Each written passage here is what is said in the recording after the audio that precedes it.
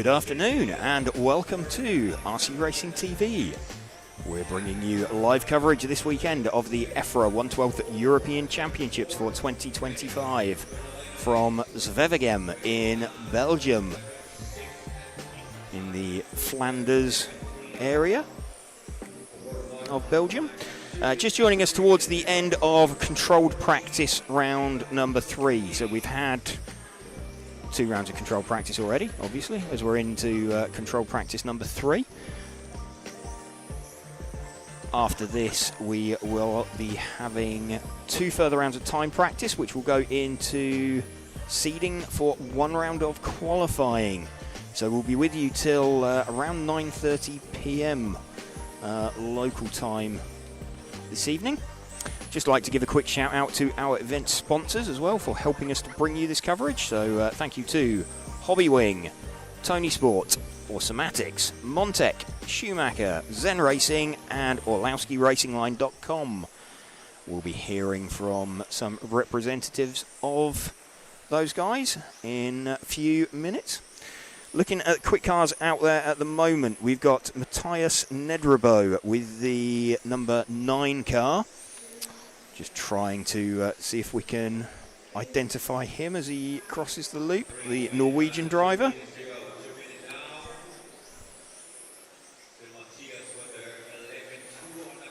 Just waiting for Matthias to trigger the loop.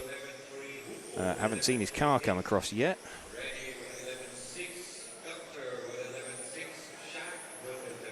Matthias still not flagged the lap.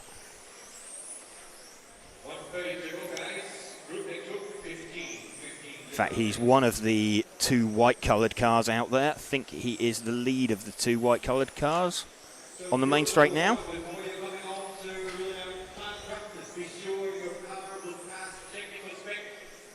Trying with these modified cars to actually catch the number on them as they come past, especially when they're running single-colour paint jobs. I think that might be Nico Saarinen we're running with at the moment, but we'll continue to run with him as he comes down the main straight once more. Opens up the motor, 6.5 turn blinky for these drivers. Running in the modified class, we've got 4 heats of those guys in total. We've got 2 heats of the 17.5 GT class running as an invitational class. That isn't an EFRA European Championship. But they're running this weekend. And then the remainder of the heats are the most popular class here, the 13.5 Spec class.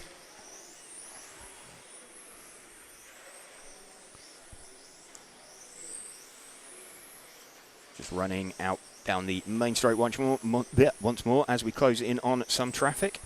That is the 7 car that we look to be running with.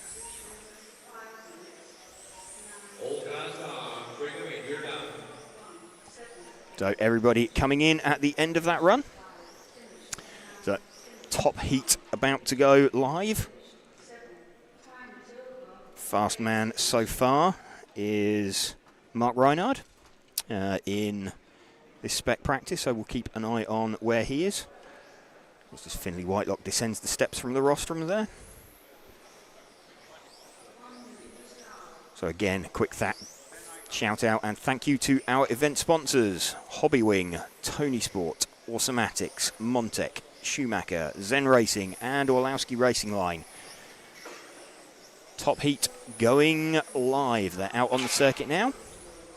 This is the last of the controlled practice running. We've got a very short break of about 10 minutes where we'll bring you some news from our event sponsors after this.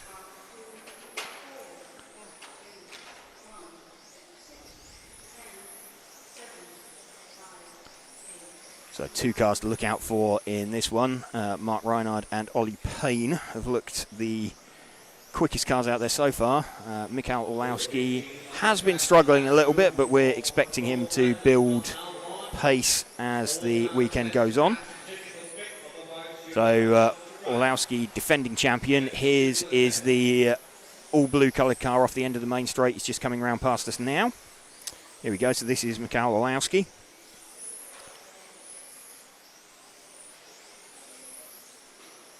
Currently about half a second off of Ollie Payne over 3 laps. Let's continue to run with him, see if they've only done 3 time laps so far. So Reinhard up into second position. Orlowski now moves up into second. He is about half a second off of Ollie over 3 laps though. Let's see if we can find Ollie. His is the white front, pink rear, black centre on his car. He's just up at the top end of the circuit through the chicane now, last of the cars on the main straight.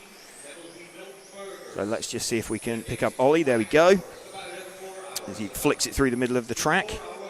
He is, in fact, Mark Reinhardt's now pumped in a quicker time. So we'll run with Ollie for a little bit and continue to run him before we go and pick up Mark.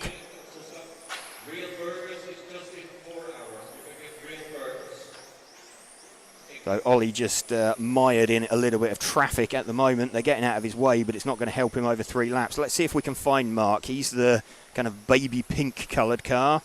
He's just heading out onto the main straight now. So this is Mark Reinhardt that we're running with, not his traditional race paint. Mark over 3 laps is 1/100th quicker than Ollie. In fact, Ollie's now found another 10th or so. So Ollie moves back to the top over 3 laps.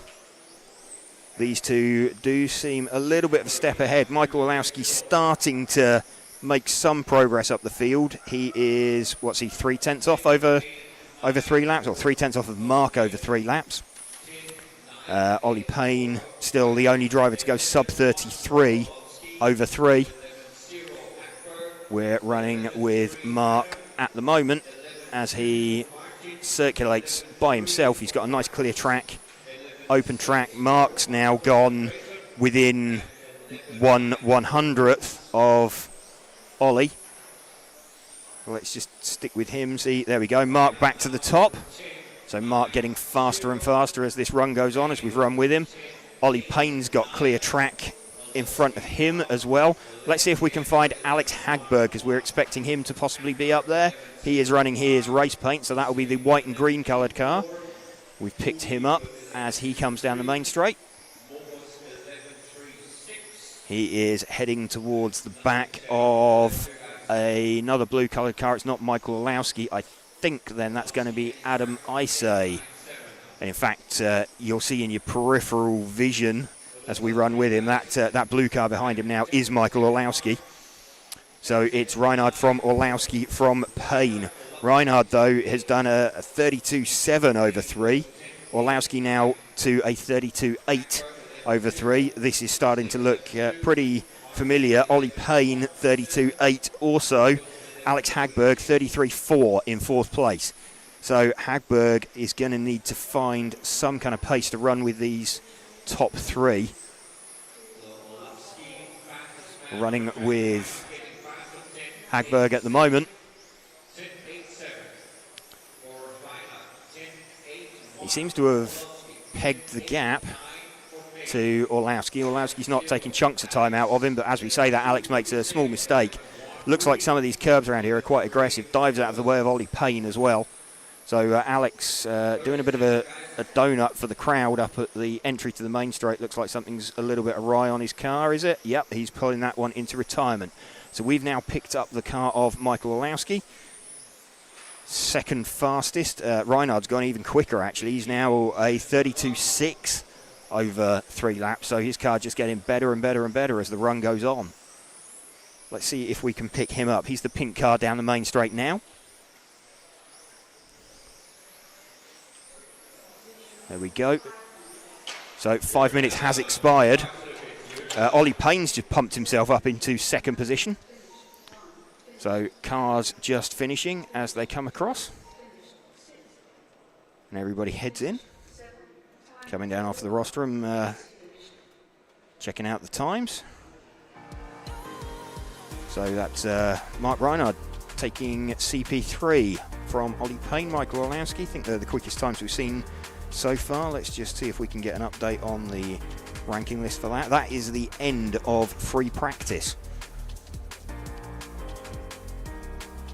So just waiting for the times to update on that as we can get it. So there we go. Mark Reinhard, best lap 10.878.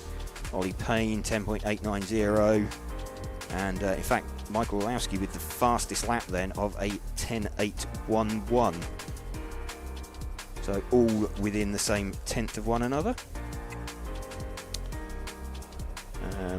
Mark Reinhard, in fact, Mark already had the top time with 32.666, so he was quicker in round 2 than he was in round 3. 32.666 plays 32.692.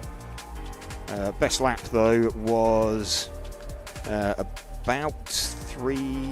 It was in fact it was slower. He did a 10.797 in round number 2 and a 10.878. So Mark will be going back to the pits and having a bit of a look, see what he wants to do. So once again, welcome to you if you are just joining us here on RC Racing TV for our coverage of the EFRA 112 European Championships. There is a short 10-minute gap now before the start of the GT heat, so we're going to hear from some of the drivers down in the pits that we caught earlier.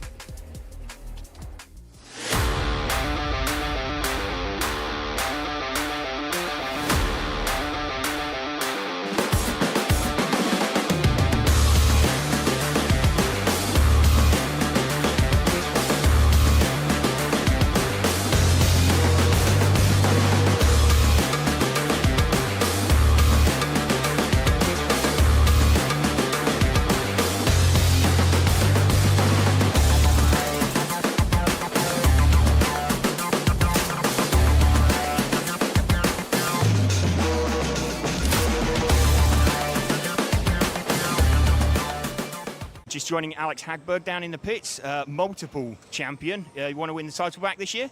Of course, I'll try my best. It's always a dream to win another 12 scale Euro, so I'll try really hard. We'll see. So a bit of a new platform for you this year, the X1225. Yeah, totally new car for this season. It's been working extremely well so far. Different to what we're used to from the past, but seems to be working very well. So hopefully we can show how good the car is this weekend. Fairly standard car. Have you done much pre-event testing? So we've been running the car quite close to standard specs throughout the season on different surfaces in Europe and in US with good results. So in fact the car is pretty standard, which I'm running. And I've been doing a bit of pre-event testing at Hoodie Arena, our home track, last week to prepare for the race. Okay. And who do you think your main competitors are going to be? The usual suspects, of course, Orlovsky, Mark Reinhard, Ollie Payne, Adam Isai from our team as well. It's going to be fast. So a few fast guys, of course, that will be fighting for the title. And what do you think of the venue? The track looks really good out there. Oh, fantastic. I mean, I've been doing the Master of Foam event 2 years in a row, which was very well organized by the same club. The track looks very similar to what we had at Master of Foam, similar style, open but still quite technical track in a sense, so it looks really good. So joining Mark Reinhard here, multiple world and European champion. Done much 12 scale running recently, Mark? Actually not, no. I think the last race was Sicily last year, and I went 2 days with Max to Germany and Haslo to do some, at least to drive. Maybe I did 8 runs or something just to get used to it and pick one car which works, and then just see what's going on here. So much, it sounds like you've done a little bit of running, but Max doing most of the work on your car this weekend, or are you taking control of that? No, I think Max will do it now. I'm just going to drive, and then we're going to see what I tell him, what I feel on track, and then we try to work together and get the car as good as possible. And but I'm pretty confident with a good 2 days, and even he knows I don't drive too much, but I think we got some data at least. And what do you think to the track layout? I think it's nice. It seems a bit like last year, in my opinion. It's not a big difference. I'm just a bit worried about all the curbs without some barriers in between, because people can just cross the lanes. It's the only thing I'm concerned about, but otherwise it looks good. Looks flat, that's the most important. And who do you think you're going to be your main competitors this weekend? I think it's like always Orlovsky is number one. Then it's Alex, Ollie Payne, me. I guess there's some more maybe which I don't know yet, but I guess us four are going to be for sure the one on the top again. Okay, well, look forward to seeing it, and no doubt we'll speak to you over the rest of the weekend. Thank you. Catching up with Ollie Payne, won the championship a few years ago now. It's 2018, wasn't it? You won the stock championship. Yeah, 2018. So, change of chassis for you for this. What sort of preparation have you done in before the event? A lot of testing at club days in the UK, which don't normally play a big part of my testing for a Euros, but obviously with limited time, it was sort of all I could do. So yeah, I've done a bit of testing, but not a huge amount. So it's sort of just going to use the practice to my advantage and play it by ear. Okay, and you're one of the few sort of top guys running both classes this weekend. Do you think that's an advantage, disadvantage? I always think it's an advantage. It's not too much stress because you've got lots of time, so you just get double the amount of track time, twice the amount of testing. It's just, yeah, for me it's an advantage, I think. Is there much difference in driving style between the stock and the mod cars? In this classes, no, because 6.5 is more stock than modified in my opinion, so it's pretty similar. Joining Max Mackler in the pits. Should be one of the challengers in stock. Didn't make the podium last year, but looking forward to the event. Yeah, looking forward to it. Track looks amazing and can't wait to go out the first time here. Have you done much preparation for the event beforehand? Monday, Tuesday we went to Haslo near Hamburg and had 2 days of practice, and basically that's it. This year I couldn't figure out more time, so yeah, 2 days should be enough, hopefully. Well, you got some good teammates sharing information with you. Absolutely, especially some UK guys. They're pretty smart and good. Good to hear, good to hear. And any new parts on the car for this weekend? Actually, nothing new. It's all what we used already last year, and yeah, not really anything. Okay, so standard release date, A12X. Okay, well, good to hear. Hear you struggling with your voice, so we'll let you go. Good luck for the weekend. Thanks a lot, guys. Have a good one. See ya. Just down here in the pits, pre-event with Michael Orlowski, defending champion in modified. So what preparation have you done for the event? I built a car myself last week, and as we arrived yesterday, Andy took over and prepped it for today. So I haven't done any practice. I've been too busy with temp scale racing, which is my main class, with touring car and buggy. We're preparing for Australia travel, where I'm going on Monday after this race. So last time I drove 12 scale was the last Euros in Sicily. Okay, so that's practice for the 10th Buggy World. Yeah. Okay, so who do you think are going to be your competitors this weekend? Same as always, Mark, Alex, Oli. I think for the last few years it's been always the same kind of top 4 guys, and I'm not expecting anything else here. Okay, and what do you think the track layout, the facilities? It's nice. It's my first time here. It's my first time racing in Belgium indoors. We're the Euros last year in touring car, so I think the track is quite nearby. And it's nice. The track looks good. The layout is very similar to last year in terms of the corners and the general idea. The track is a little bit smaller, a little bit tighter, but looks quite flat for now. The carpet, that's what we know from the season at ETS, which is a bit different to what it's been like the last few years. So I'm curious to see how the grip is and how the track develops. Okay, well, thank you. Good luck for the weekend. Thank you.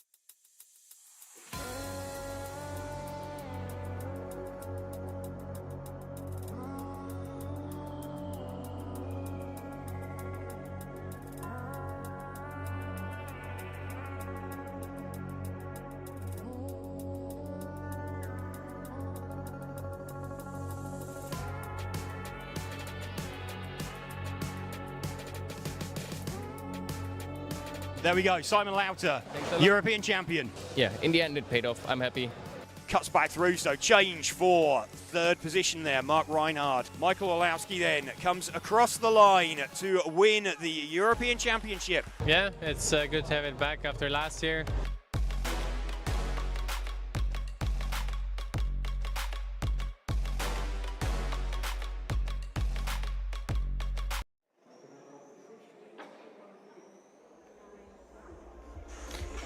So welcome back. You're joining us here on RC Racing TV. You're with us all the way through till the end of round number 1 of qualifying. So we've got 2 rounds of timed practice coming up for you this afternoon, which will control seeding. This is over 3 consecutive laps. Then there'll be a bit of a resort for qualifying. Everybody hoping to bump themselves up into the top heat. We'd just like to give a quick shout out to our event sponsors for helping us to bring you this coverage. So thank you to Hobbywing, also to Tony Sport, Automatics, Montec, Schumacher, Zen Racing and OrlowskiRacingLine.com for supporting us in bringing you this coverage. We've got the GT class out on the track at the moment. This isn't an EFRA European Championship that's being decided here. This is just a support class that's running for the weekend. Got a couple of heats of this out there and running. So over the course of the weekend, if we disappear off of air briefly, we don't get moving cameras, it will be most likely during this class, just while we sort everything out, but we will be bringing you all of the action live out there.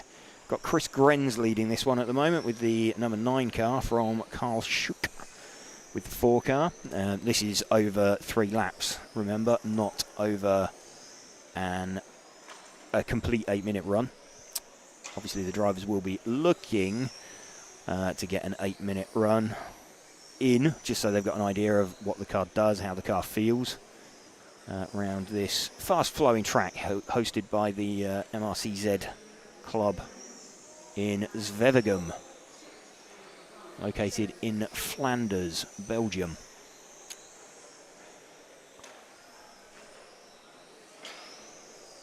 Drivers have had a couple of runs now in these heats. Traction is building really all through the day. It's been building. Nice black line going down on the track now. Expecting it to keep building today. It was probably going to plateau, start plateauing sort of at some point. I mean, we're starting to see pretty consistent times from the drivers, just to give you an idea of what's going on. Ollie Payne currently quickest in the Spec class, over 3 laps. His best 3 in round number 2, 36.256. Round number 3, 36.232. So within a tenth of one another. So Ollie Payne is leading Spec at the moment from Michael Bolt and Adam Mackman. And in modified, we've got Mark Reinhardt. He actually went quicker in the 2nd round of control practice over the 3rd round of control practice, but his best 3, a 32.666 in the 2nd round versus a 32.692 in round number 3 of control practice. Ollie Payne is running 2nd currently in modified. His quickest a 32.797 over 3 laps, so that was pretty much a tenth of a second down over 3 laps. And we've got Michael Olowski in 3rd with 32.839. Michael found quite a lot of pace in that last round. He went from a 33.633 in the 2nd round of control practice to a 32.839. So his pace is coming, his pace is building. We've also got Matthias Nedbro popped up in 4th. So he's probably a bit of a standout in modified. He's running in the penultimate heat currently, though if he can produce that kind of pace in the timed practice, that should bump him up into the top heat. And Alex Hagberg is rounding out the top 5 currently. Just see on screen there Javier, the race referee. stood on the driver's rostrum with the drivers. He's got a timing screen in front of him, so he can see everything that's going on out there. So a big part of a European Championship is having race referees out there, keeping track of what is going on, ensuring everything that happens on track is nice and fair.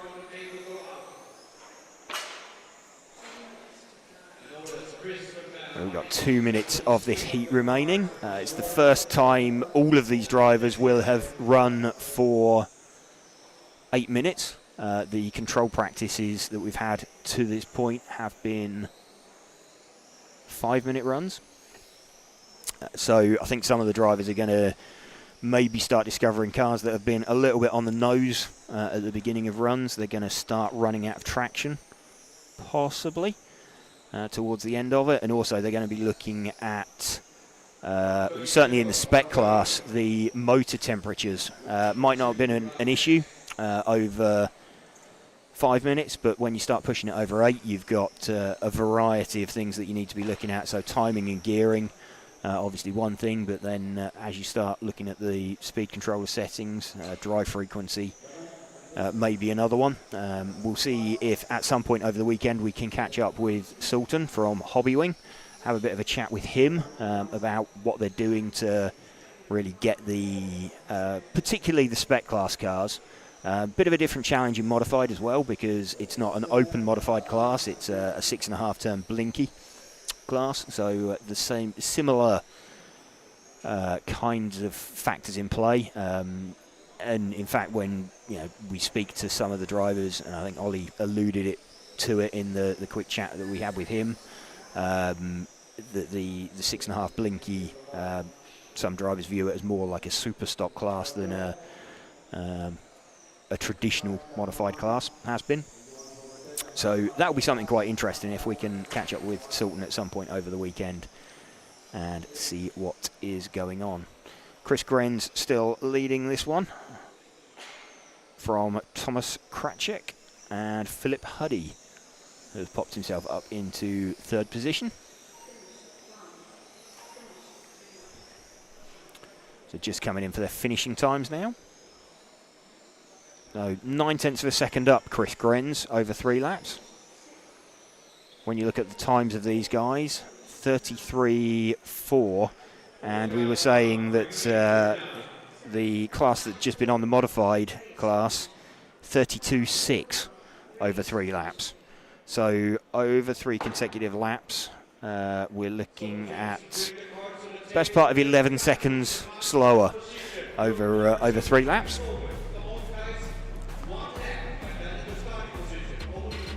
Drivers heading around at the start of this one.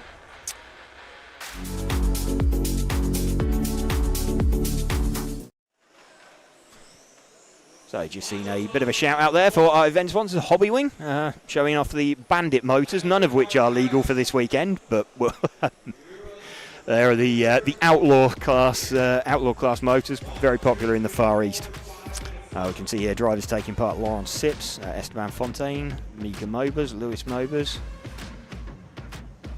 Michael Milanovic, also here with Sultan from Hobbywing in a tech support capacity.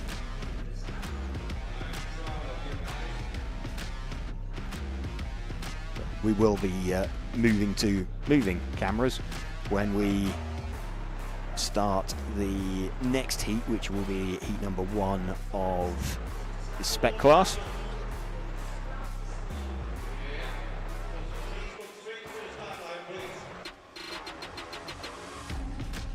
So all the drivers being instructed 1 lap round from where the cars are placed down to the start line, so no warm-up laps for any of the drivers. I believe they're going to be quite hot this weekend as well on times to the line, and getting to the line within 15 seconds, otherwise drivers are going to be asked to start at the back.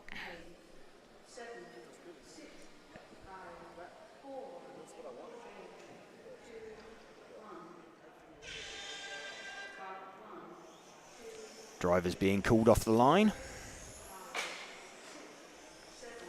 Lawrence Sips leading away.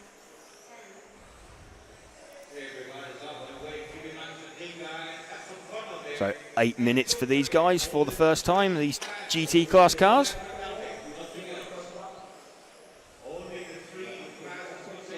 Laurent Sips with the hot opening lap of a 13.697 over Lewis Mobers.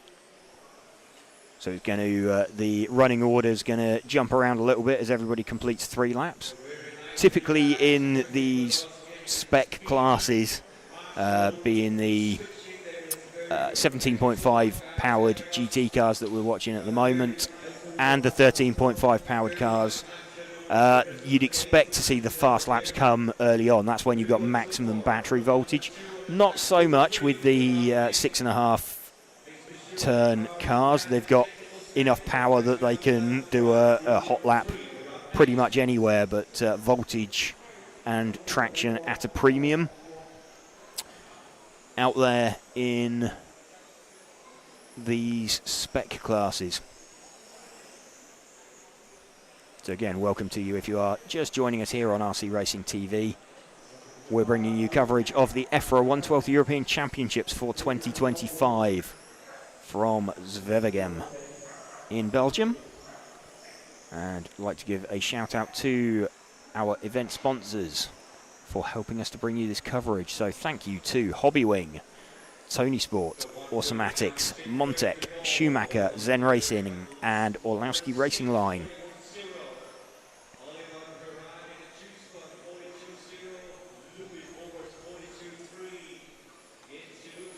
Laurent Sipp still leading this one over 3 laps. He is just over a second quicker than anybody else, so like a third of a second a lap quicker. He'll be feeling relatively confident that with that kind of pace advantage at this stage, there will be some more time to come from the track, but not in that kind of magnitude, so someone's going to need to make a bit of a change to their car to get somewhere close to challenging him. That's Oliver Pirat in second position. But Laurent Sips from Oliver Pirat from Lewis Mobers. They're the only, in fact, Nicholas Schuck has done a sub 14 second lap as well. But Laurent with a 13.6 as his hot lap so far. His predicted time, he's the only driver predicted for a 35 lap run currently to make the split lap.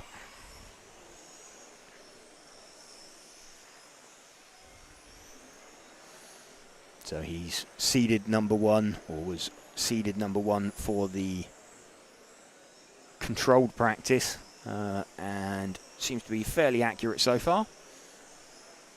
He'll be looking to carry that one through if he possibly can.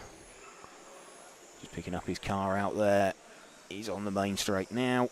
Looks pretty decent. We will bring you moving cameras for the 1/12 classes, or the LMP classes. So that's going to begin with the next heat.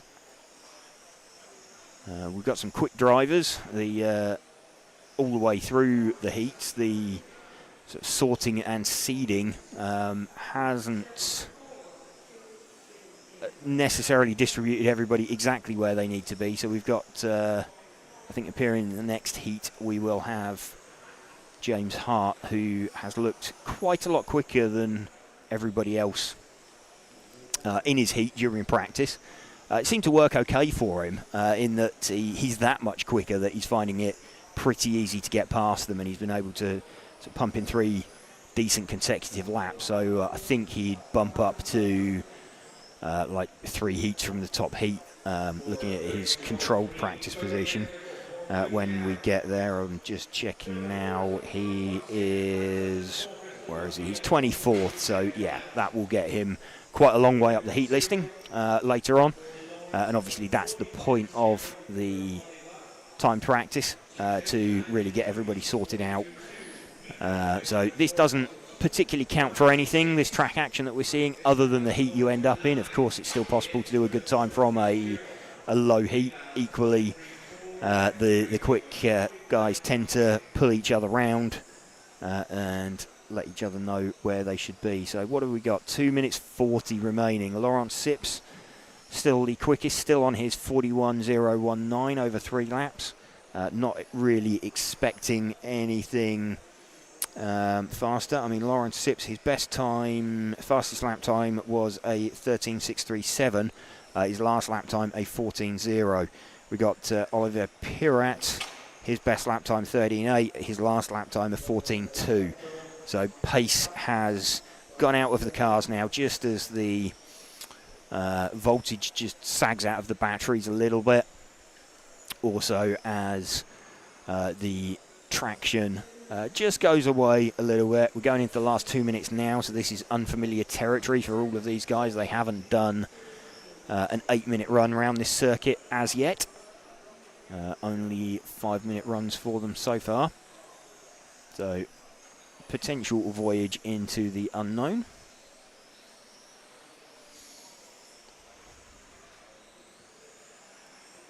One and a half minutes left now.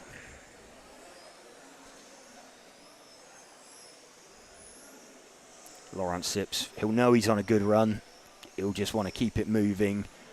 Although it's only over 3 consecutive laps of the time, you still want to get an idea of the 8-minute time that you can do. You don't really want to be a million miles off. You can take a couple of seconds here or there, but you want some idea of what your overall pace is looking like. His overall pace, he's currently predicted a 35 in 8.13. Oliver in second position, 34.805. So Laurent is going to possibly might make the split for the 35. His time is dropping off. He's doing 14.1s now. That's always going to go out. So his predicted is now a 35 in 13.206.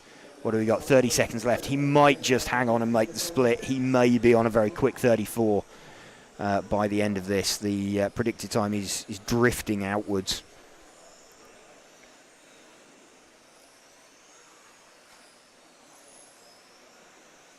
Just keeping an eye on his predicted time. I think he's just going to sneak across for a 35 as he comes up for his finishing time.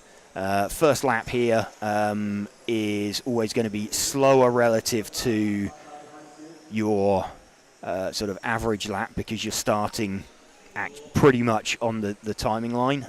If you start a little bit further back, then you go across the loop at full racing speed, and they've not been doing. So there we go, a 35.813 total for Laurent. That's a good run for him. 34.806 for Oliver Pirat. So we've got Laurent Sips, he's just made the split by about half a second or so on a total run. You can see there, though, that just crushing consistency from him, and over a second up, over 3 laps.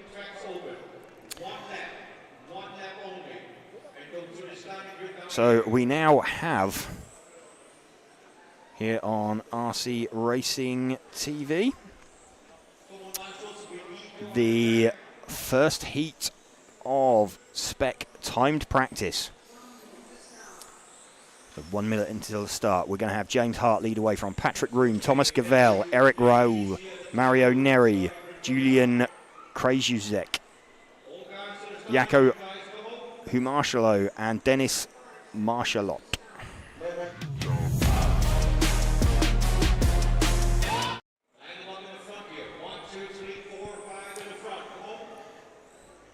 So cars being called to the line. So James Hart's going to lead away the fluoro orange car number 1. So this will be interesting to see how quick he catches the pack of traffic, if he can get in 3 consecutive laps. That's what he's going to be looking for. Countdown's beginning.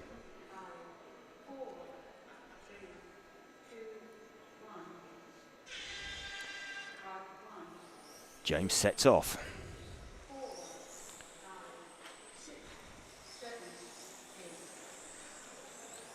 So James already more than the length of the straight lead. Let's see what his opening lap is, a 12.6. So remember, he wants 3 consecutive laps. The first lap's not going to be massively quick. I just backed off the throttle there. Has he got problems? Is that an issue there? Is that some kind of issue for James? Just watching his cars just like stopped and hesitated a couple of times. Has he just lost drive? Has he got some kind of sensor issue? It seems to be pulling at full speed.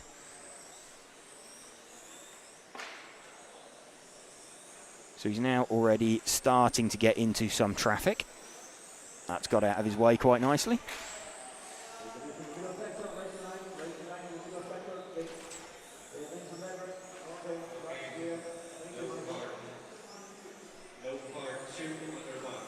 So Thomas Gavel at the moment, in fact Jaco Humarshalo with the 7 car, leading this one currently.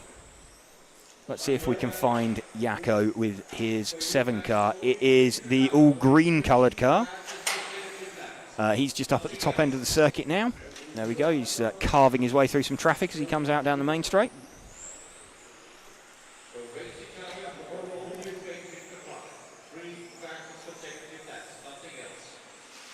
So Jaco just trying to get 3 decent consecutive laps in. I think James Hart's now managed to find some clear track and pump in 3 good laps. We'll stay with Jaco he's in 3rd position currently. Let's see if we can find the number 3 car, the 2nd place car. I think he is the green front, blue rear car on the main straight now. That is indeed the 3 car. The 2nd place car of Thomas Gavel, French driver. So Thomas got relatively nice clear track in front of him. Car looks a little bit on the nose as he turns in, cranks it in. Okay, through the chicane, out down the main straight. Bit of a correction off the end there. Quite hard in over the end of the main straight. So car's going round okay. It's just not necessarily carrying corner speed like some of the others, but he's closing in on traffic. Like some of the others we'll see later. He's making perfectly good progress by himself. Let's see if we can pick up James Hart again in contrast, the all orange coloured car. He's just gone through the sweep and is at the top end of the circuit now. There we go, we've managed to pick him up as he comes out down the main straight. So let's see how quickly he can catch cars in front of him. So you can see the nose of the car goes in quite nicely, but he maintains speed. There we go. Just getting to a nice flow, a nice rhythm. Start trying to do some decent times. He's about to catch a gaggle of 3 cars in front of him. So let's watch him as he runs into those. And watch as they get out of his way. So there you go, the first one's jumped out of his way very, very nicely indeed. He's going to be catching the 2nd position car in this heat soon. So I think a lot of the other drivers have recognised that he has been slightly misseeded for the time practice, and just keeping out of his way, give him some room. There we go. So he's in a total run time, he's put more than a lap. In fact, he's heading for a time 2 laps faster than Thomas Gavel, who he has just gone past for the first time. That sounds about right, because we're just coming up to 4 minutes and he's just passed him. So stretching away down the main straight. Let's see, who else have we not seen much of out there? Looks like car number 2, Patrick Room, not running at the moment. We haven't seen much of Mario Neri with the number 5 car. Let's see if we can spot him somewhere out there.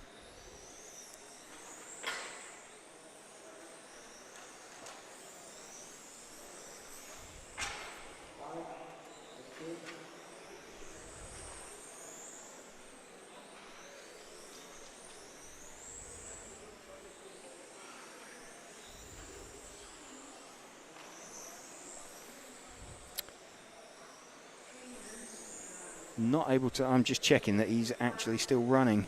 His time is recording. He's the Mario is the white coloured car. He's up at the top end of the circuit now, out onto the main straight.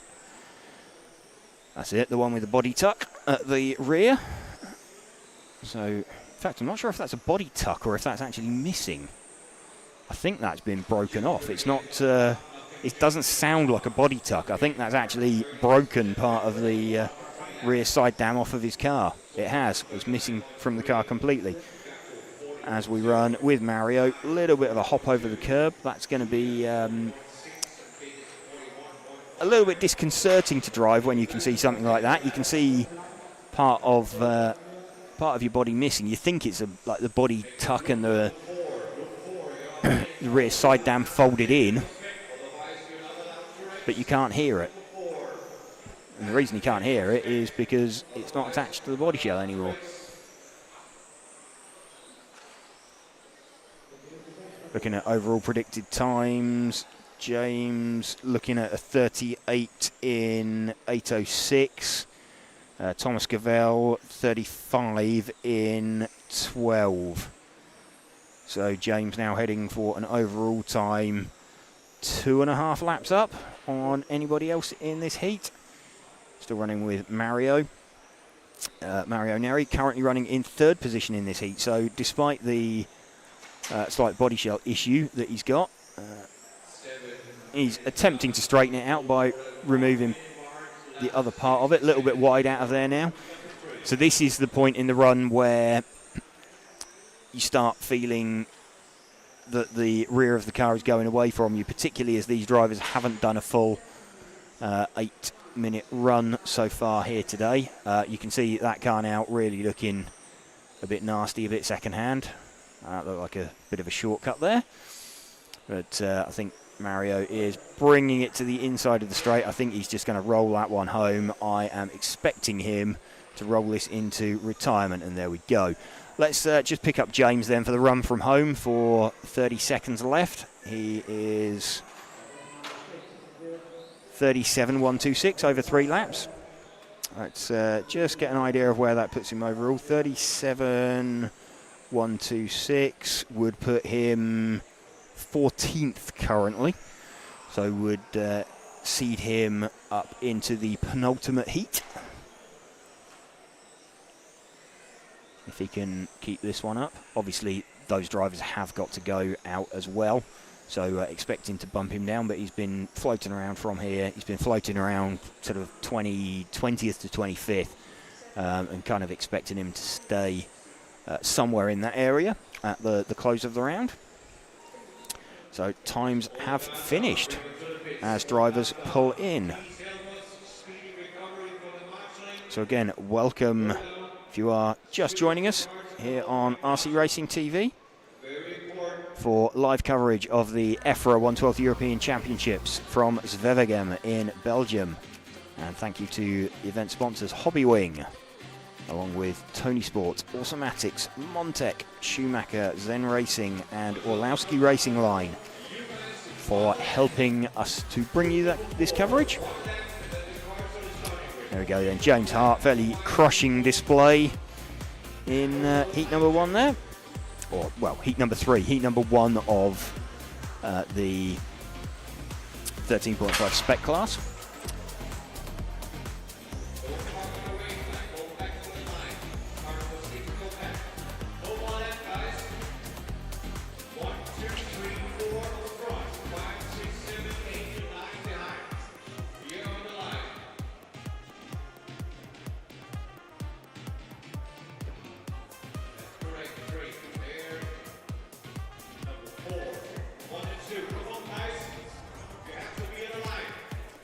Drivers just being called to the line.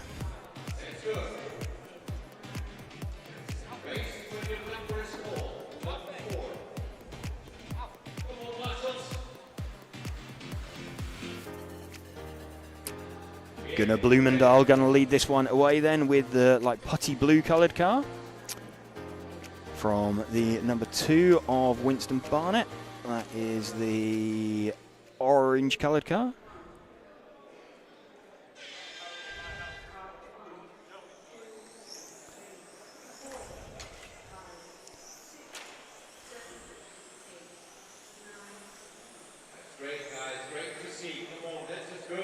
Gunnar leading away then with a very fast-moving Alfie Hart behind him in the yellow-coloured car.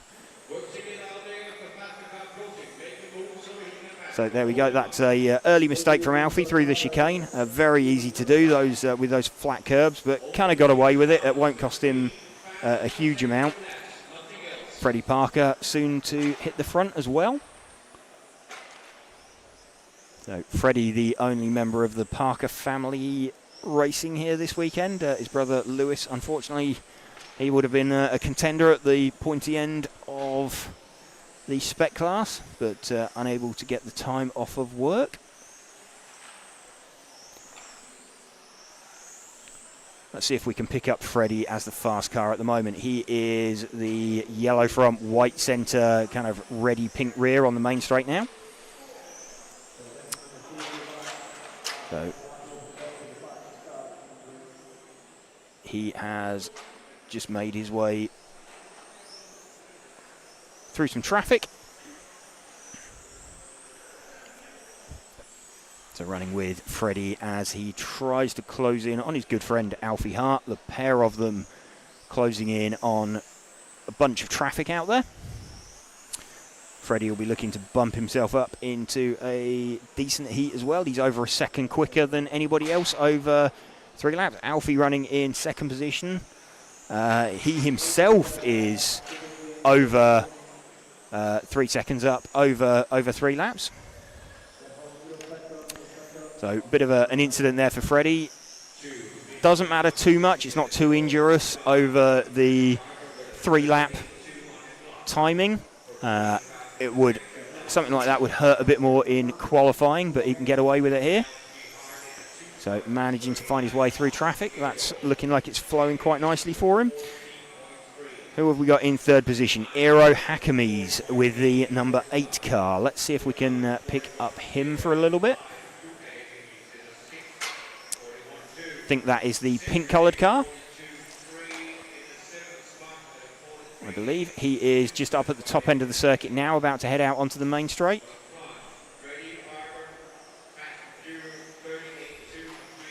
That is indeed Eero Häkämies that we are running with. So pretty good up at that end of the circuit. Looks decent, looks nice and tight. A little bit keen on the throttle off the end of the main straight. Doesn't want to sort of back off and turn it in. It's quite easy to get drawn in.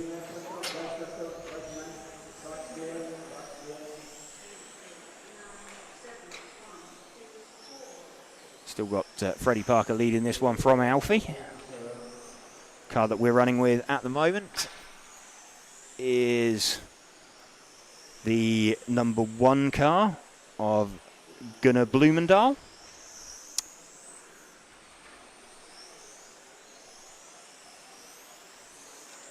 Sort of putty grey coloured car.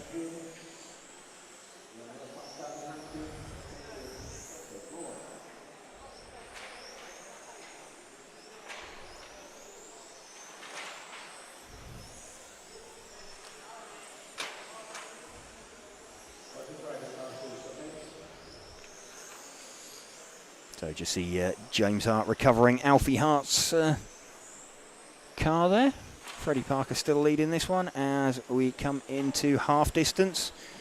Still half the race to go.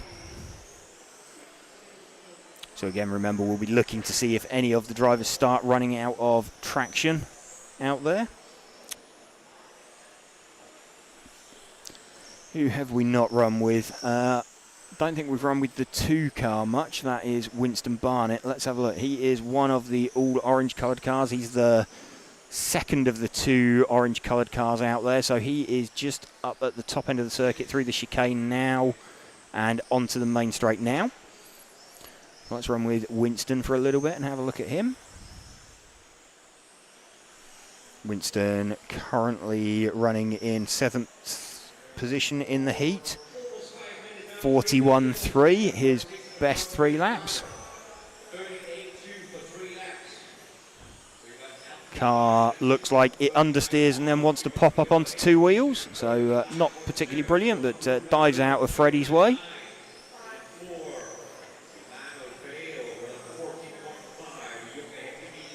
Not looking like the smoothest car out there for Winston. Looking at who else we haven't seen out there. The number 9 car, I think, of Manuel Ferrero. He is the green and white kind of Alex Hagberg tribute livery. Coming past. There we go. We've picked him up on shot now.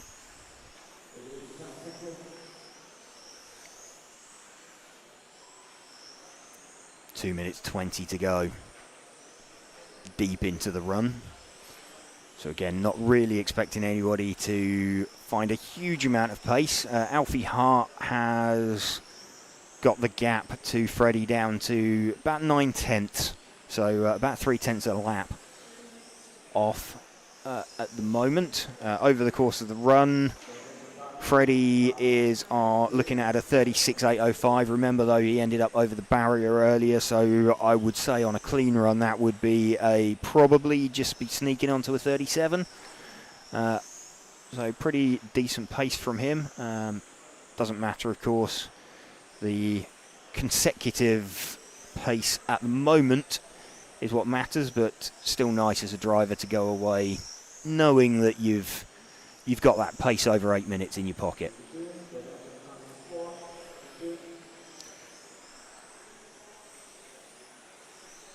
Some of the cars starting to look a little bit wayward towards the end of a run. What have we got? Just over 1 minute left.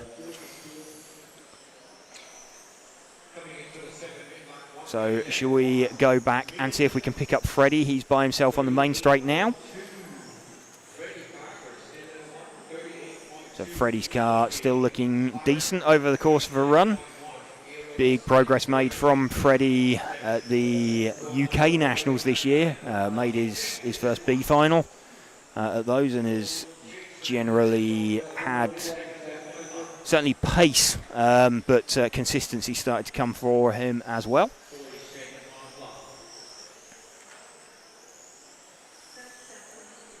So just 30 seconds left. A little bit much curb to be taking a risk with at that stage of the run, but it's okay. Gets away with it. Past a slightly hamstrung looking Winston with body tucked up at the rear. It's already pulled a decent gap as we're into the final few seconds of the run. So 36.804.6. So Freddie, his predicted time's actually been coming down rather than going up. So over a lap clear, over an 8-minute run, over Alfie Hart in second position. So very good run there for, well, both Freddie Parker and Alfie Hart. And Eero Hakami's in third position. So decent runs there.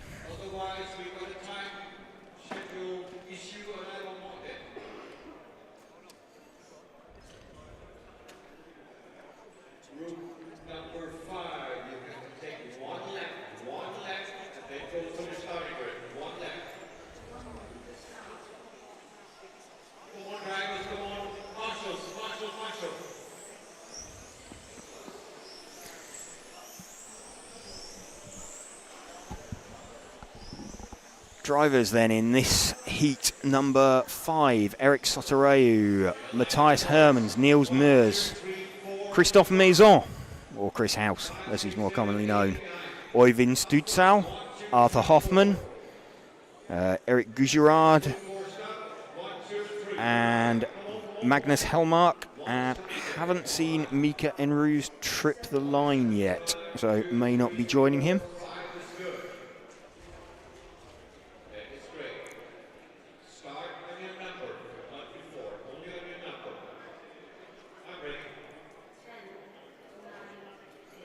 Eric Sotereu going to lead off with the white and red coloured car.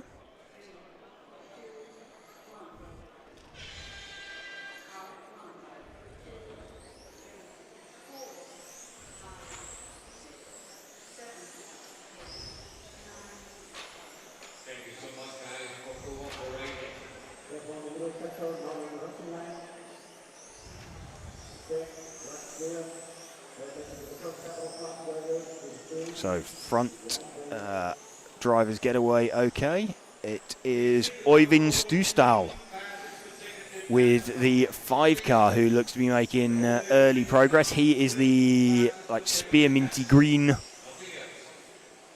or the second. He's the, which one of those? There's 2 spearminty green coloured cars. It's the second of them at the moment. There we go. He is our fastest car at the minute. He's just, he's circulating behind the other minty green coloured car, which is the 3 car of Niels Meurs, who is confusingly running in second position. In fact, Niels has now found a little bit of speed. These two started out 2 seconds apart from one another, one with car 5, one with car 3. And we've got Øyvind, car that we're following. Like that corner so much he did it twice.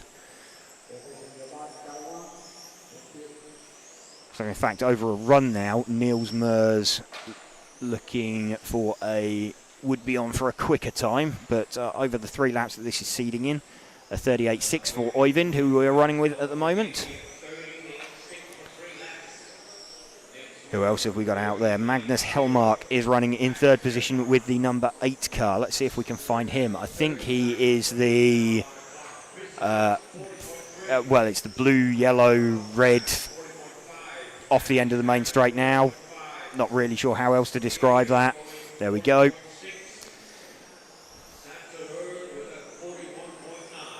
That has the hallmark of needing to paint a body shell before a meeting and using up the dregs of what you've got left. I think we've all been there. He's just picking his way through some traffic quite nicely through the chicane.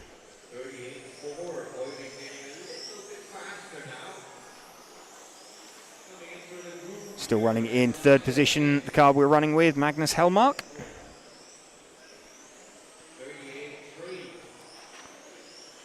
Looking at fastest laps. The car we were running with earlier, Øyvind Stusdal, he's done a 12.6. There's only 3 drivers gone sub 13 so far in this heat. Let's see if we can find Chris House with the number 4 car. He is a orange front, white rear. He is parked it in the barrier for us conveniently, and he's just pulling off to one side of the track up towards the top end of the circuit. There we go, we've got him now as he's down the main straight. Orange front, white rear. Here's Chris House running in 5th position currently.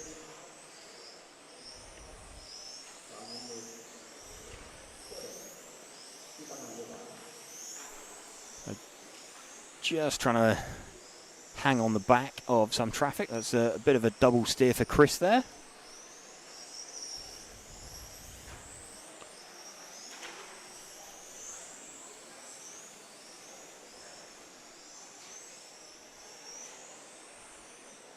I think us following his car's not necessarily helping matters. He's just dropped down to 6th overall.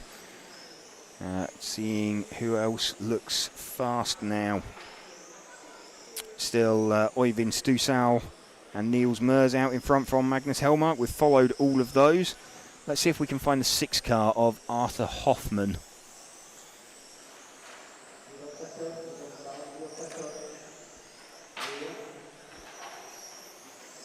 By definition, he must be this white car with blue sides on it. He's just following one of the minty green coloured cars up at the top end of the circuit.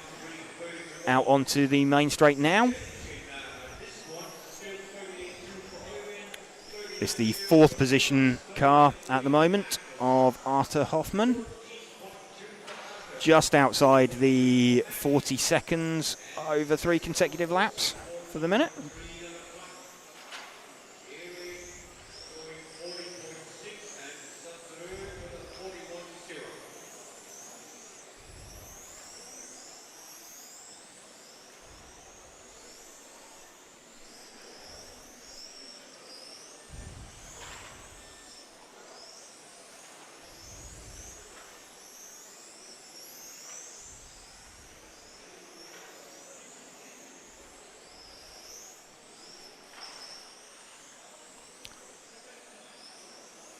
Still going quite nicely. What have we got? 2.5 minutes left of this heat.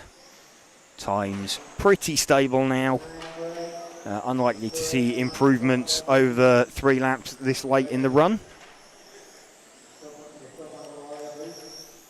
Should we see if we can find our lead car, car number 5 of Øyvind Studsal again. So he's one of the minty green coloured cars. There's one off the end of the main straight now. Let's see what one that is. That is indeed the 5 car. So that is the lead car in this heat that we're watching. Also leading over an 8-minute run as well. He's the only driver predicted for a 37-lap run currently.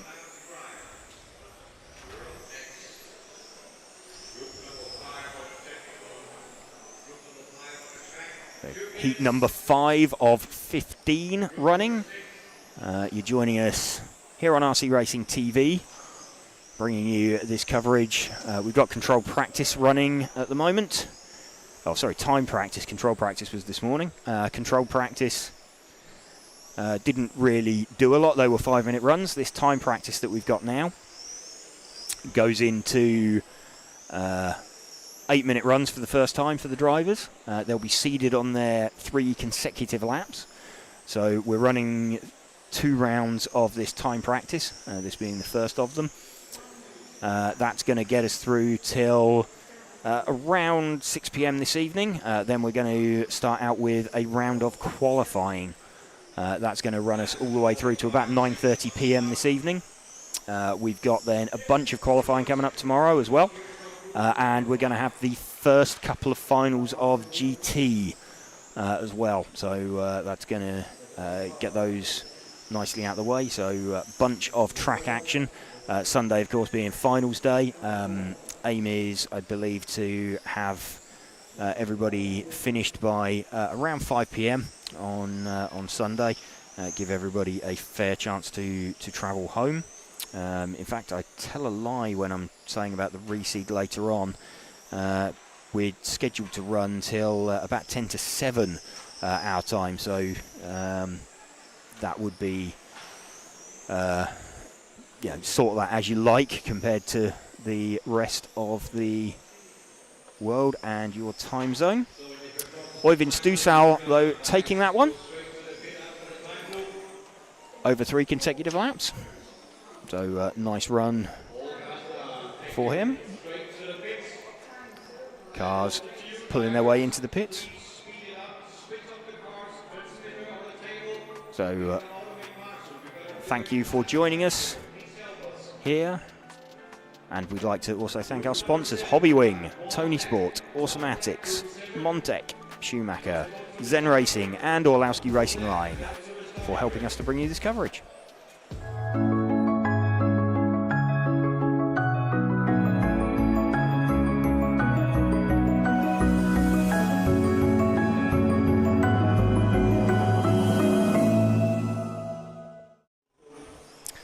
So seeing some info there from Hobbywing on the G4 motor, the forerunner to the motor that most people are running this weekend. Of course, you'll see the G4R is a very popular motor in the stock class. You'll see a bunch of those out there. Drivers we have out at the moment then: Stefan Kalbrecht, Sene Optebeek, Andrea Torrigiani, Andy Thompson, Thomas Steinhager, Oliver Pierrat, Bailey Graves, Stefan Huyss and Mikael Brandt. Bailey Graves is a fair way up the order, I think I saw currently when I saw him earlier. Yeah, he's 18th. So, expecting some good stuff from Bailey out there. Stefan Kalbrecht a little bit keen as he went off the line, but managed to time it okay. Let's see if he registers the first lap through. That was kind of weird. He got given a stop go by the ref for a jump start, but it's over 3 consecutive laps, so it doesn't really. But anyway, that's a little bit of a strange one there for Stefan Kalbrecht. Who have we got in the lead at the moment then? Andrea Torrigiani. with the number 3 car. Let's see if we can identify him. Believe he will be the all-white coloured car. He's just behind the sort of sky blue coloured car up at the top end of the circuit. There we go. That's got out of his way quite nicely. Andrea running second in the heat at the moment. Over 3 laps. He is about 3/10 down on Bailey Graves. But we'll run with Andrea at the moment. Again, Andrea, another one of the sort of very quick British juniors. Andrea comfortably making a bunch of B finals this year, knocking on the door of several A finals. Feels like it's only a matter of time before he plants it in there. But, car looking good, car looking smooth. Bailey Graves to the front. Let's see if we can find him. His is the like minty green and white coloured car.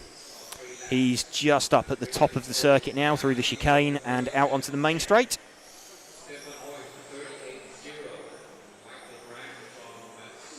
So 37.2 from Bailey.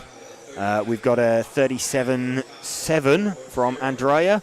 Stefan Huyss running in third with a 38.0 over 3 laps. Those three a bit of a step ahead. This car we're running with at the moment, Bailey, then, he has got about half a second in his pocket. I say half a second. Andrea's just got that down to about 3/10. So Andrea about a tenth a lap behind Bailey over 3.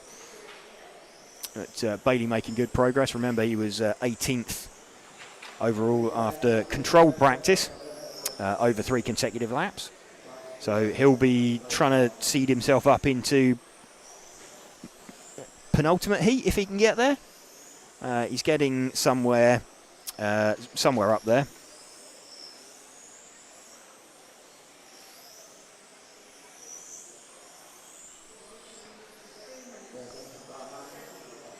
What have we got? We're 3 minutes into the run, so 5 minutes remaining. Let's see who else we can spot out there. Who else is looking fast? The 8 car. Let's see if we can find the 8 car of Stefan Huyss. Just trying to spot the numbers as they come around. Not that easy to spot. I think he might be the green front, white rear car. Just the last of the cars on the main straight now.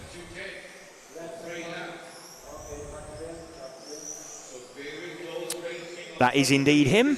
So Stefan Huyss running in 3rd position. Down the main straight. Body shell's looking a little bit twisted, a little bit second hand now.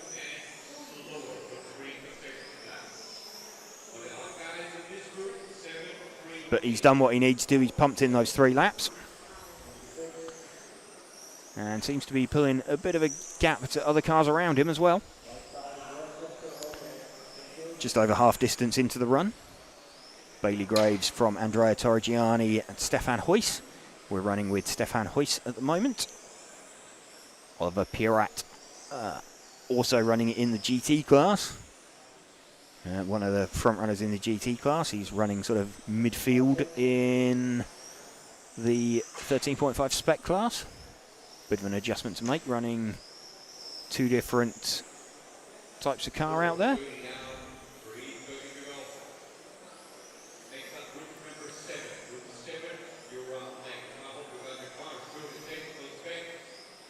Just seeing who else we haven't seen much of.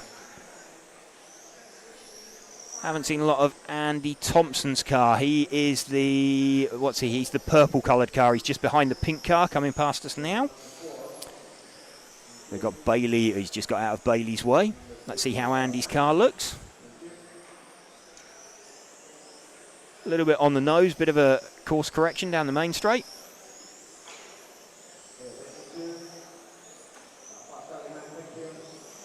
So Andy driving that one pretty well. Car just looks a little bit edgy on the nose, struggles a bit with the chicane in the middle of the straight. But car heading around, he's getting around okay. A little bit of a double steer on occasion. So this is a bit of a weird one. So Andy's car looks okay, but just maybe a little bit difficult to drive. Sort of having a couple of stabs at every corner. Just a bit pointy. Just a little bit edgy. It will be undoubtedly fast over a lap, but it won't be particularly confidence-inspiring for him. Let's see if we can find Bailey Graves again, the leader, as we run for home. He is the minty green and white coloured car. He's up at the top end of the circuit through the chicane now, out onto the main straight.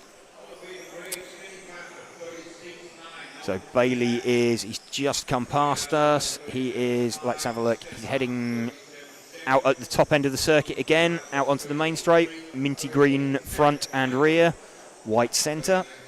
This is Bailey's car then with 1 minute 20 remaining. Leading this one with a 36.9 over 3 consecutive laps.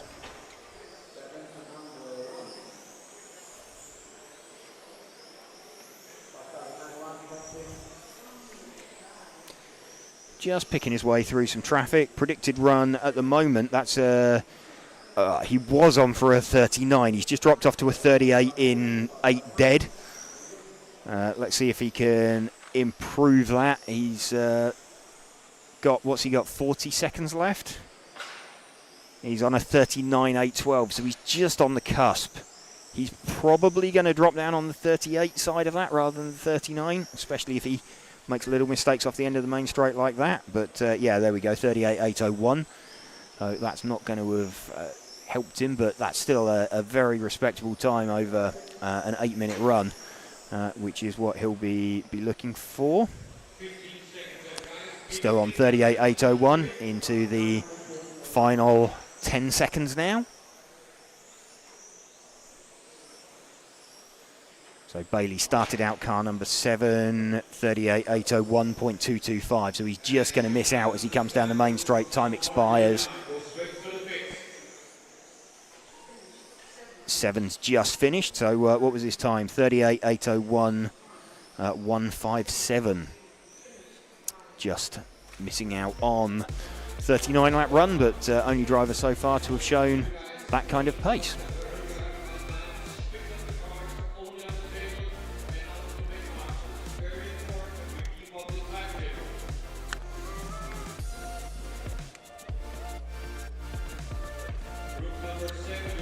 Bailey Graves then takes that from Andrea Torrigiani and Stefan Huyss. Seeing a bit of a pattern at the moment that the 3 consecutive laps, they're coming fairly early on in the run, to be predicted. Rick van der Acker then going to lead away this one from Tim Janssen.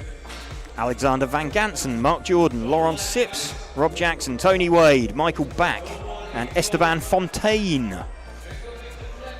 Cars forming up on the line.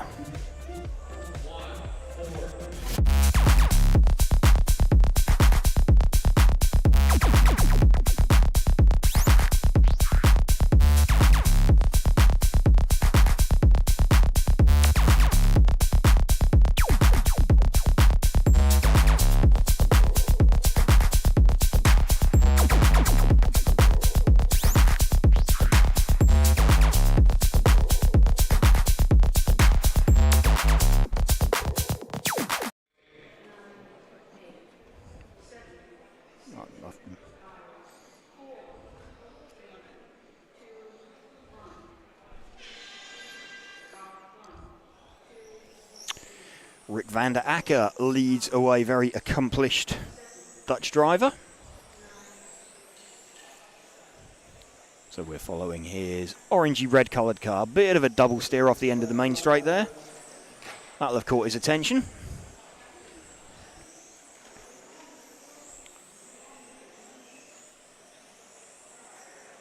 And a bit of an over rotation there again. So not a brilliant start for Rick van der Acker.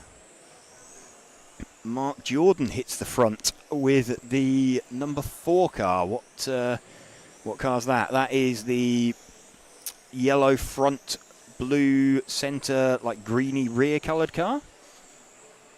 Let's see if we can pick him up. He's just on the main straight now, so the last of the cars off the end of the main straight. Let's see if we can pick up Mark's number 4 car. There we go. He's just gone through shot. Makes a bit of a mistake through the chicane. The last of the cars on the main straight now.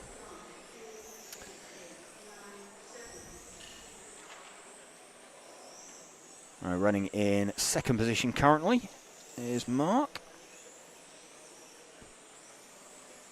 Rick van der Ack has managed to establish himself out at the front, so that slightly leery looking car has he's managed to tame it for a couple of laps, but I will be kind of keeping an eye out for Rick's car. It looks like he's suffering from some, sort of out of the corner of my eye, looks like he's suffering from some over rotation already, so we'll see how that looks over 8 minutes. This is the car of Mark Jordan that we're running with, although Alex Van Gansen with the 3 car has now got himself to the front, so let's see if we can find Alex with the 3 car. He is the all-orange coloured car, I believe, or with sort of black detailing. He's just coming out onto the main straight now.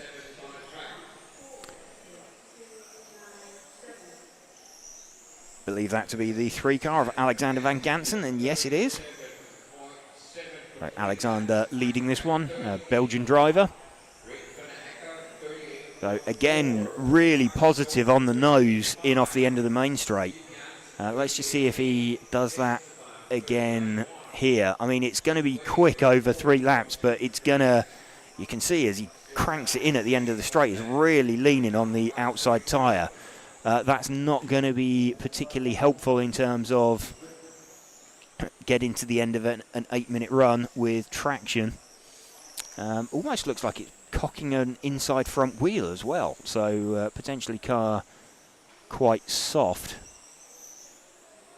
Just see if he does that again. You see that over rotation there that he's suffering with. Michael Back, the French driver, with the 8 car, has now got himself out in front, so let's see if we can spot him somewhere out there. Looking for the 8 car. There's the 1. That's a 9.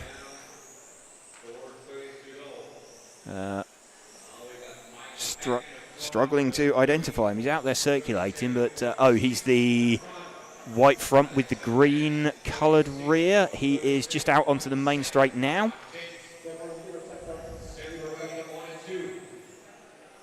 So that's our leader, the number 8 car of Michael Back. He has done a 37.6 over 3 consecutive laps.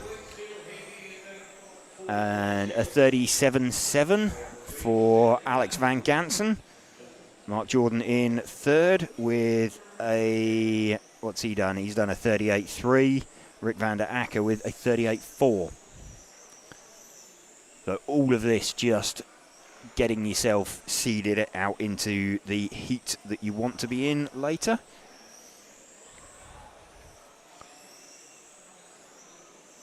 So after Rick van der Acker in 4th, we've got Esteban Fontaine, Tim Janssen.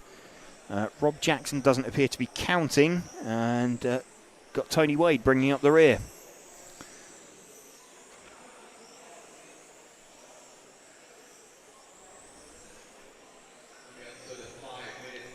So 3 minutes remaining, just over 3 minutes remaining of this heat.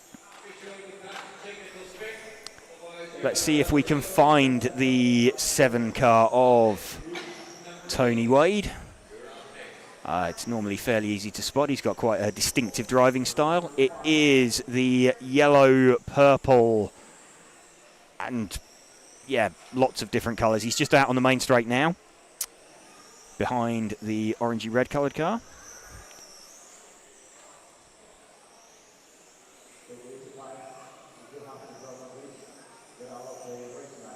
So again, Tony Wade's car, a little bit like Andy Thompson's in the last heat, looking maybe a little bit on the nose.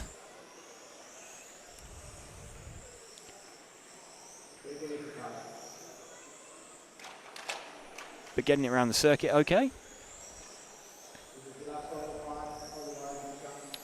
So some nice clean lappery from him. Don't think we've seen much of Esteban Fontaine, the 9 car. He is, I believe, a white coloured car.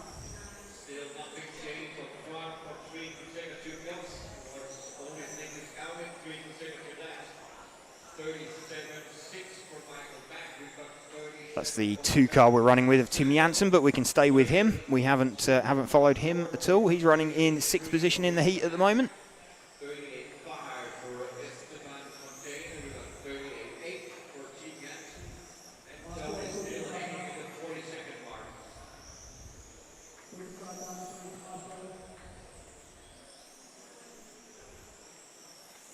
Just over 1 minute remaining for these drivers, 1 minute 15 to go. This is where they're going to start finding out if they're running out of traction at the rear.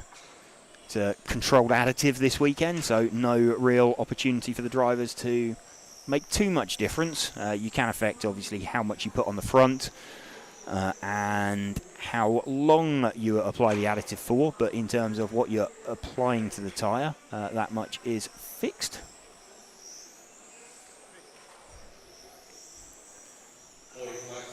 45 seconds left. Michael Back still leading this one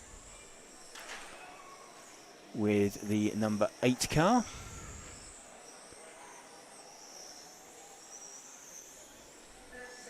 Let's see if we can spot him, the white front, green rear car. He is at the top end of the circuit now. He'll be the last of the cars out onto the main straight. With 20 seconds left, there we go, as he decides now whether to just bring it home or whether he needs to find his way past this traffic. He's on for a 37 in 8:02. So remember, last time out, Bailey just missed a 39 lap run. Did a really quick 38, and we're seeing drivers in this only managing over an 8-minute run, a 37 8:02. So over a lap down on what Bailey's done. That is everybody into the pits. So building towards the pointy end. Heat number 7 out of the way. Heat 11 is the top heat of Spec.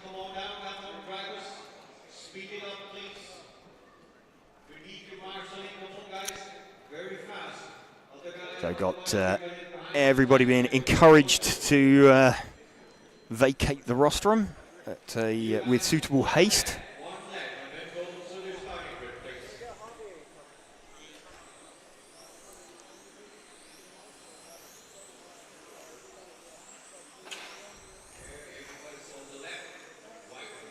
Mark Payne going to lead away this heat then.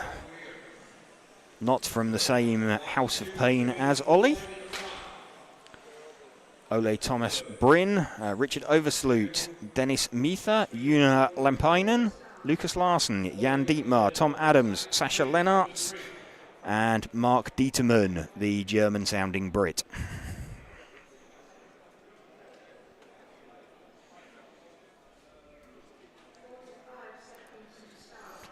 45 seconds to start. Welcome to you if you're just joining us here on this Friday afternoon for our coverage of the EFRA 112th European Championships for 2025 from Zwevegem in Belgium. This heat number 8 about to go live. Thank you to our event sponsors, Hobbywing, Tony Sport, Automatics, Montec, Schumacher, Zen Racing and Orlowski Racing Line. Cars are setting off. The number 9 car seem to want to start backwards, but we're leading away with Mark Payne.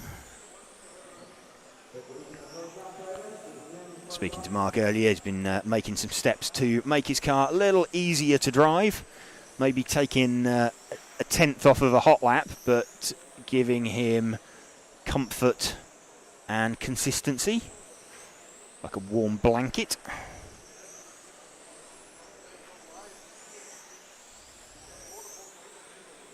So a little bit safe, but it's allowed him to put in the 4th best time so far. Lucas Larsen is the quickest driver at the moment with the 6 car. He is the all-blue coloured car, kind of running by himself off the back of this pack. He is just about to go through the chicane at the top of the circuit now. There we go. So Lucas taking advantage of not having any cars around him, and he's been able to pump in 3 quick laps as he closes in on the back of Mark Payne. So Mark opens up and lets Lucas slip through. Still running with Lucas Larsson, the 6 car. And everything just parts in front of him magically. It's always good when that happens.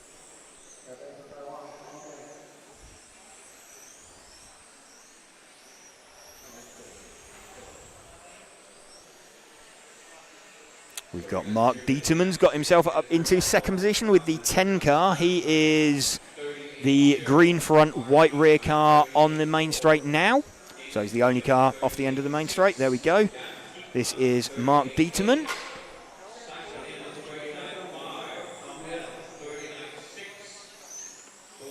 Looking pretty decent for Mark. Again, he's taken advantage of being car number 10, being able to start at the back. He's done a 38.042 over 3 laps.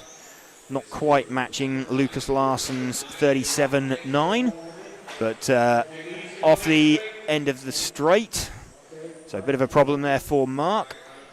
So he's going to stay somewhere up the top of the order, but not running. Let's see who else we can pick up. Let's pick up the 4 car out there, which is the orange front, blue rear. He's just through the chicane at the top end of the circuit. Number 4 is Dennis Meether.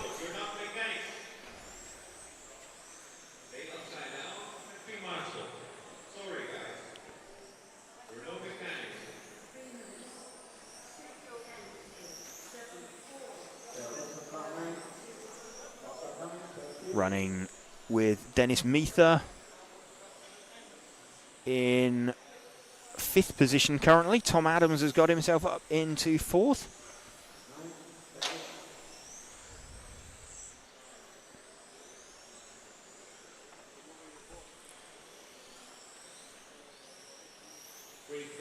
Let's see who else is looking quick out there. The 7 car is running in 3rd position at the moment.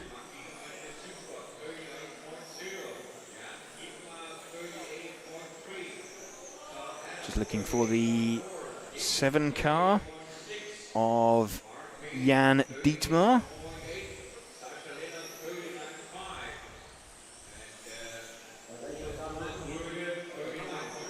So the 7 car, I think he's the all-white coloured car, out on the main straight now. In the middle of the 2 cars. That is indeed the 7 car. So this is Jan Dietmar running in 3rd position currently. Mark Dieterman has retired, so he's definitely not going any faster. We're over half distance in the run, so not necessarily expecting anybody to go much faster over 3 laps. 8-minute run time. Lucas Larsson looking at a 38 in 5. So really good run for Lucas Larsson. It's not quite going to match Bailey Graves' run from 2 heats ago. But good run coming together for the 6 car of Lucas Larsson.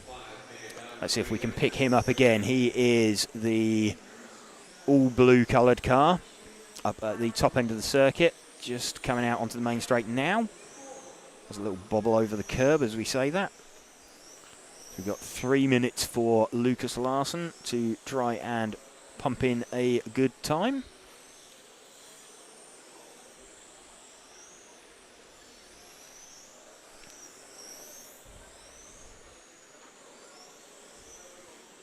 He's already done a good time over 3 consecutive laps, 37.893. His fastest lap time is 12.490. In fact, it's only 1/1000th quicker than Mark Dieterman managed with a 12.491. But crucially, Lucas, who we're running with at the moment, managed to do 3 fast laps consecutively. to give himself about a tenth and a half over Mark Dieterman over 3 laps. So last 2 minutes now for the drivers. This is the unknown territory for them that they haven't been into yet. Doesn't really matter at this stage, but it's nice to know that you're quick over 8 minutes.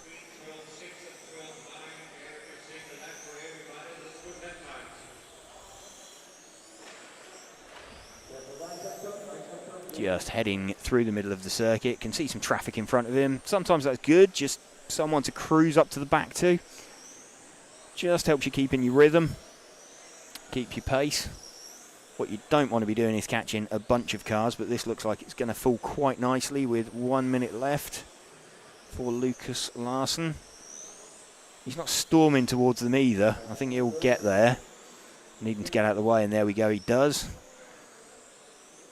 But that's nice. That works quite well. Didn't cost him any time, and it's just been a little bit of a target. Next thing you'll see Mark Payne just disappearing out of his peripheral vision. 50 seconds left. Something to aim for. See if he can get there. Not with mistakes like that, he won't. Doesn't affect him over 3.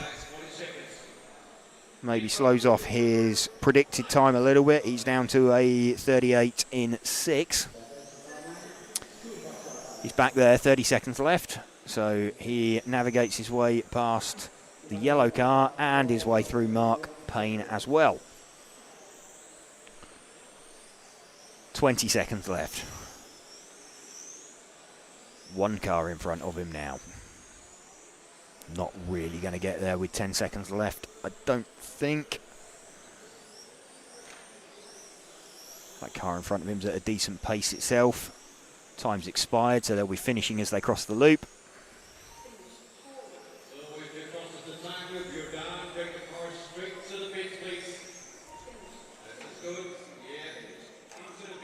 That's a win there for Lucas Larsson.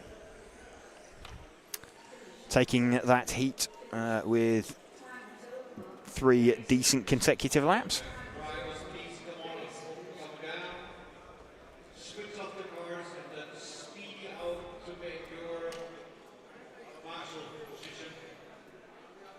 Lucas Larsson having taken that then from Mark Dieterman, Tom Adams, Jan Dietmar, Dennis Meether, Mark Payne, Ole Thomas Bryn, Sasha Lennartz, Richard Oversloot and Una Lempiainen not taking the start. Heat 9, going to start seeing some quicker drivers then. Rico Clays, Philip Lischka, Lee Moss, Lucas Niederer, Alex Seiter, Sam Coult, Dan Burks, Werner Spanbrucker, Janne Koivisto and Ian Burkhardt. Sam Coult in this heat is currently fifth over 3 laps in the earlier control practice. So expecting him to be quick. Rico Clay is going to lead away with the number 1 car.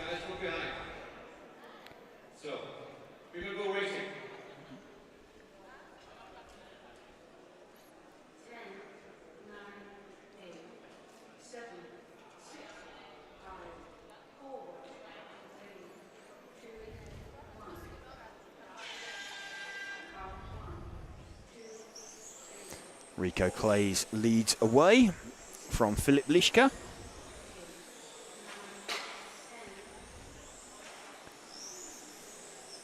It's a decent opening lap from Rico. He's already seems to have pulled a bit of a gap. What was it, 12.8? Philip Lischka with a 12.669. Those are the only drivers sub 13 on their opening laps. It's a bit of a scruffy opening lap from Sam Coult.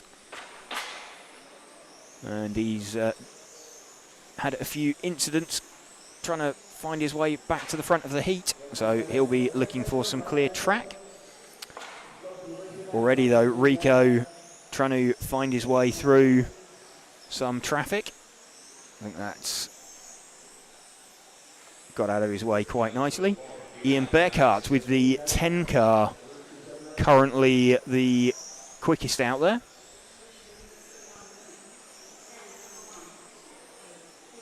See if we can locate the 10 car.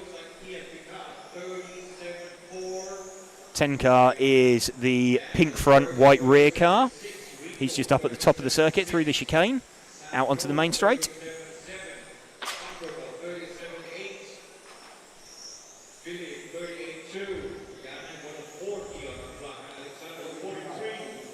So a bunch of drivers going fast now. Sam Coult to the top with a 36.7 over 3 laps. Ian Burkhardt, who we're running with, demoted to third position.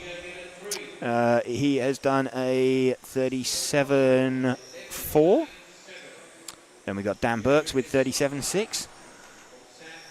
Let's see if we can find Sam Coult. He is the white, or predominantly white, with an orange carrot top on his car. He is down the main straight now.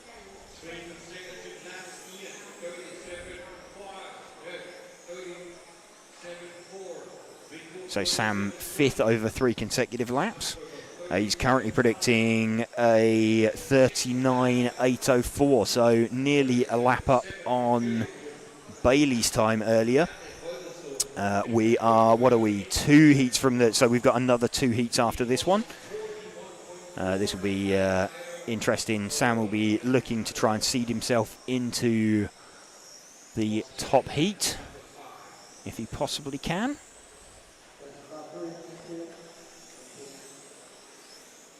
Car looking good, car looking decent. Who have we got in? We've already followed Ian Burkhardt. We've followed Rico Clays for a bit, who is in 4th position. Werner Spanbrucker, the number 8 car. Let's see if we can spot the 8. He is, let's have a look. I believe he is the all-white coloured car. Or one of the all-white coloured cars. It is. Werner Spanbrucker is the white-coloured car. He's just going through the sweep up to the top end of the circuit now. He's out onto the main straight. So this is our 4th place man, Werner Spanbrucker.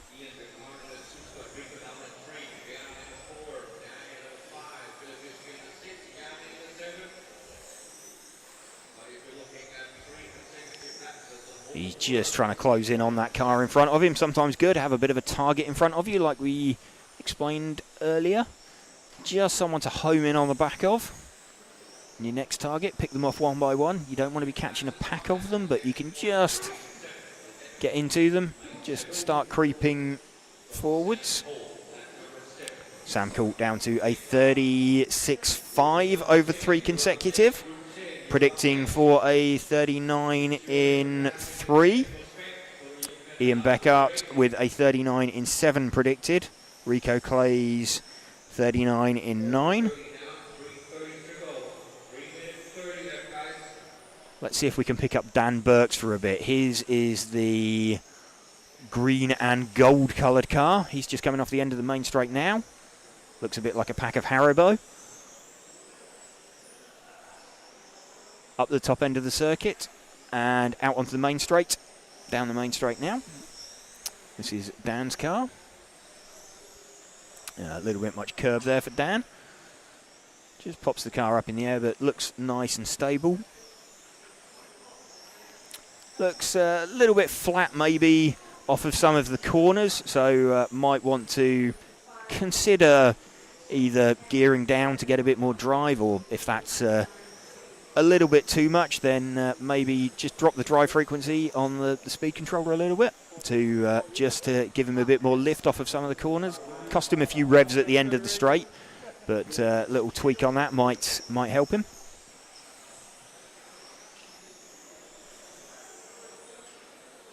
Car looking pretty good though, pretty smooth. Driving nicely. Struggling a little bit off the end of the main straight, maybe wants to go in a little bit deeper and turn a little bit later, but that could be down to where he is stood on the rostrum. What do we got? Just over 2 minutes left, though. Let's pick up Sam Coult again, the white and orange coloured car. He is about to encounter some traffic. He's just going through the chicane and out onto the main straight now. So one bit of traffic out of Sam's way. So again, he can start trying to navigate his way through. He's closing in on the back of Dan Burks, who we were running with. Dan has got himself up into third on 3 consecutive laps. So just opens up and gets out the way.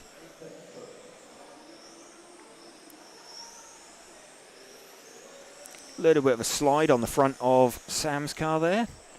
It manages to gather it all up. Current predicted time, 39.803. Ian Beckert also predicting a 39-lap run, 39.810 for him.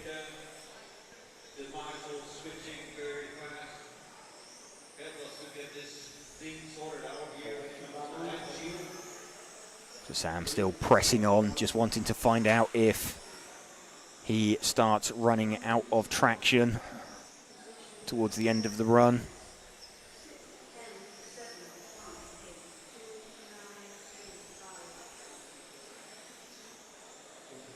Managing to make his way through some traffic. What do we got? 45 seconds left. Just trying to keep it clean. Run for home. 36.583. Plays a 37.119. So he is about 6/10 down the road over 3 laps from Ian Beckert. About 8/10 down the road from Dan Burks. But these are good, solid runs for these guys. It's nice to get a banker in. All it's going to do is control where you seed. But starting to look good, starting to look decent. Sam will be hoping this is enough to get him certainly up into the penultimate heat, but he'll be probably hoping that he's got enough pace, and it certainly looked like it so far this weekend, that that'll get him in the top heat. So that's his time expired. A 39.805 in the end for Sam. 39.810 for Ian Beckert. So decent runs there for those guys.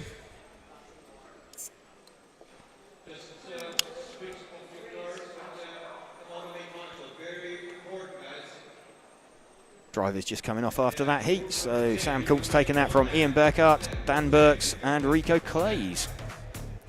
Welcome to you if you are just joining us here on our live coverage on RCTV of the EFRA 112th European Championships from Zwevegem in Belgium.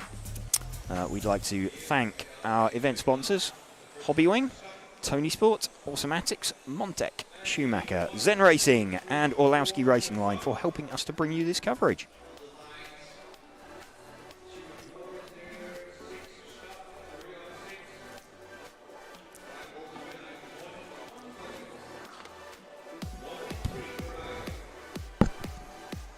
Penultimate heat then, Niels de Gruyter is going to lead away from Ben Vincent, Nico Saarinen, Stu Cartwright, Thomas Stenger, Chase Mackman, Hupo Honegel, Adam Mackman, Alex Anderson and Jacques Lieber. Worth keeping an eye out for Adam Mackman. He was 3rd overall after controlled practice, so we'll be keeping a close eye out on his car. I think Niels de Gruyter is not going to make the start, so it will be the 2 car that leads away.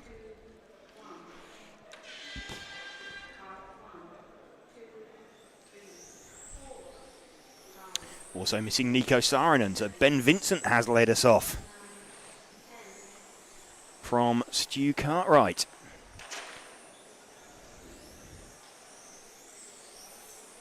Ben exploring some different parts of the circuit on his opening lap. Seeing what the traction's like out there. He's just starting to hook it up now.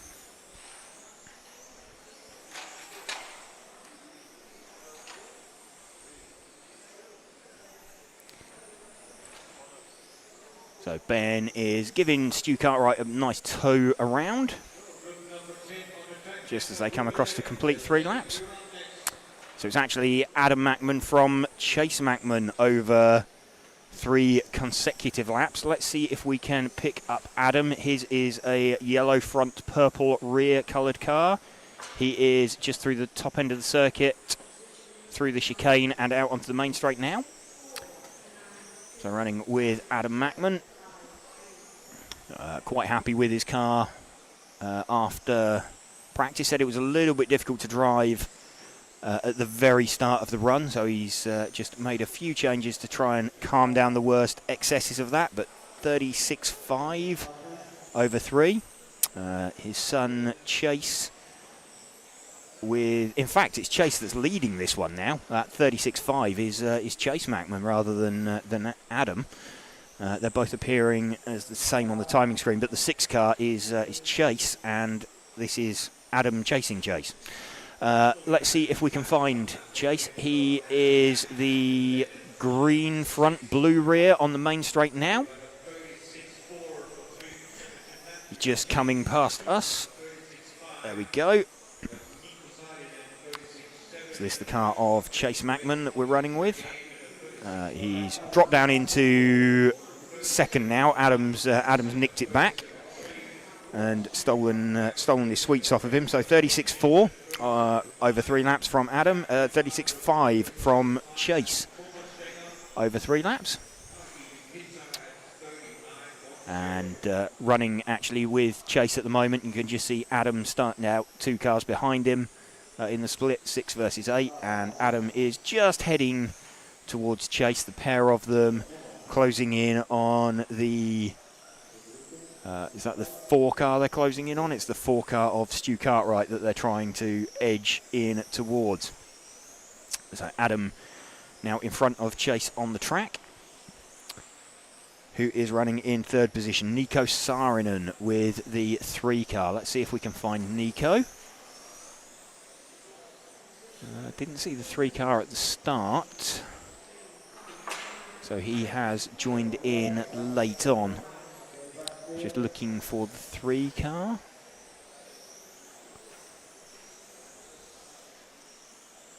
The 3 car is the white coloured car with the black decals. He's just going through the chicane by himself and out onto the main straight now. This is Nico Saarinen that we're running with. So he's trying to close in on the car in front of him, which is the 1 car of Niels de Gruyter. So we had 2 cars starting this run late by the looks of it.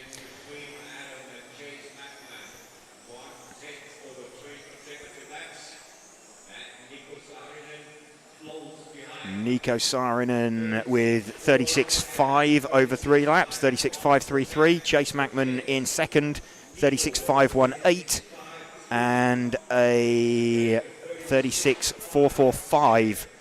Best lap of an 11.9. So Adam Mackman going sub 12 on his hot lap. Not many guys doing that earlier on.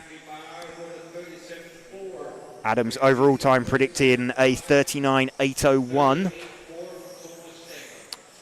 So that's going to be a few seconds down the road from what Sam Coult did. What have we got? 3.5 minutes left. So just seeing how that hangs on over the course of the run.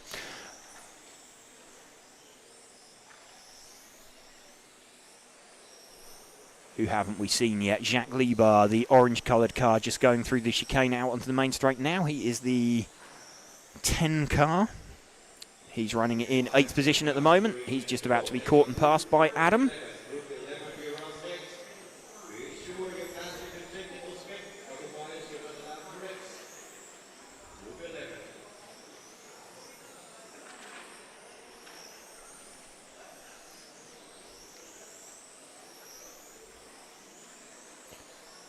So what have we got?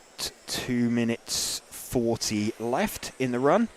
In fact, Adam's just flicked over to a predicted 40. He's dropped off now to a 39 in 9.48. 38.147 now. Let's see if we can, once we've recovered that 0 car of Jacques Libar, let's see if we can pick up Adam as he looks for an overall rapid time. He's the yellow front, purple rear car. So let's run with him as the leader. Currently going to go quickest over 3 consecutive. He's got 36.445. And let's just double check. I believe that's quicker than anybody else. What have we got? 36.583 for Sam Colt. So, in fact, the top 4 are all set to go quicker than Sam over a consecutive 3. And Adam's dropped off slightly now. He's forecasting a 39.803. Whereas the best 5-minute run we've seen so far was from Sam Colt with a 39.805. Chase Mackman looks like he has retired from the run, so he's definitely not going any faster. So really good run coming together into the final minute now for Adam. Just wants to bring this one home, catching. He's down to a 39.801 again on his predicted. So unlikely to sneak through onto the 40. I would imagine we'll probably see a couple of guys do that in the next run. But really, really good run coming together for Adam here. Be good for him if he can get himself pumped up into the top heat. It's looking good for him so far.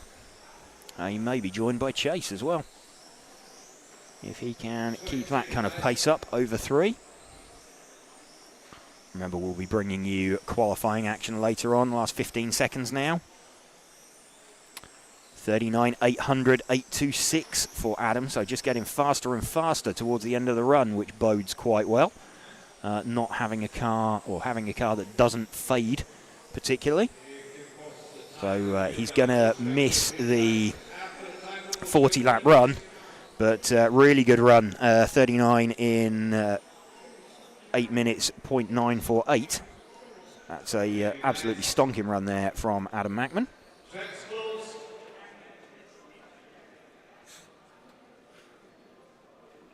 So really, really good run come together for Adam there.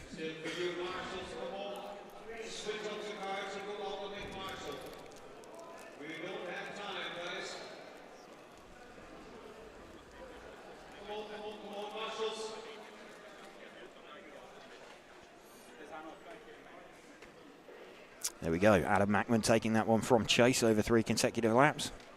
11.964 for Adam.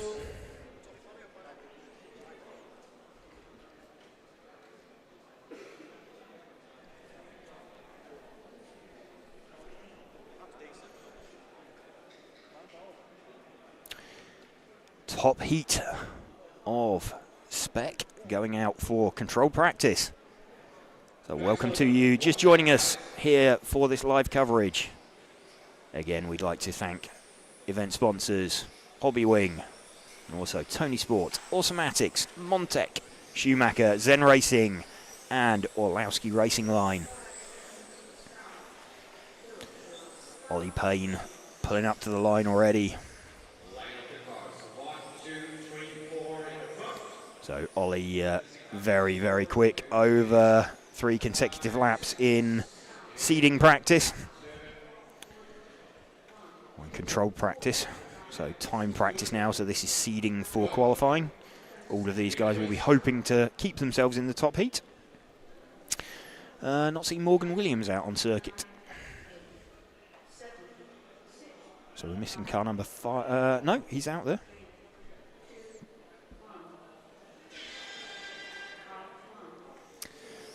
Ollie Payne leads off his traditional race paint.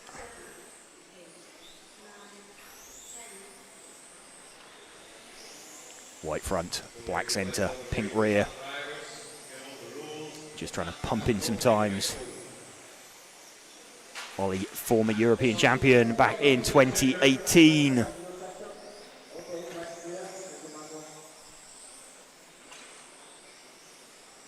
He's already trying to pump down some laps. Going very nicely for Ollie so far. 11.8, his best lap time, so a tenth or so quicker than we saw from Adam Mackman. We've got Michael Bolt running in second position with the number 3 car. He is one of the all-orange coloured cars. Let's see if we can find him out on the main straight now. He's just following Max Mackler. So there we go. That is Michael Bolt running in second position. Max, directly in front of him, is running in 4th position. So Michael trying to close down on the split. So Ollie Payne from Michael Bolt, Morgan Williams in 3rd position from Max Mackler, Andreas Bryn, Finley Whitelock, Ollie Bultink, Christian Gear, Marcus Andreasen and Adam Isay. 41 lap run predicted for Ollie currently, 41 in 8.10. Michael Bolt, who we're running with at the moment, 40 in 8.07 and a 40 in 8.09 for Max Mackler. Let's run with Max a bit. He's 1 car in front of... There we go. We've got him on stream. Max's familiar race paint. So Ollie has kind of cleared off at the front of this one. So trying to put down a bit of a marker. And change of chassis that Ollie is using for, well, in recent months. So Ollie out there trying to lay down a bit of a marker. We're running though with Max Mackler at the moment.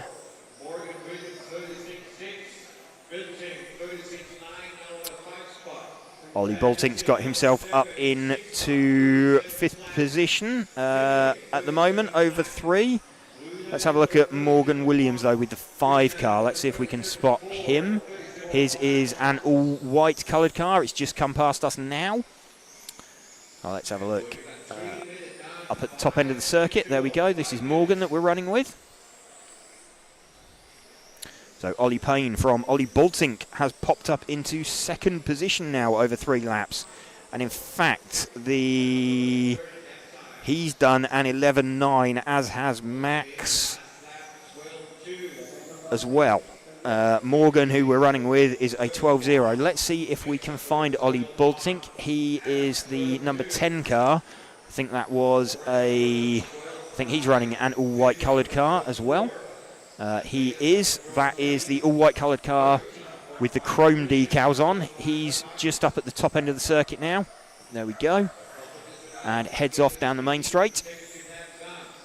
So Ollie's car getting quicker and quicker as the run goes on. Ollie Boltink, that is. Ollie Payne was already at the front.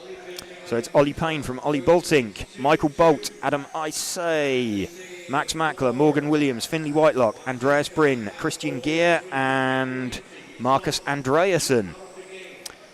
40 in 8.03 predicted for this run.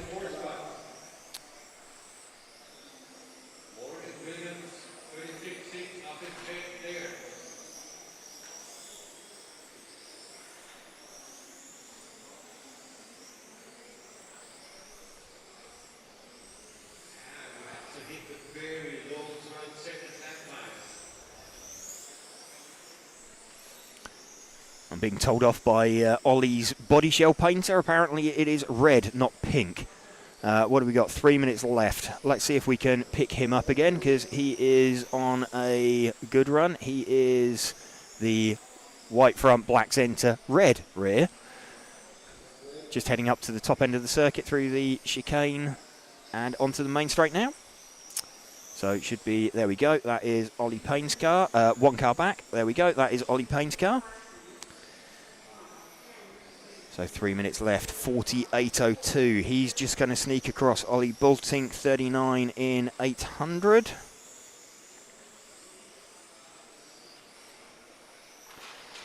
Michael Bolt has stopped. Adam Isay, 39 in 807. We'll have a look in a minute and see where everybody shakes out. What are they over 3 laps? 35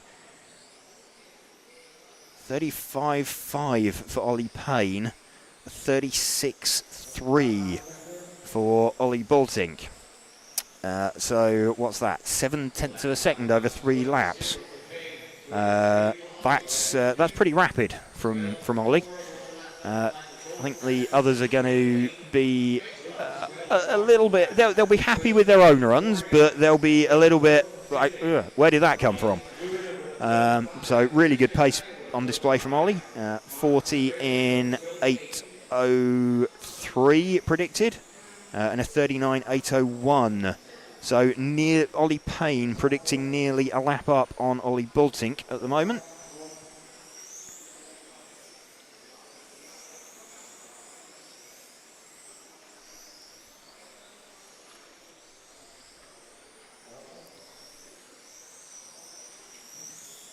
So running with Ollie as he runs for home, 1.5 minutes left. He's got a handy margin in his pocket at the moment.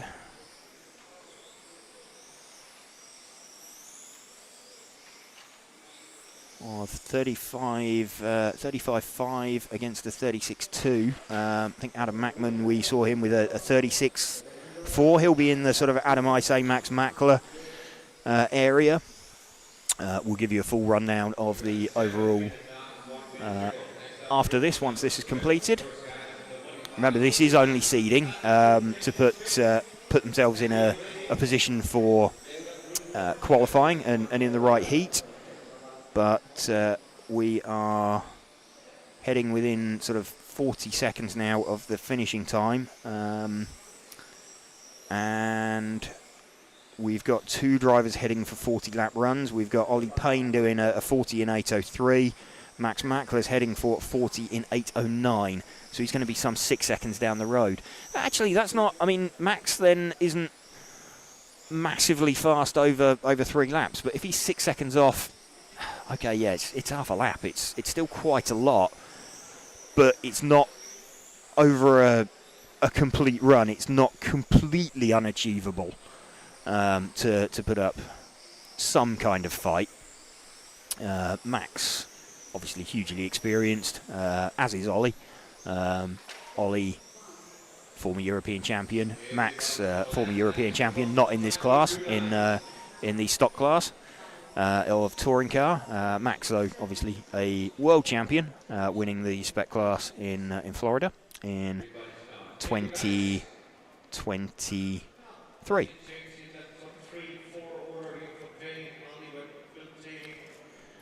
So let's have a look at the end of that one. Let's check the ranking lists and see after practice where everybody is. So that's not updated yet. It's still showing Adam Mackman as quickest. Seeing if we can get an update. There we go. Okay, so we have currently top 10 in stock. Remember, this is over 3 consecutive laps, but we've got Ollie Payne, quickest from Ollie Bultink, Michael Bolt, Adam Isay. We've got Adam Mackman in 5th overall currently from Max Mackler. Chase Mackman's up there in 7th position. Nico Saarinen, Niels de Gruyter, and we have Sam Coult in 10th. Morgan Williams is sort of sitting in the, well, let's say BQ spot, but seeding top in the penultimate heat. From Alex Anderson, Finley Whitelock, Bailey Graves, Hupo Honegol, again former champion in this class, Ian Becker, James Hart's up there, Andreas Bryn, Stu Cartwright, and Dan Burke's hanging on. Must be Mark Reinhard, who is pitting next to, rubbing off on him. That is helping out there. So there we go, that is our top 20. On to modified now, which is the 6.5 Blinky. So we got 4 heats of this. So this is heat number 12, about to go out. So these cars a little bit more potent in a straight line.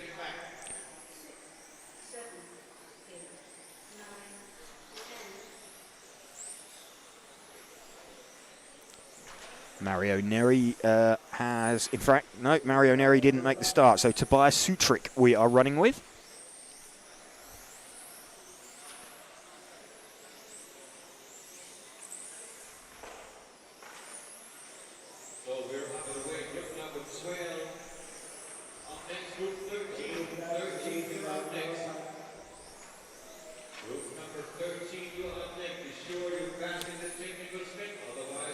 Still running with Tobias Sutrik from Jere Saarinen. And Stefan Lemperriere. In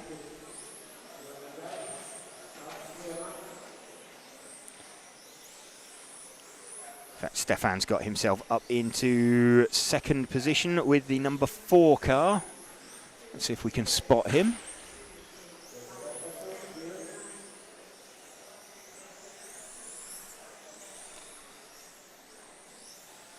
I think the 4 car might be the orange coloured car, just up at the top end of the circuit. Let's run with him anyway. We'll confirm what car he is as he crosses the loop. He crossed the loop with somebody else. I think that might be Oyvind Studsal actually, but we can run with him for a little bit.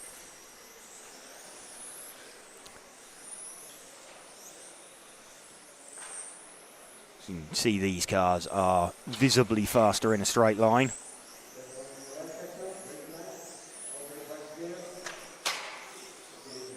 And we seem to have lost a spur gear there, so a little bit of a barrier tap, and that's your run done. Tobias Sutrik still comfortably away at the front. Let's see who we have picked up now. We are on the number 9 car, I think. Was that 9 or 10? That's Boyd's car, I believe, that we're running with. Boyd Chawaki.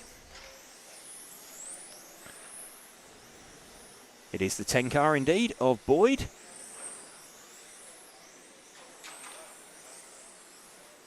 Not looking particularly comfortable out there. Car looking quite front-endy. And needing to park up. Someone behind him tries to somersault over the top of him.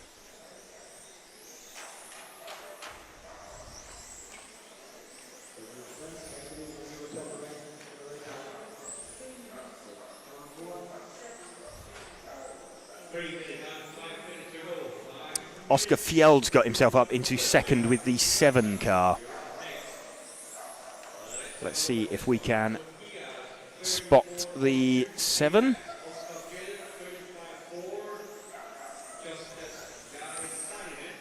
I think Oscar may well be the yellow coloured car, just heading out onto the main straight now. That is indeed the 7 car of Oscar Fjeld.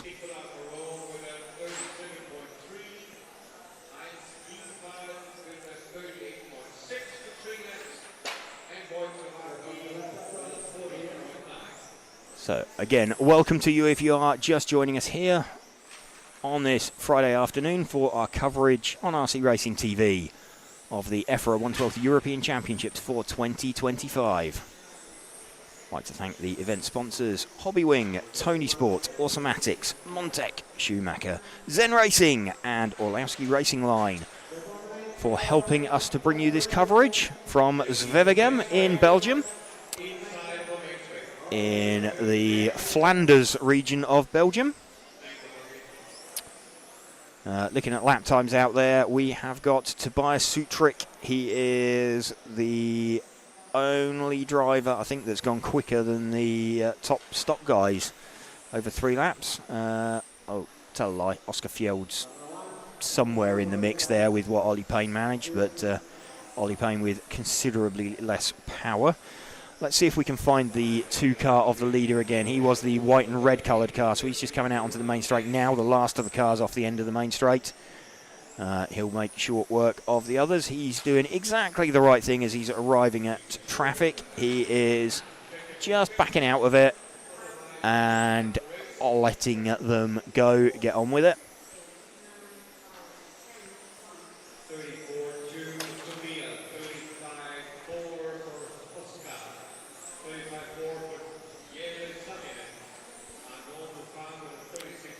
One more bit of traffic, that gets out of his way quite nicely, so now he can charge on. Potentially with these cars, they have the option, or they have the ability to do quick laps later in the run. They're not so dependent on voltage. to get their time in and to pump their time in.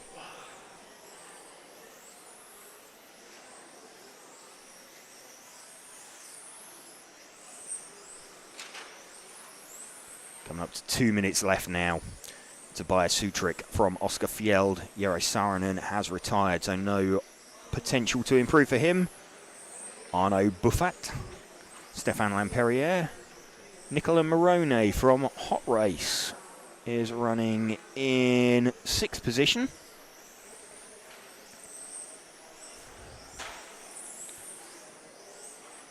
So Nicola really here in a supporting capacity, but opportunity presented itself for him to race. Taking full advantage of that. It's a constant development and helping his supported drivers. So while he's out on the track, he can be gaining knowledge and understanding. Small mistake there for Tobias. Down at the bottom end of the circuit. It's quite an open circuit here, and I think we're going to see it's quite difficult to gain time out on the circuit.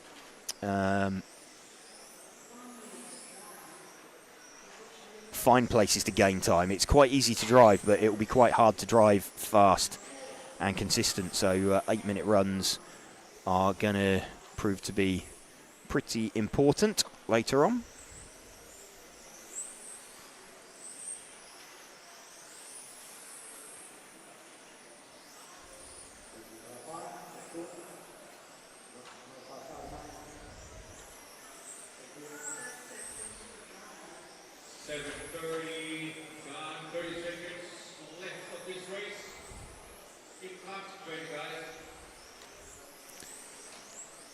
Last 20 seconds now.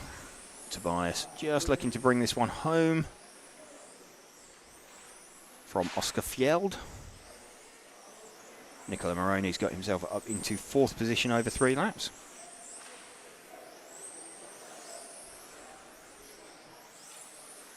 If you're across the time loop, you're down, guys. Go straight to the pit now, to across the time loop. So timing's just coming to an end. Cars finishing up. So it's a 40-lap run there for Tobias.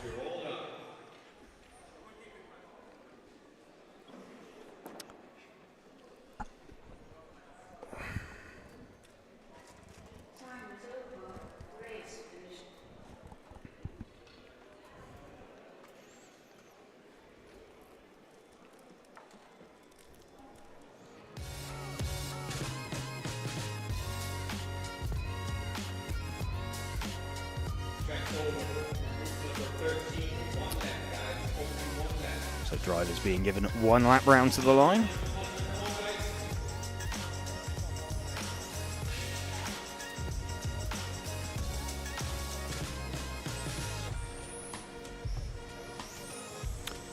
George Verger, Janne Koivisto, Joona Lempiainen, Teemu Saarinen, Riccardo Ferretti, Marcello Galli, Andreas Brin, Mikael Brandt and Marco Mazzini.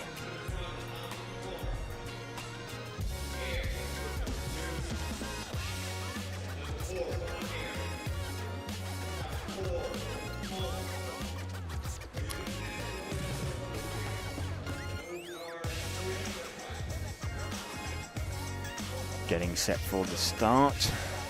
We don't appear to have a car 1 out there, so slightly lighter heat on numbers. Number 2 of Janne Koivisto going to lead away.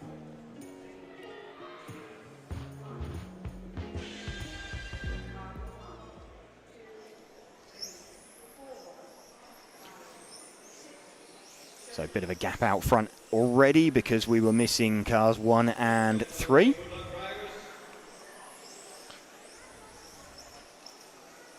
And a few of these guys finding that absolute power corrupts absolutely and heading for Brussels at the end of the main straight rather than taking the corner.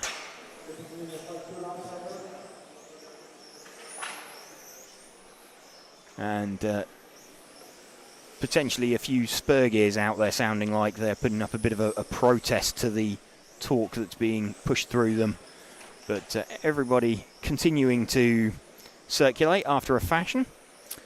Teemu Saarinen is quickest at the moment with the number 4 car. I believe him to be the white and blue coloured car. No, that's the 5 car. Just looking for the...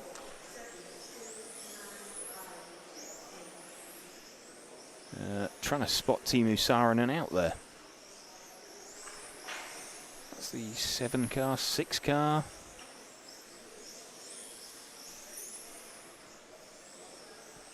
Okay, so Andreas Bryn with the 7 car, currently the quickest. He is the white and red coloured car by himself up at the top end of the circuit on the main straight now.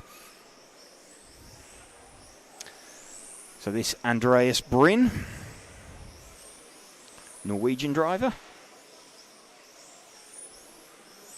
currently fastest in this heat, predicting a 41 lap run.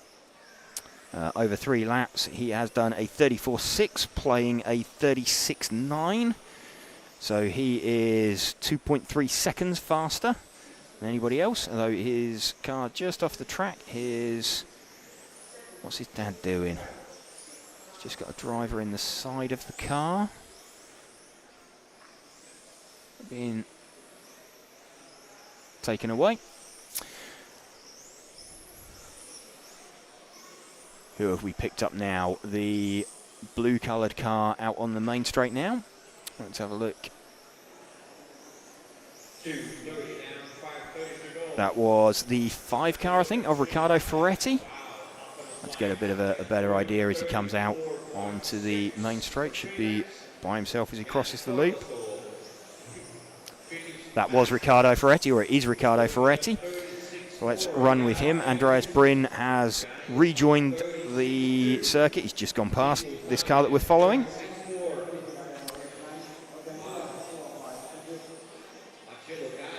So this is the 5th place car of Riccardo Ferretti.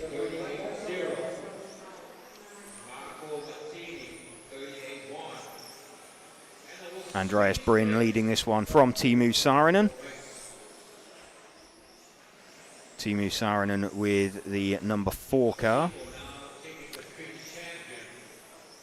Let's see if we can pick up Teemu Saarinen. He is the white and red coloured car, but it's more of a fluoro red. It's just gone past us. It's kind of an orangey pinky. 1 car back. There we go. Down the main straight now.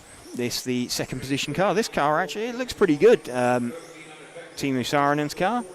A very experienced driver is Teemu, and his son's also going pretty rapidly out there.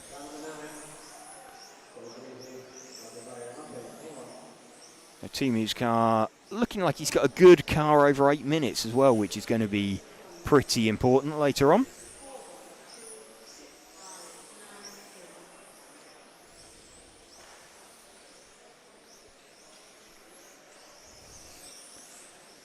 Just trying to run round behind Andreas Bryn, who is 1 car in front of him. What have we got? We're just over half distance into this run.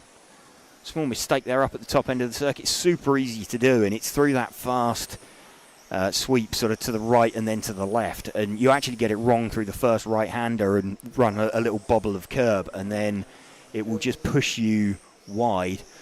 We'll get to the part of the circuit in a moment that we're just talking about as we come around here. So it's this corner here.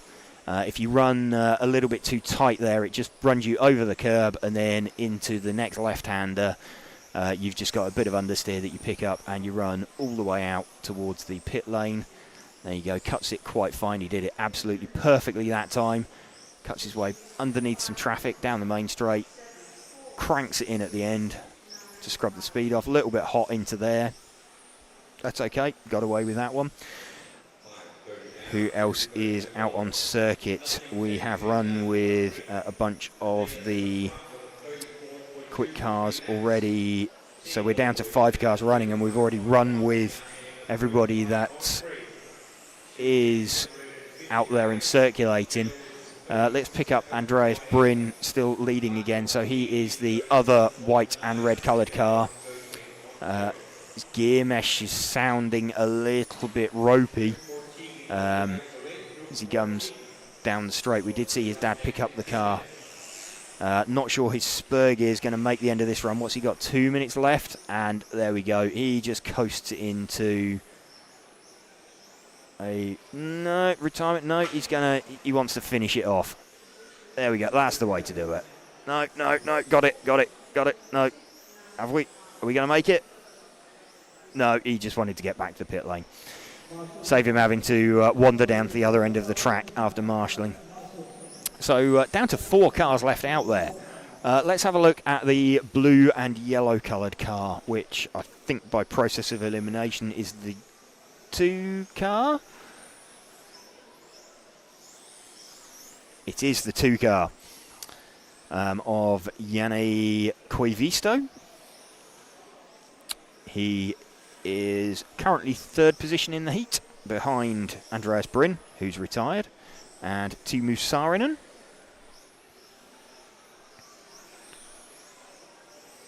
So just the 4 cars left circulating. Quite attritional. Doesn't really matter over 3 consecutive laps, but always nice to get that, get a run in your head so you know how quick you are over 8 minutes.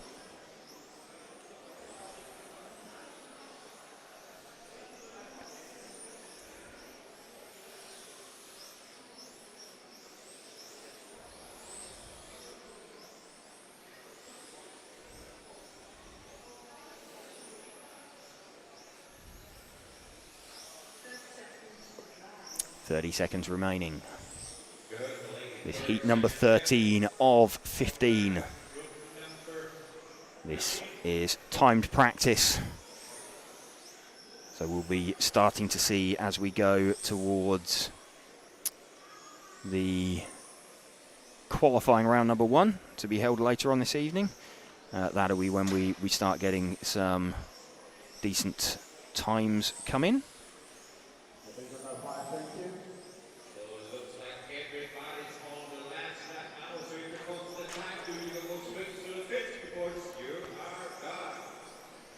So time's expired as they cross the line.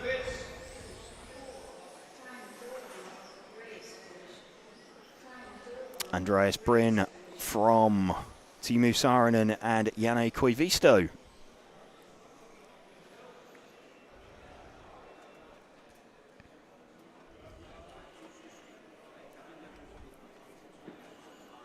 Again, I'd like to say thank you to our event sponsors for this EFRA 112th European Championships. Event sponsors being Hobbywing, and also Tony Sport, Automatics, Montec, Schumacher, Zen Racing, and Orlowski Racing Line.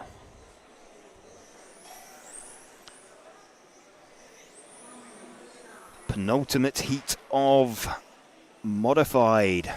Rene Doctor going to lead away from Rene Jan, Nico Saarinen, Hupo Honegol, Finley Whitelock, Marco Maguni, Jacques Lieber, Alex Anderson, and Matthias Nedrabo. Matthias had got himself up into, he was kind of in the mix. He was like 4th or 5th over 3 laps in practice earlier on. So looking pretty good, looking pretty decent.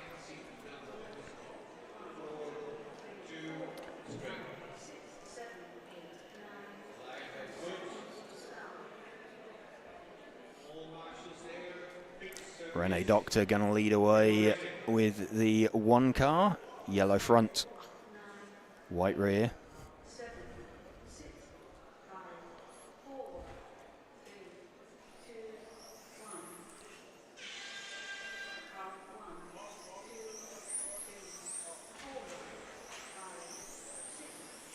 So looks like someone was quite keen to get away at the front of that one. That was Nico Saarinen. Very keen to get away at the front of that one. Slightly bizarre.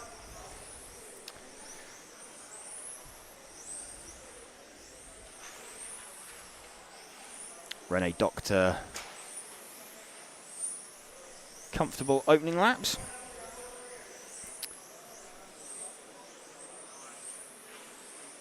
And we've got Hupo hits the front now with the 4 car. I think Hupo's car is another one of the all-white coloured cars. I think he's going to be the one off the end of the main straight now, the second of the 2. That is indeed the 4 car. Let's see if we can pick him up. There we go, the second white coloured car.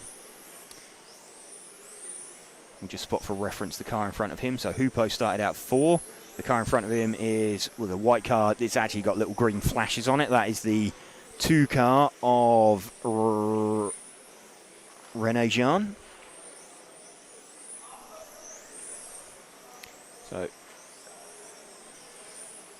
Hupo nicely past him, trying to hunt down René Doctor. Hupo massively experienced, multiple European champion. Not in the modified class, but he's won it before in the spec class. So carves his way through some traffic. Car's looking good. Got the ability to drive one of these cars with the 6.5 turn motor. Blinky speed controller. Blinky setting on the speed controller. That's what that is. That's a predefined setting. That means it has 0 additional timing.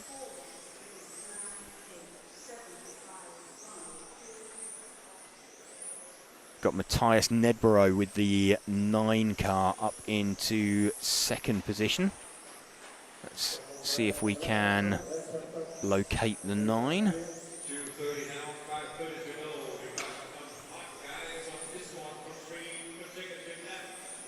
So Matthias has just come through. I think he is the orange coloured car, like the lighter orange coloured car, just entering the main straight now.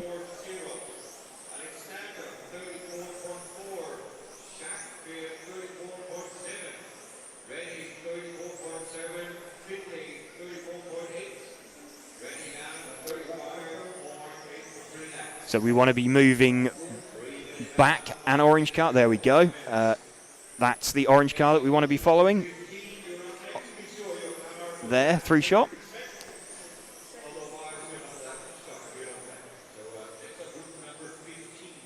And in fact moves himself to the front now from Nico Saarinen.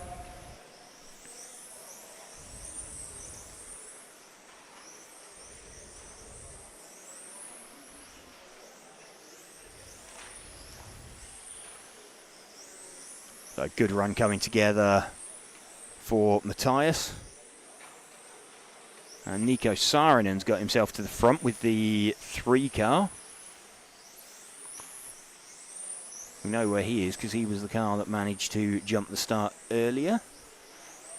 It's not going to affect him over 3. He is car 3. Let's see if we can pick up Nico. He is the white coloured car just entering the main straight now, down the main straight, off the end of the main straight, and past race control. Got him in the middle of the screen. In fact, it's flowing backwards and forwards between him and Matthias Nedrebo. Over 3 laps, it's a 33.5 versus a 33.6. So not a huge difference between them.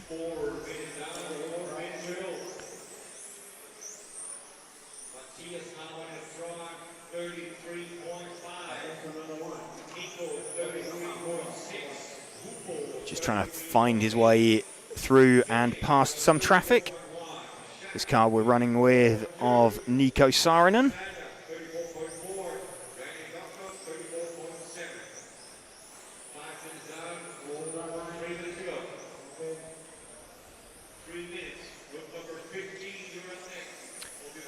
Group 15 coming next, Heat 15, the top heat of modified. We'll be looking for some of these guys to pop themselves up into the top heat. We've got the number 9 car of Matthias Nedrebo leading this one, Norwegian driver at the moment.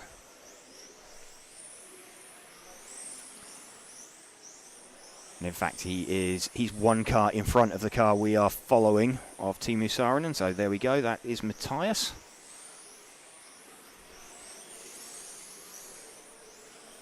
This will be quite interesting actually, because it has kind of over 3 laps, these two have been trading times all the way through. And they've managed to end up not a million miles apart on track, about the length of the main straight separating them.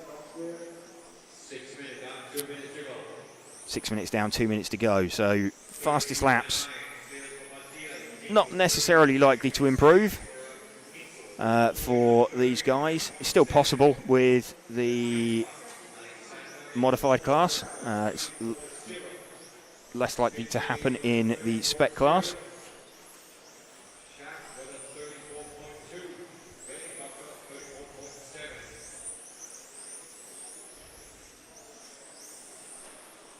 We've got 1.5 minutes left.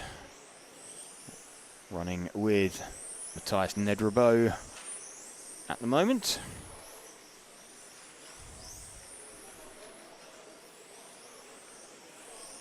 He had pulled a bit of a gap over Nico Saarinen, though Nico was starting to edge that back.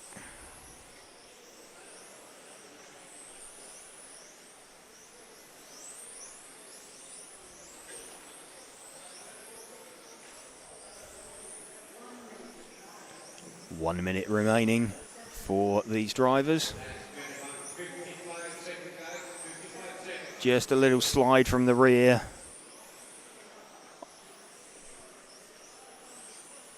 Managing to keep the car moving quite nicely though. 45 seconds left.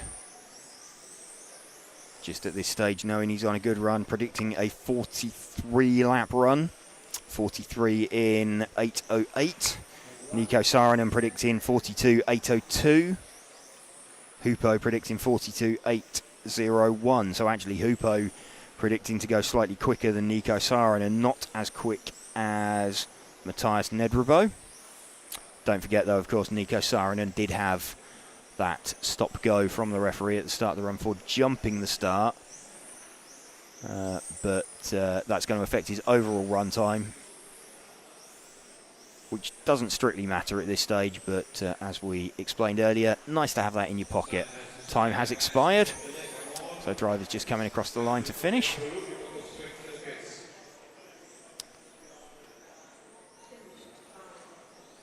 So there we go, heat number 14. Done and out of the way.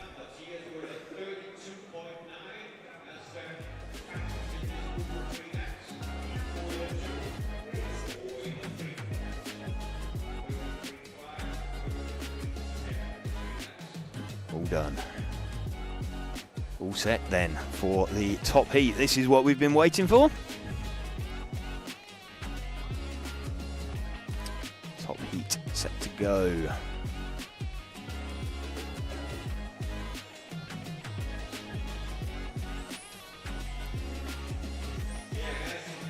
Top heat out on circuit. 1 lap round to the line.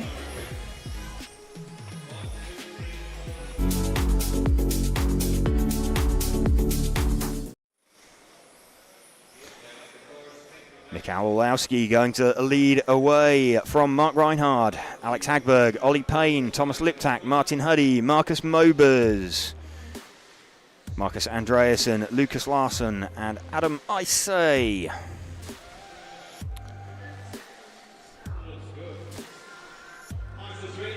So Mark Reinhard, Ollie Payne, Michael Olowski all looking pretty potent out in front during controlled practice.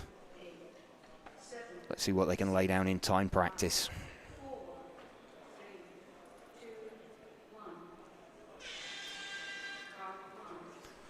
Michael Olowski leads away from Mark Reinhard. Alex Hagberg, Ollie Payne. Let's run with Michael Olowski, defending champion from Sicily last year. Also current world champion in this class. Mark Reinhard, the person he took the world title from. These two been fighting it out around the world for many, many years. Just starting to carve their way through some traffic. Reinhard to the top, over 3 from Ollie Payne. Michael Olowski, who we're running with, in 3rd position. Let's shift our focus back to Mark Reinhard, one car. There we go. Mark Reinhard running race paint. Trying to close in on the back. Ollie Payne looking like he's got some pace as well. Ollie Payne to the front now by a tenth of a second or so. Ollie obviously taking confidence in the pace that he's shown in stock.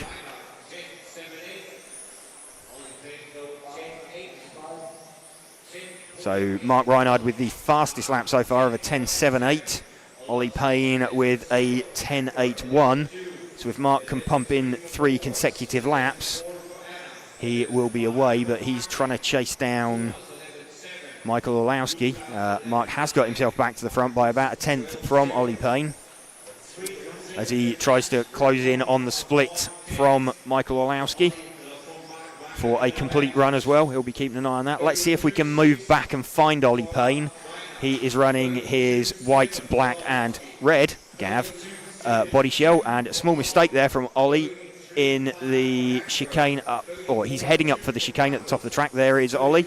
We've got him. He's just gotten out of the way, so his flight, just as we pick him up, his run is done. Who have we got then? Alex Hagberg. He's running race paint. His is the white and green coloured car with the Swedish flag on the roof. There we go. We've picked Alex Hagberg up, running in 4th position. Ollie is circulating again, but doesn't look particularly comfortable.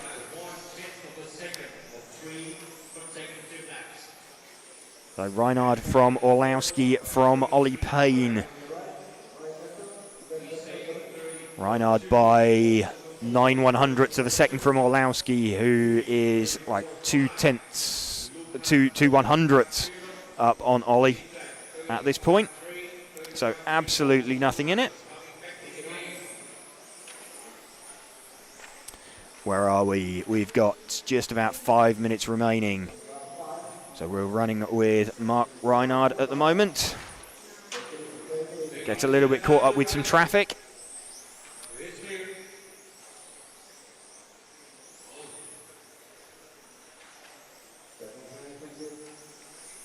So this is Reinhard from Orlowski. Expecting we may well be seeing some battles like this come Sunday. So Orlowski is in second on the timing screen, best lap of a 10.806. Mark is leading on the timing screen, best lap of a 10.718. Mark quicker over 3 consecutive laps as well by 9/100ths of a second. But these two world-class drivers going at it as they have done many, many times before. So this is over 3 consecutive laps, but this is they want this. They want the 8-minute time. 44 lap in 8:03 predicted for Mark Reinhard. 44 in 8:06 predicted for Orlowski. They're still charging around the circuit. Completely different rate to anybody else except Ollie Payne, who is, I'm just seeing, I think Ollie Payne has retired from the run.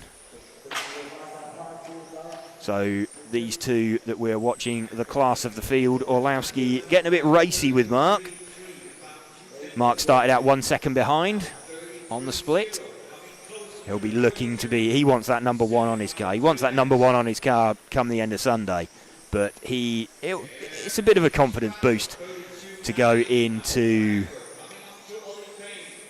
qualifying being the top seed. Bit of clear track in front of them now. He's very slightly gapped Orlowski, but Orlowski's going to come back at him. Less than 3 minutes left.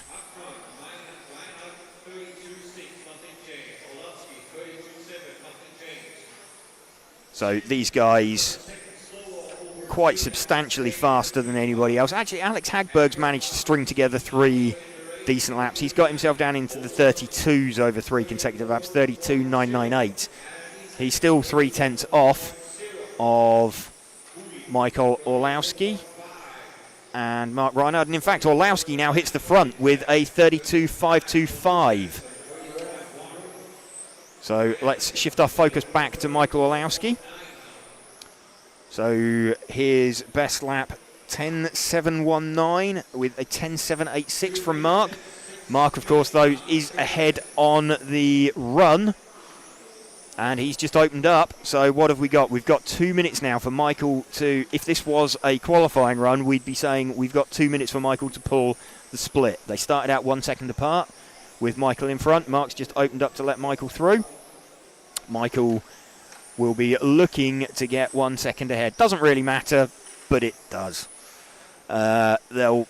It's nothing, but it's kind of everything to these guys. They'll want that. They'll want that little confidence boost. So Orlowski to the front now from Mark, and Orlowski predicting a 44 in 5. Reinhard a 44 in 6. Reinhard now predicting a 44 in 7.7. Orlowski in a 7.8. So this is just going to ebb and flow. I think we're seeing a bit of a preview of what's going to go on all weekend, really. 10.8 for both drivers that time round. I think some of the others would be comfortable with doing a 10.8. Oh, it's a bit sideways there for Orlowski. So Mark still running within the split on the 8-minute run. Orlowski at the top at the moment for seeding.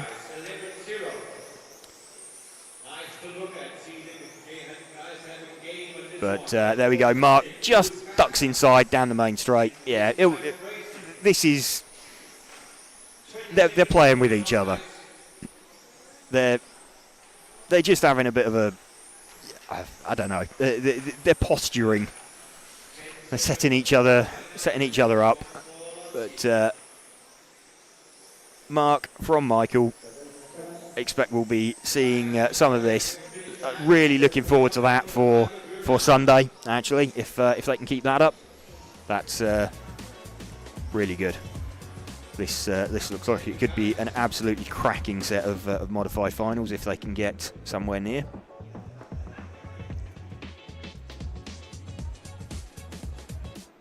So 44 in 8.05 on a run for Mark Reinhardt, and a 44 in 8.07 for Michael Orlowski. So Mark's got a couple of seconds in his pocket. It's a good run. Come together for them. Let's see if we can have a look. So Michael Orlowski then currently holding top seed position from Mark Reinhardt, Ollie Payne. Matthias Nedbro from the previous heat sitting in 4th position from Alex Hagberg, Adam Isay, Nico Saarinen, Hupo Honegel, Marcus Mobers and Alexander Anderson will be in 10th position. So we've got the GT heat about to go. I may well use this as a bit of an opportunity for a comfort break so that we can bring you the uninterrupted coverage of the Spec class. So I will be back.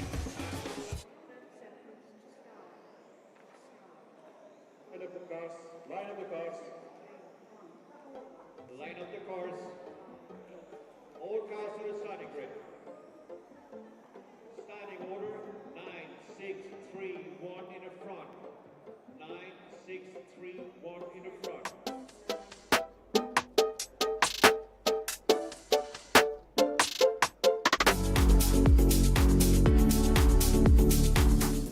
is 9, 6, 3, 1 in the front. 10, We go racing. 8, 7, 6, 5, 4, 3, 2, 1. 9, 6, 3,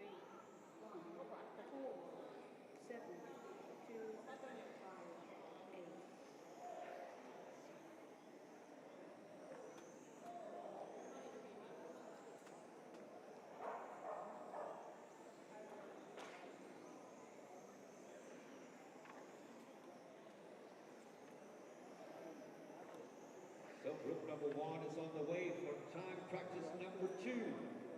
And the only thing to count is the 3 fastest consecutive laps, nothing else. Only 3 fastest consecutive laps will be counted, nothing else. It's not a race, it's only your personal race against the clock, nothing else.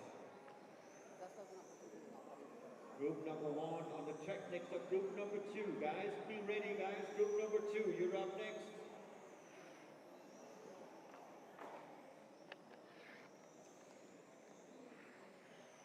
Positioning for 1 minute. 9, 4, 1, 7, 2, 3, 6.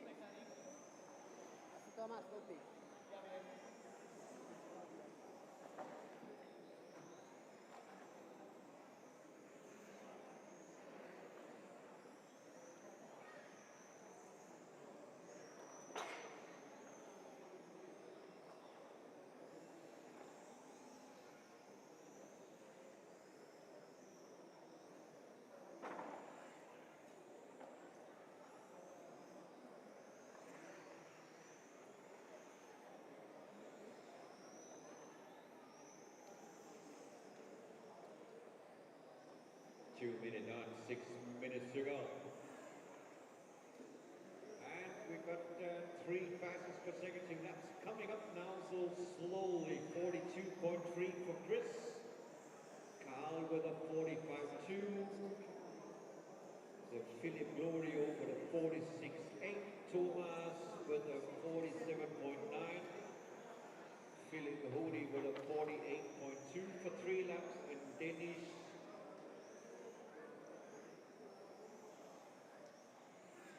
with a 47.3 now in the 5 spot, and Henry Ganutis with a 52.5.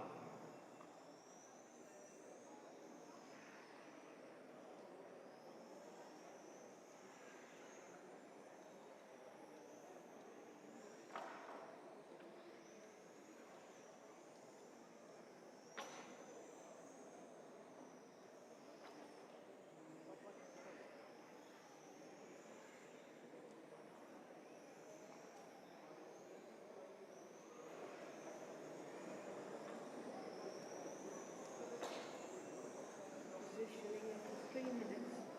1, 9, 4, 6, 3, 7, 2. 3 minutes on, 5 minutes to go, 5 minutes.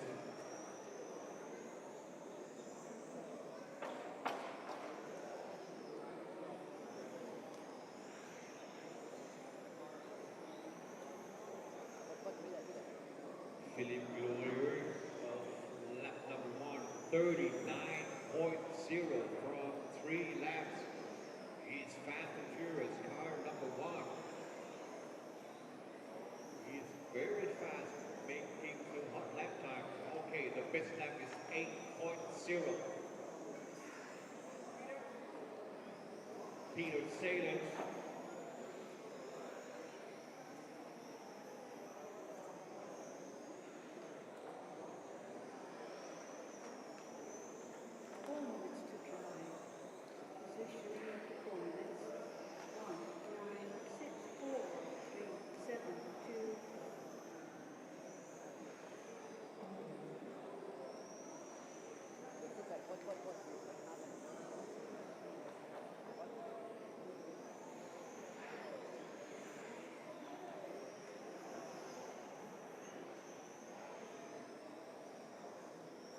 With 4:30 down, 3:30 to go. We've got a small correction in this spot because a lap time by 8 seconds. Nope, that's not possible in this race. And he belongs to the world class in modified. If you can take a GT car in 8 seconds at this lap, yeah, respect. Other guys lapping in about 14 seconds, so that's good. 3 minutes to try. So I still believe Chris is the fastest guy on the track at this point. Yeah, 42.3. 7. Thomas with a 43.4 now in the 2 spot. Carl in a 3. Philip Hoody in a 4. Philippe Glorieux in a 5 spot. Dennis in a 6. 46 with a 46.6. Henry in P7 with a 51.0.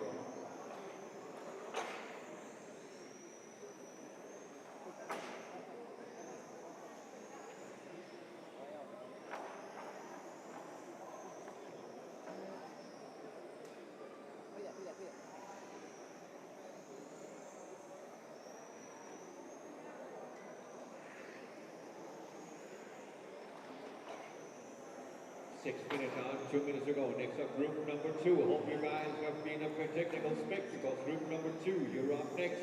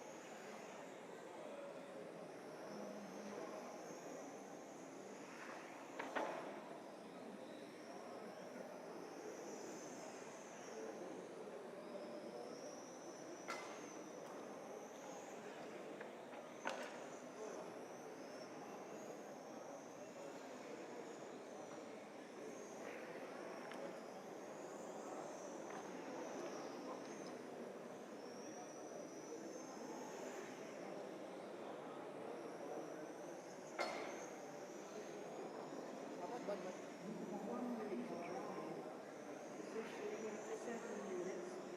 9, 6, 3, 4, 1, 7, 2.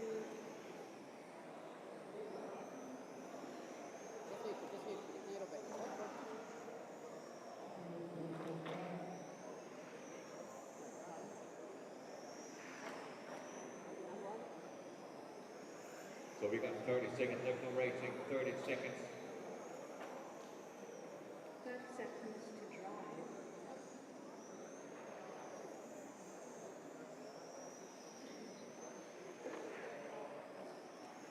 Yeah, that ball comes very late. Another one, come on, Philip, thank you. Good.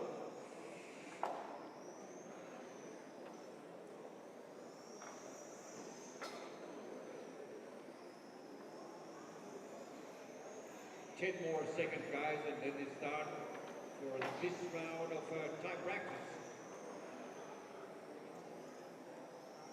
Finish 7.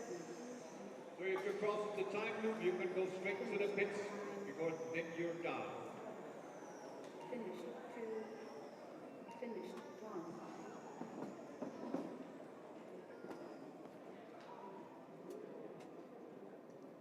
Yep. Time is over. Race finished. Yeah.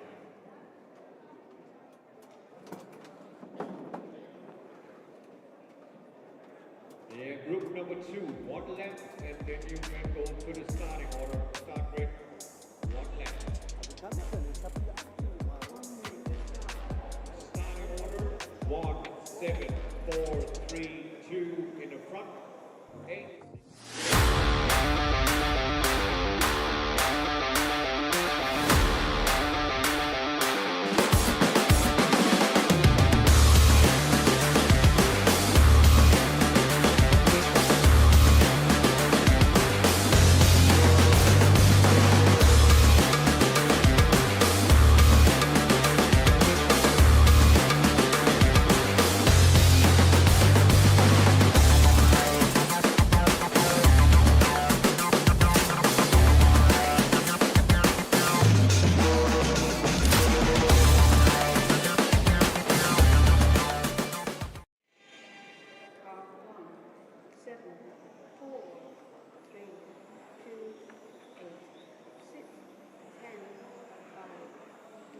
Everybody's on the way. Don't forget, only 3 fastest consecutive laps will count, nothing else. So don't race each other, only race the clock. 3 fastest consecutive laps will be counted, nothing else.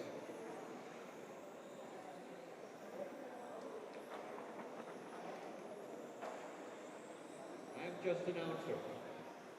You're the boss.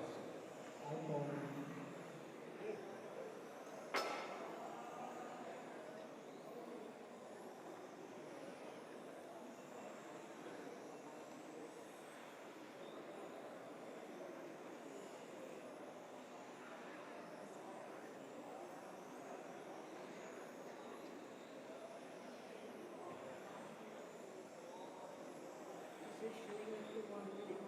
4, 1, 3, 6, 2, 7, 8, 10.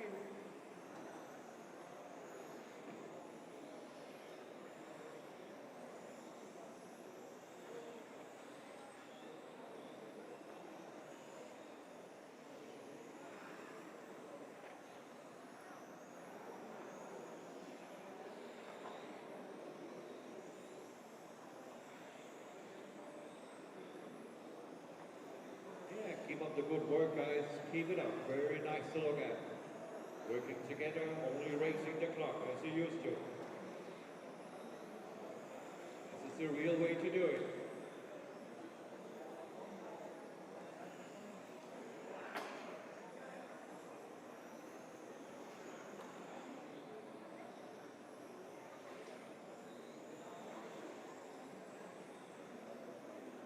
Six minutes to drive. Positioning for 4 minutes. 4, 1, 3, 7, 6, 2, 8, 10.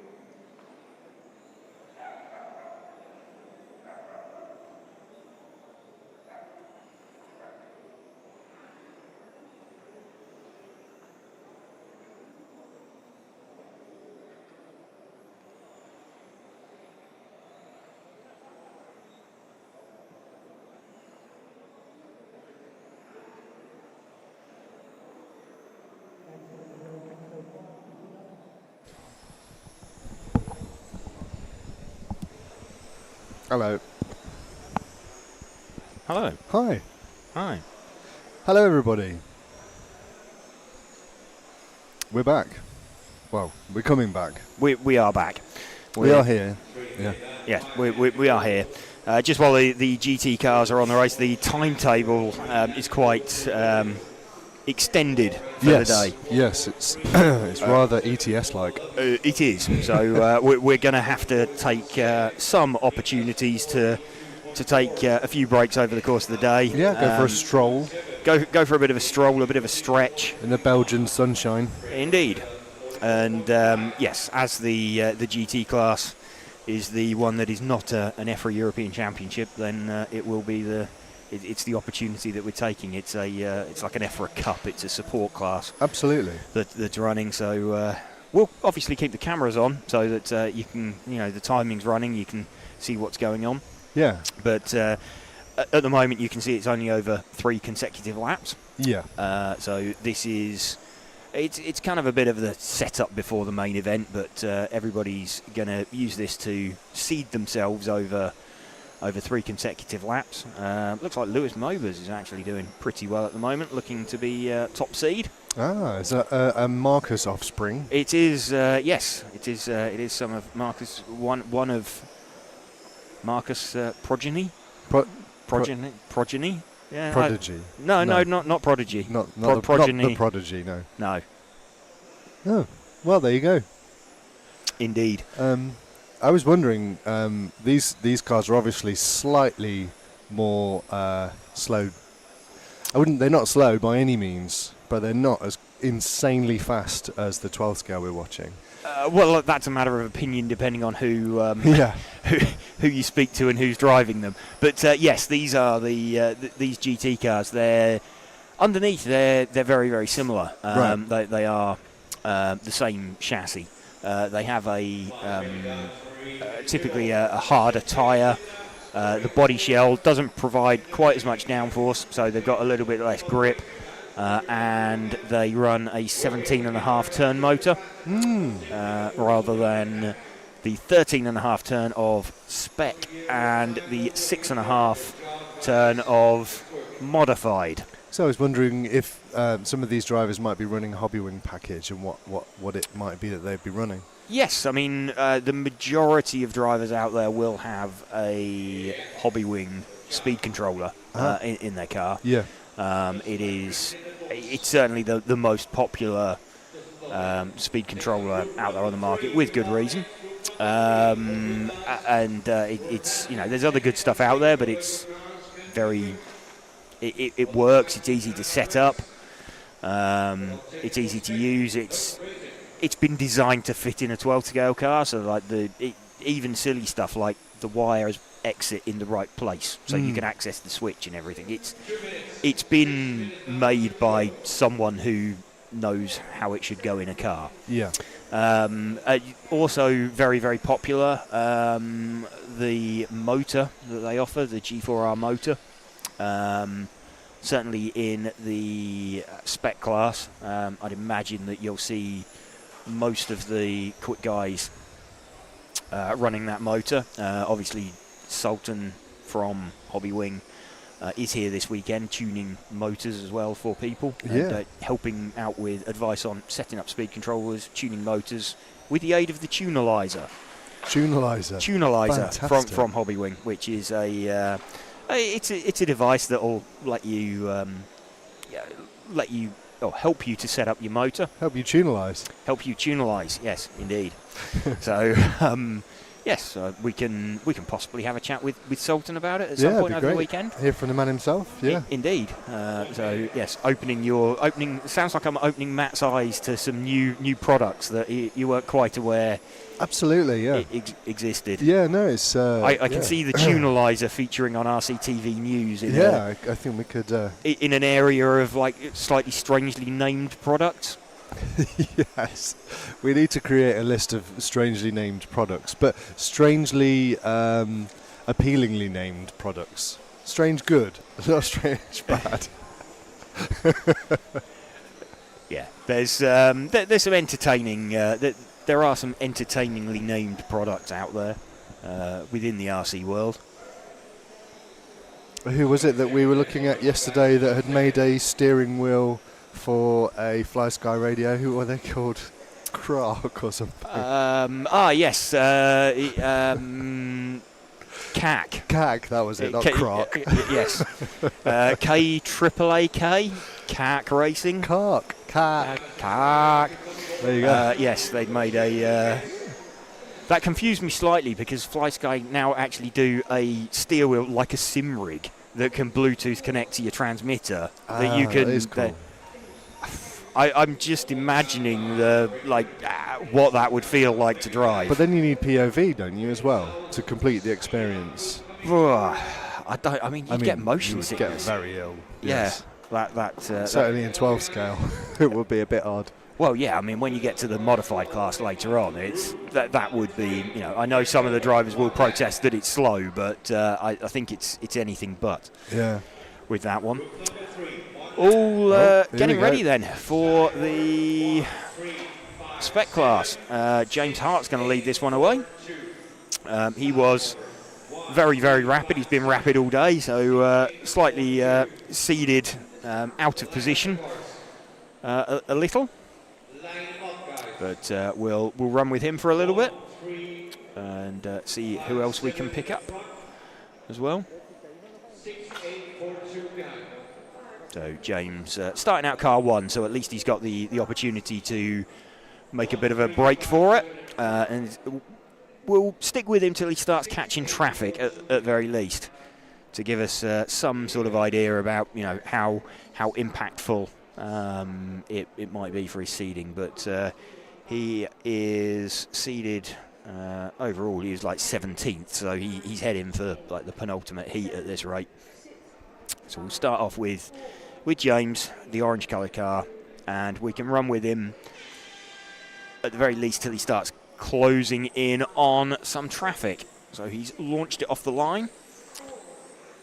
Just wants to, again, pump in 3 consecutive laps. All the other drivers know that he has been a little bit misseeded. He's got the quick opening lap at 12.4. Next quickest lap is a 14.1, so 1.6 seconds quicker over a single lap. He is already past 2 cars. Obviously, they're not completely a lap down yet because they started out towards the back of the pack. But James going very nicely. Car looking good, car looking smooth. Flicks it through the chicane. The one difficulty he will have is he's not necessarily going to know. He's much, much quicker than anybody else in this heat. I mean, 37.1 over 3 laps compared to a 40.1. Let's just have a look. 37.1. what's he done currently? 37.126. So he's pretty much exactly the same time over 3 laps that he has done already. Have to bear with us a sec. I think we've just lost a camera shot. We'll have to just go back to the fixed cam momentarily, just while we get that shot sorted. We've got Matt beavering away on that one. I'll try and keep you on track with what's going on. So James Hart still leading this one. We have got Julian Krajcek in 2nd position. Thomas Gavell running in 3rd from Jaakko Humarshalo. Everybody getting nicely out of the way of James. We're still on the fixed cam at the moment, but looks like we've got it back. Let's see if we can pick up the 6 car then of Julian Krajcek. 6 car is the yellow car with the white roof. He's just going up towards the top end of the circuit through the chicane and out onto the main straight now.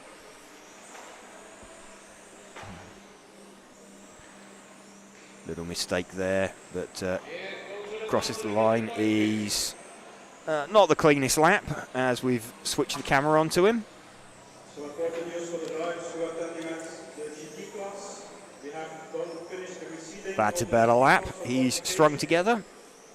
So you can verify your qualification group on my screen or on the right side of the results.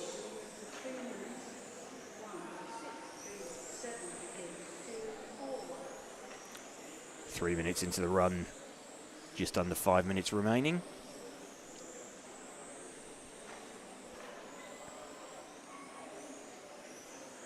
Julian Krajcek we are running with at the moment in 2nd position. Let's see if we can find the 3 car of Thomas Gavell. He is the green front, blue rear car. Top end of the circuit through the chicane. Out on to the main straight now, down the main straight. The reason for the qualifying is hang out for the GT drivers. Zu Deutsch, die EC-Klasse ist ausgegangen. Die neue. Für die Deutsch, weil ich kein Englisch verstehe. Ja.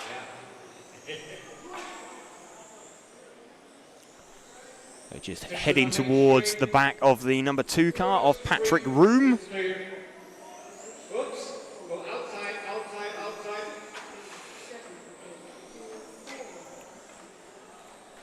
Uh-oh. That's good. Now, as you take it easy at a time, good guys. Take it out. Yeah, take it easy. Otherwise, you ruin the race and you knock your car even more. 3 minutes 30 left. Let's see if we can move 1 car back and pick up James Hart, the orange-coloured car again. So leading this one pretty comfortably. And makes his way through. Everybody kind of clearing out of his way pretty nicely. Where are we now? Over 3 laps. He is on 36.877. 36.8 will put him... Let's have a look. A 36.8 moves him up to between Bailey Graves and Finley Whitelock. So that would put him 14th currently. So not heading for the top heat, but I think James would be happy with the penultimate heat if he can get himself somewhere up there. Obviously still a bunch of drivers to run, but I don't think there's anybody particularly like blazing fast that is behind him that could quite easily bump him that hasn't done a time. He's certainly going to launch himself a very long way up the heat list with that kind of run.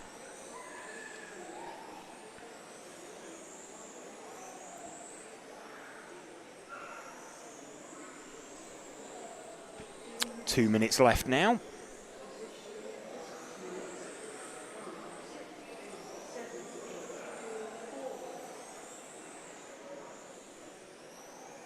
Again, welcome to you if you are just joining us on this Friday afternoon here on RC Racing TV. We're bringing you live coverage for the whole weekend of the EFRA 1/12 European Championships for 2025 from Zwevegem in Belgium. I'd like to thank the event sponsors Hobbywing, Tony Sport, Automatics, Montec, Schumacher, Zen Racing and Orlowski Racing Line for helping us to bring you this coverage. We are watching the first heat of the 13.5 Spec class. The car of James Hart leading this one over 3 consecutive laps. So this is timed practice. The last time that these guys will be on track in time practice. After this round of time practice, we are going to be going into one round of qualifying tonight. Tomorrow we'll be bringing you the resumption of practice and the first couple of finals, or the first leg of finals of the GT class. And we're also going to be bringing you the finals all day on Sunday. So this coverage at the moment, just everybody kind of shaking themselves out, getting themselves seeded into the right heat, seeded into a good heat. James predicted a 39 in 8:09 for this run. Julian, running in second position, is predicted a 35 in 8:02. So 3 and a bit laps, nearly 3.5 laps advantage for James over an 8-minute run as the time expires.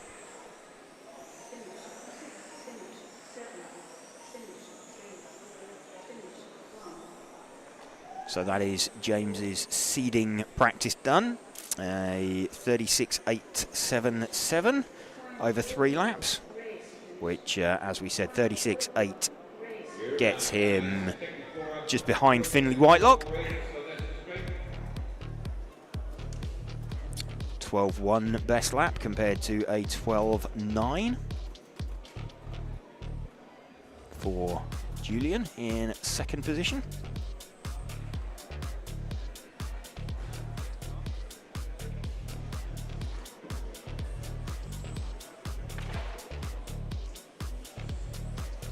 Coming up next, we're going to have Freddie Parker, Alfie Hart, Eero Hakamies, Gunnar Blumendahl, Emmanuel Ferrero, Jukka Hakamies, Cedric Gills, Winston Barnett and Jean-Michel Taiman.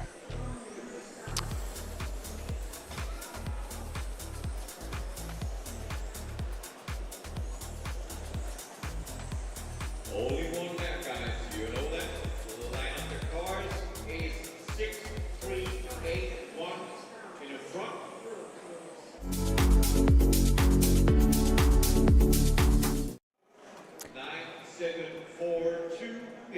Everybody forming it up on the line.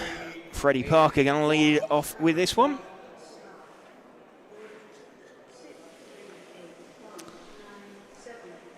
So James just employing an old school 12 scale tactic there. James Hart on Alfie's car. He's just running the front tyres in some dirt at the side of the track. So what that does is if a car's a bit pointy, a bit twitchy at the start of the run, just calms it down. So it's the equivalent of running offline, but it will just give you a nice calm car to get yourself into the run for the beginning. So a bit of a jump there for Freddie. It won't cost him here, but obviously he will want to keep an eye on that for practice.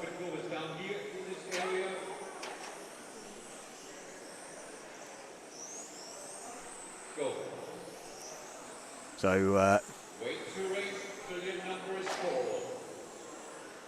called in for a penalty there for Freddie Parker. So we're running with Alfie Hart at the moment. The number 3 car, yellow coloured car.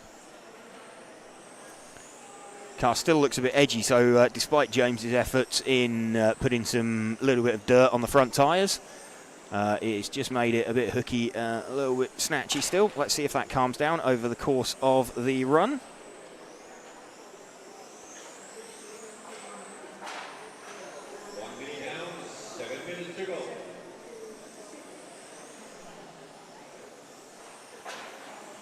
So let's see if we can move forward one car onto Freddie Parker, because I think he's going to pump in some quick laps now he's got himself up and running. So there we go. It's a 47.3 at the moment.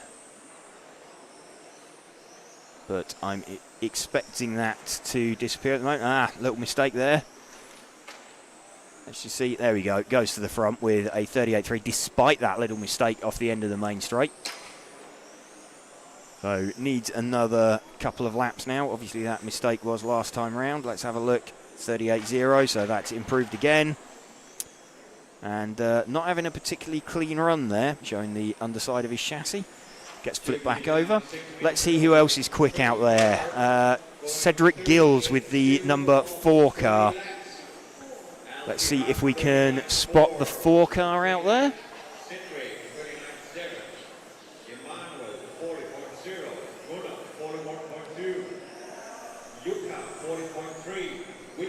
The 4 car is just waiting for him to cross the line.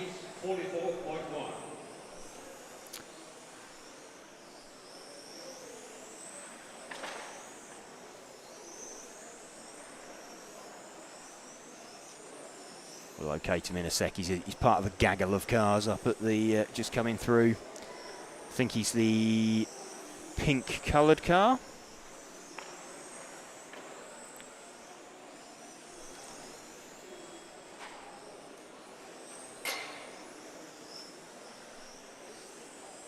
In fact, he's not. The pink coloured car is... couldn't pick him up. Let's run with the pink coloured car for a little bit anyway. We'll identify who the pink car is. Can be a little bit difficult when they're circulating with other cars.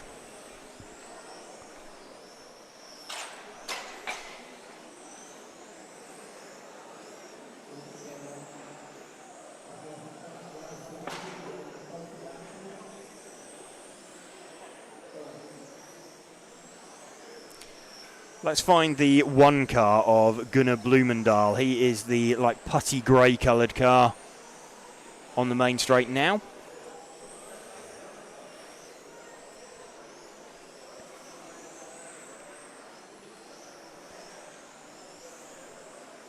Gunnar Blumendal running in 6th position at the moment. 3 consecutive laps, 40.2. Freddie Parker's improved to a 37.9 at the moment. Let's see where 37.9 gets him. Over 3. That gets him around 30th. So that's a decent improvement. He was 38.2 before. So that's a bit of an improvement there for Freddie, over 3. Alfie on a 38.7 as well. So quite comfortable for him. Those two going nicely at the front of this one. 3 minutes 20 left. We're running with Gunnar Blumendal at the moment. Let's see if we can find Alfie and run with him. He is the fluoro yellow coloured car. He's just put it in the barrier off the end of the main straight. Let's run with Alfie for a little bit as he flicks it through the chicane. Nicely done. Out on to the main straight. In off the end of the main straight. He looks like he's in a better place now towards the end of the heat. The car looked a little bit pointy, a little bit on the nose at the start of the heat, as the front tyres have basically run out of additive a little bit. The car's looking a little bit nicer for him, a little bit easier to drive, so perhaps can take something from that. And yeah, just dial in a little bit of steering out of the car. We'll give him an easy life. 38.7 though over 3 laps. That's an improvement over what he has done before. Where was he before? He was 39.1. So second and a half faster over 3 laps. That's a decent improvement from him on a track that's not necessarily evolving hugely at this point, but running pretty nicely now with 2 minutes left. He'll be happy with this, and it's great experience for him. First European Championships.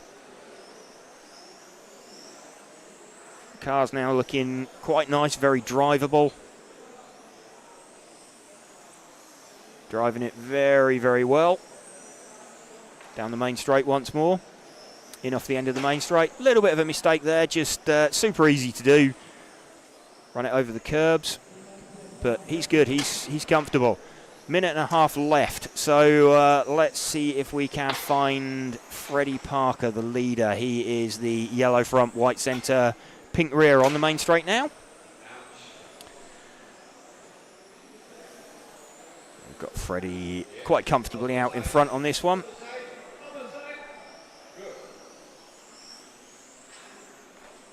He's got lovely clear track in front of him as well.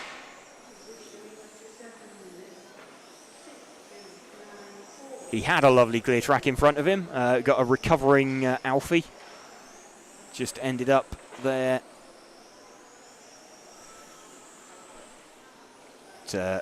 Alfie's opened up very nicely, let Freddie through. So doing exactly what he needs to do.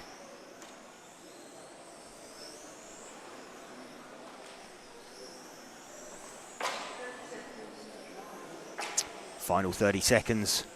So let's run with Freddie as he heads for home.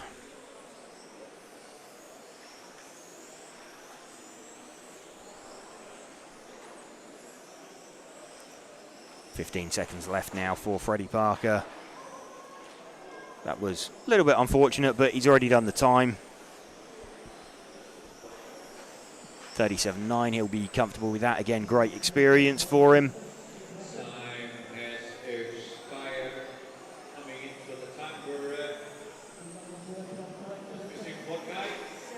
This will be timed practice done for these drivers. As times expire as they cross the line. And just pulling in to the pit area. So Freddie taking that one from Alfie. Alfie with a good 5-minute run time. 8-minute run time though.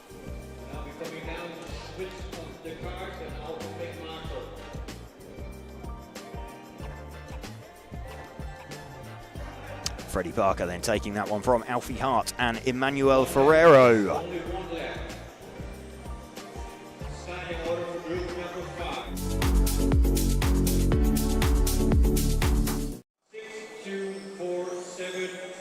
That was cool watching young Alfie in his first Euros.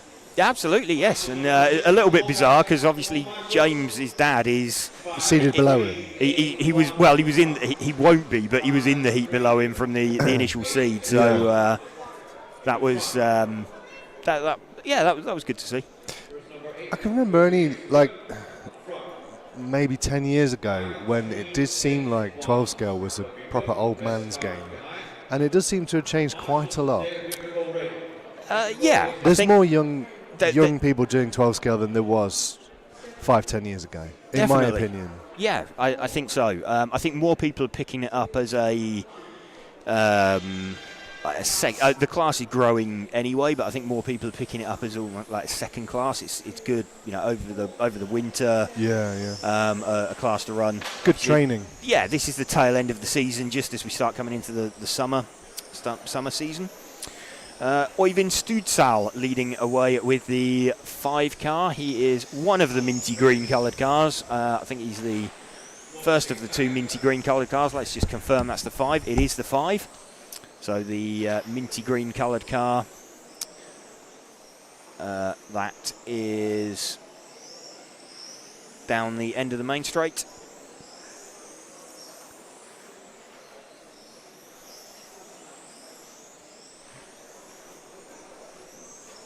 Øyvind Studsal still leading this one. 38.5 over 3 laps. Next up should be route number 6. Oyvind still leading this one by best part of a second over Magnus Hellmark. Just shows quite how quick Freddie Parker's time was, that these guys not really got anywhere near it over 3 laps yet. So let's pick up the lead car, car 5. He's the minty green coloured car up at the top end of the circuit now, just about to come out onto the main straight now. So 2 very similar looking cars out there, but this is the faster of the 2.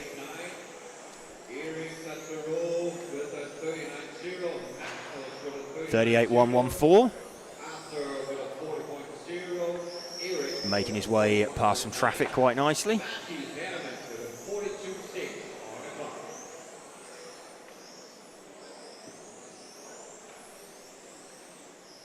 So Niels Meurs running in second position. Confusingly, slightly confusingly, he's running in the other minty green coloured car. So let's see if we can move back and pick him up. He is up at the top end of the circuit, out onto the main straight now. Here we go. That is Niels Meurs. Looks like we're following the same car, but we're not. So circulating around... It was circulating around half a lap apart from Oyvind Studsal. Niels Meurs about 0.6 off over 3 laps.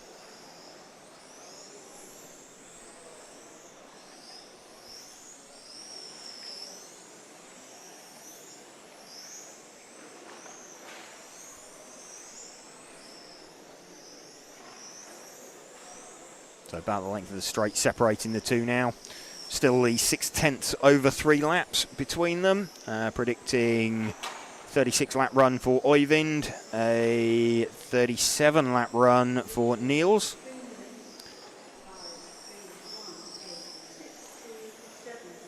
Let's see who else looks quick out there. The number 1 car of Eric Satoreu. He is the white and red coloured car out on the main straight now. White front, red rear.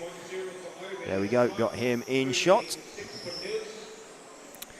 Eric Satoreu running in 3rd position. 39.0, so he's about a second down over 3 laps over what Oyvind has managed.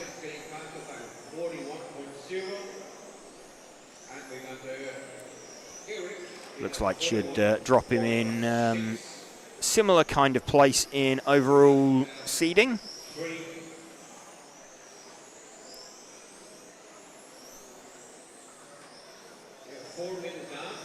But looks like he's got a very good car over 8 minutes, very drivable. He's actually predicting the fastest time out of anybody in the heat over 8 minutes. He's predicting a 37.804. But sometimes speed over 1 lap, it's not the whole story. Obviously, you need to be having a nice drivable car that you can get 8 minutes out of. So despite being a second down over 3 laps over the 8-minute run, well, that's the car of, I think it's Niels Meurs that he is chasing down the main straight. And Niels not really getting away over the course of a run.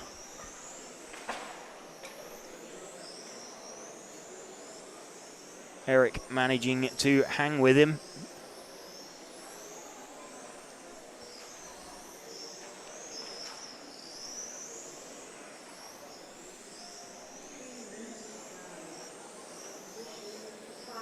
So front 3 seem to have made a bit of a break for it over everybody else.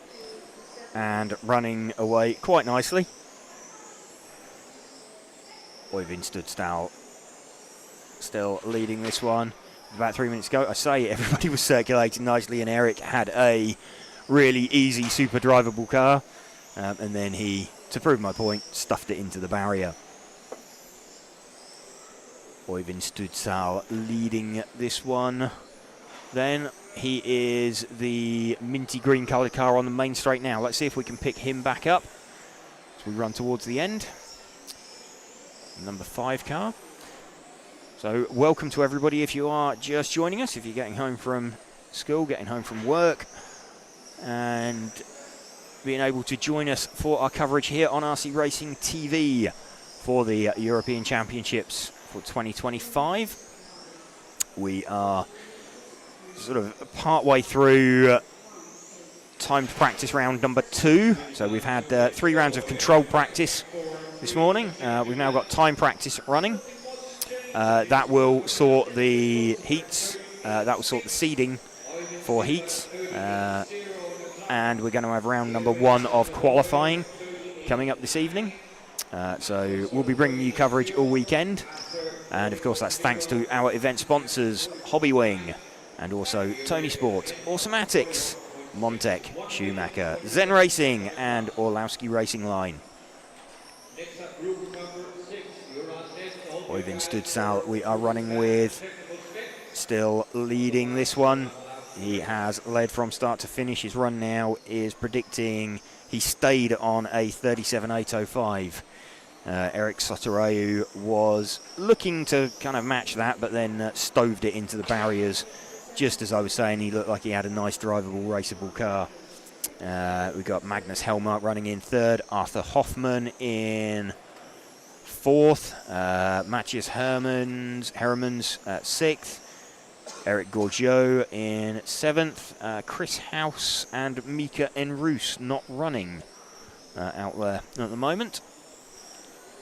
So cars retiring from this run. We're still running with the final 30 seconds with Oyvind Studsal.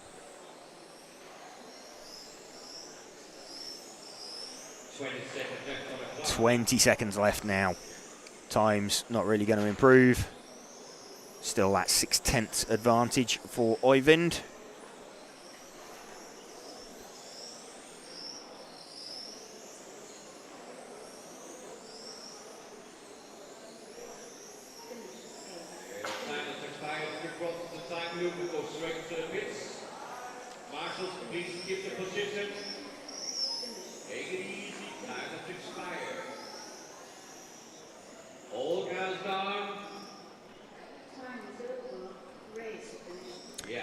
There we go, time has expired, race has finished.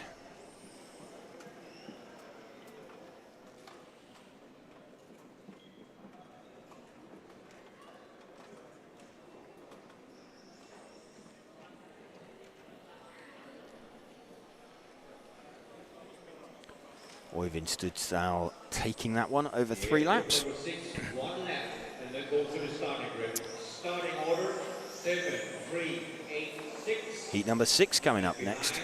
We're having a second roll 9, 4, 1, 2, and 5. Bailey Graves. Bailey has been quick all weekend. I say all weekend, we're on Friday. It's a long way, it's already been a long day. 3, 8, 6 up front. Come on here. Yeah, that's good. 6, come on for the first row. That's good. And 7, you're the first back. Yeah, that's great.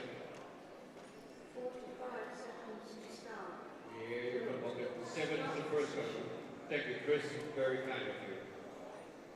Marshall's also ready. Bailey Graves going to lead this one away from Andrea Torrigiani. 10, 9, 8, 7, 6.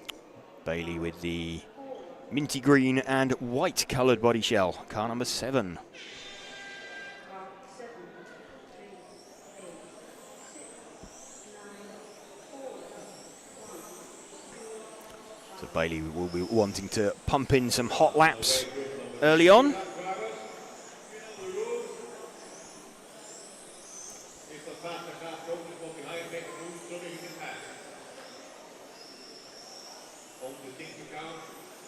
Opening few laps, coming along quite nicely.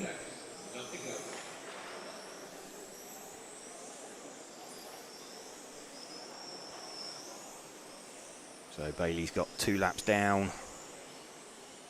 37.1 as an opening gambit. Andrea 37.9 in second position.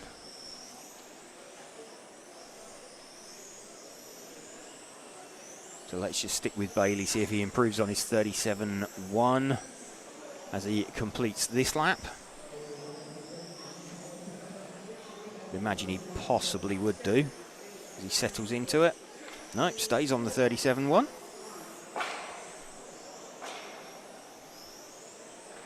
And that's not going to be a great lap as he has a bit of a coming together with some traffic. Let's see if we can move back and find Andrea Torrigiani. He is a white-coloured car. He's just through the chicane at the top end of the circuit, out onto the main straight now. Andrea running in second position to Bailey at the moment. Andrea with a 37.992 over 3 laps. It's a 12.2 last time out from him.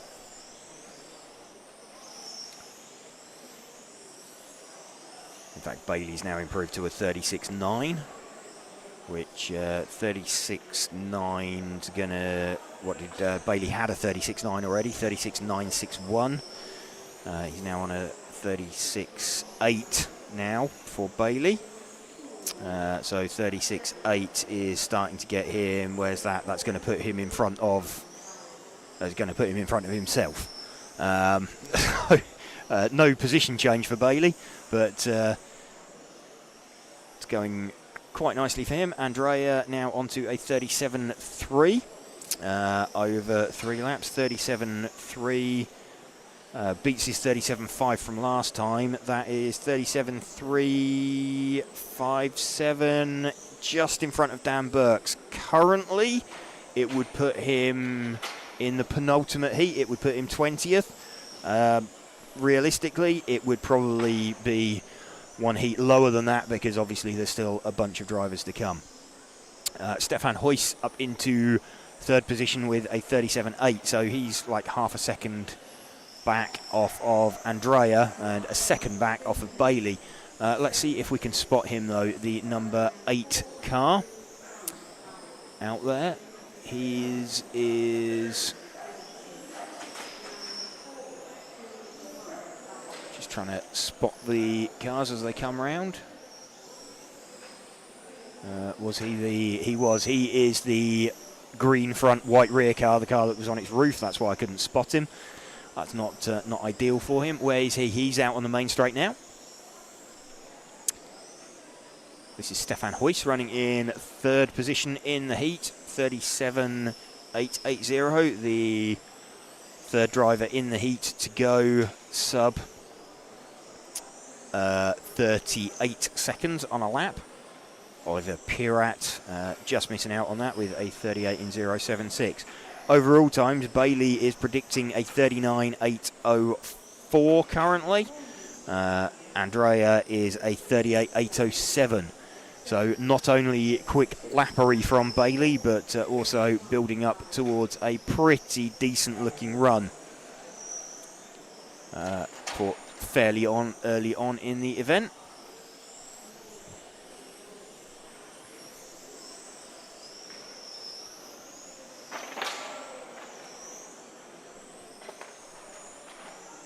Stefan Huyss, who we are running with at the moment. Just keeping it circulating, nice and consistent. He's closing in on some traffic in front of him. Looks a very tractable car, that he's got there. And just has a brief pause as he ducks underneath some traffic, but car looking good, looking decent. Got quite a positive front end on it. Just looks nice to drive. So good car there that Stefan seems to have.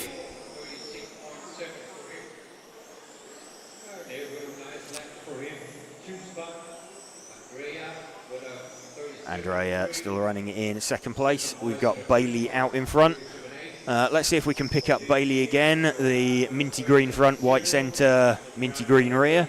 He is up at the top end of the circuit through the chicane and out onto the main straight. So he's chasing down a pink car of the 2 car that he's just passed of Sene Obdebeek.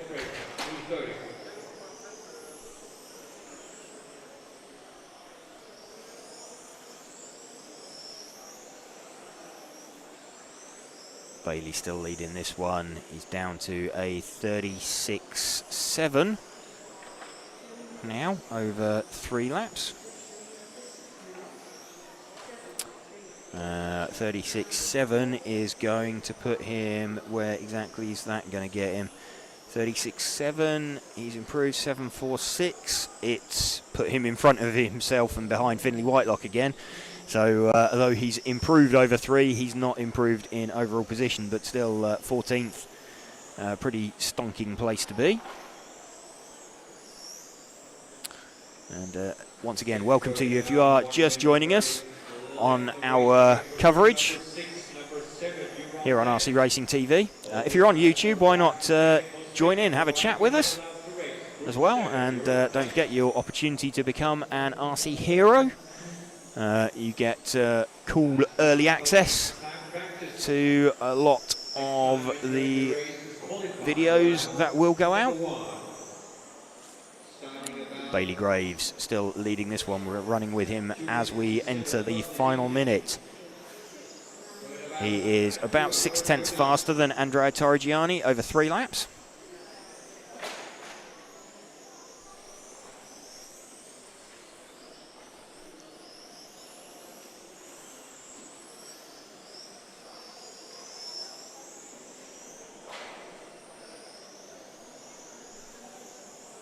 .30 seconds left for Bailey, predicting still a 39.806. So a good 8-minute run coming together. This is the second time that these guys have had a shot at doing an 8-minute run. They've had 5-minute runs for controlled practice at the start of the day. Final 10 seconds now for Bailey.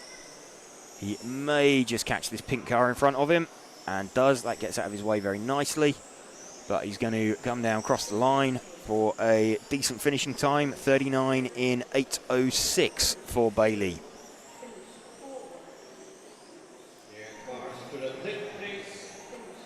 Good run there for Bailey.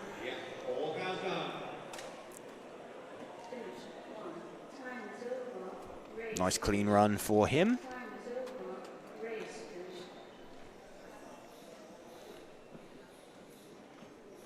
There we go, Bailey Graves taking that one from Andrea Torrigiani and Stefan Huyss. Building towards the pointy end now of qualifying.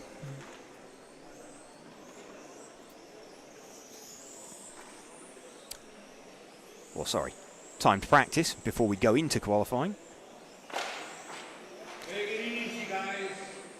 Mark Stiles says, hi from the UK, where I'm sat feeling miserable because I'm not racing at the EC. Yes, Mark would be... Mark's wife is expecting their second child in a couple of weeks. So, obviously, massive congratulations to them for that one. But Mark feeling it slightly unwise to be travelling out of the country with an impending due date.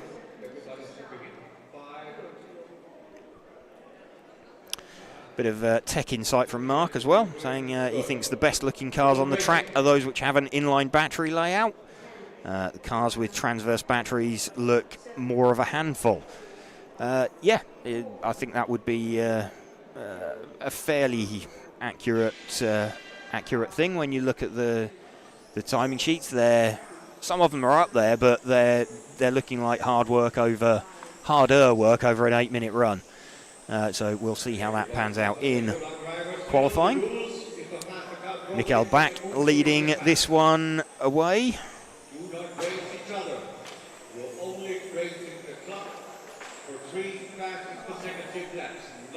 So we are running with the 3-car of Alexander Van Gansen at the moment, the orange-coloured car as he comes down the main straight once more.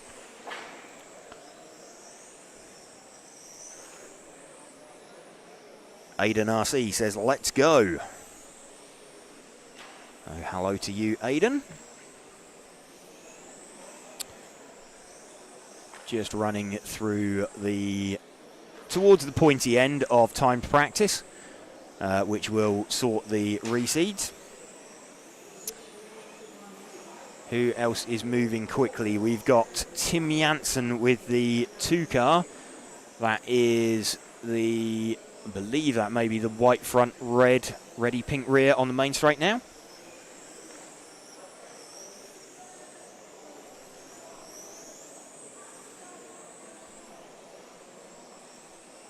Let's just run with him down the main straight.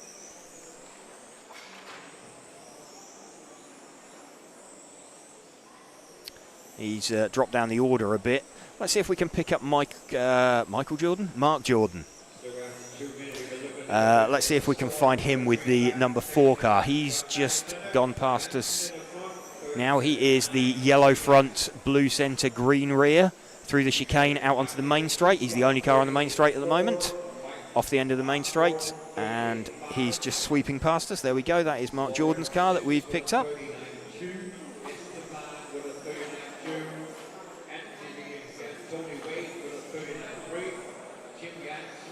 Mark Jordan we are running with a 38.5 over 3 laps.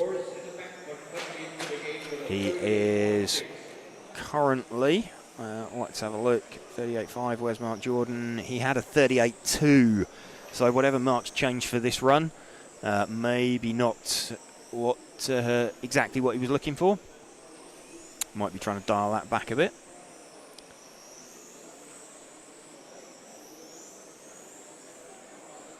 Car looking okay, looking quite comfortable. So Glenn Atherton just joining us,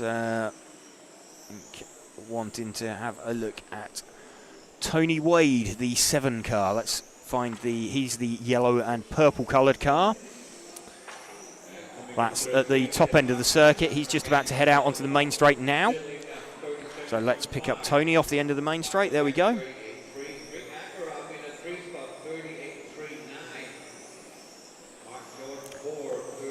Tony's car looking quite positive around neutral.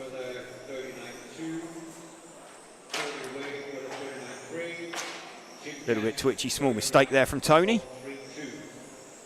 It, gets it through the chicane, out down the main straight. Takes a rather tight line, sort of hugs the inside of the main straight like his favourite granny. And is that Tony peeling into retirement or just trying to get himself a gap? No, he was just trying to find himself a bit of a gap and couldn't find one. There we go. He's got himself a nice gap to go again. Rick van der Acker with the 1 car. He's popped himself up into 3rd position. Let's see if we can spot the 1 car out there. That is the orangey red coloured car. He's just heading up at the top of the circuit now. He is in the chicane and out onto the main straight. There we go. That is Rick van der Acker.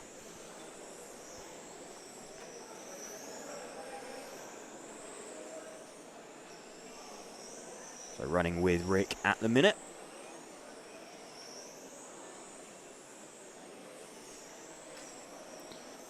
Very experienced driver is Rick. A Dutch driver, 38.399 over 3 consecutive laps. Alex van Gansen really the pace setter in this with a 37.3 over 3 consecutive laps. Best lap of 12.3. Best anybody else has managed is Mark Jordan with a 12.5.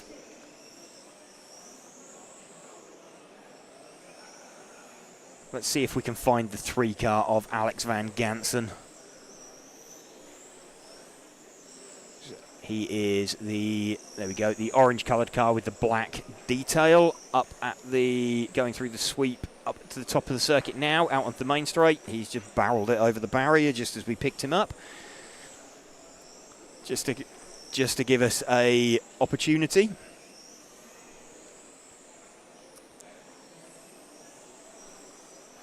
Running with Alex van Gansen, already pumped in 3 quick laps. We've got 2 minutes left in this heat. 6 minutes out, 2 minutes to go. Attention now for the sweeper. On track here. Attention. It's clear. So obviously 3 consecutive laps that they're looking for at the minute.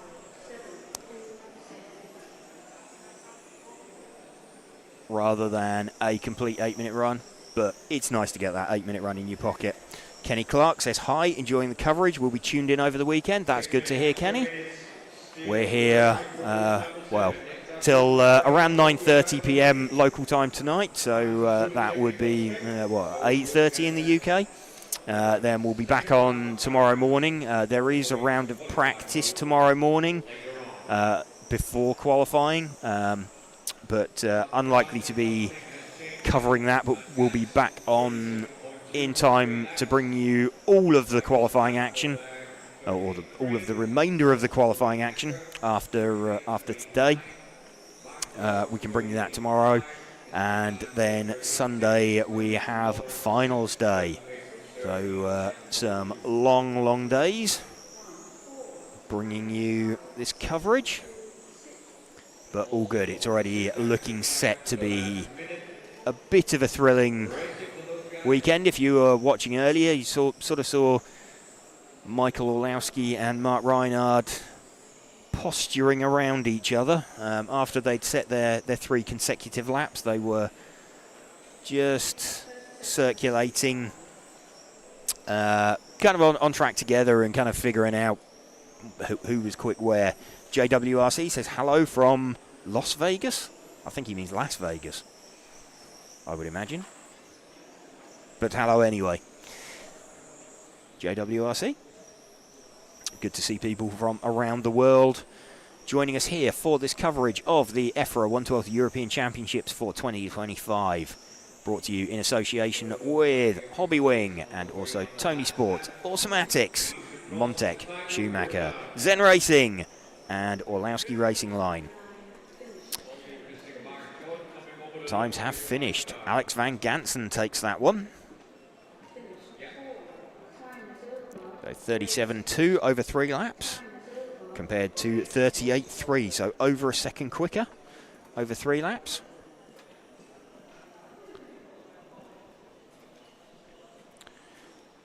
Ready for heat number 8.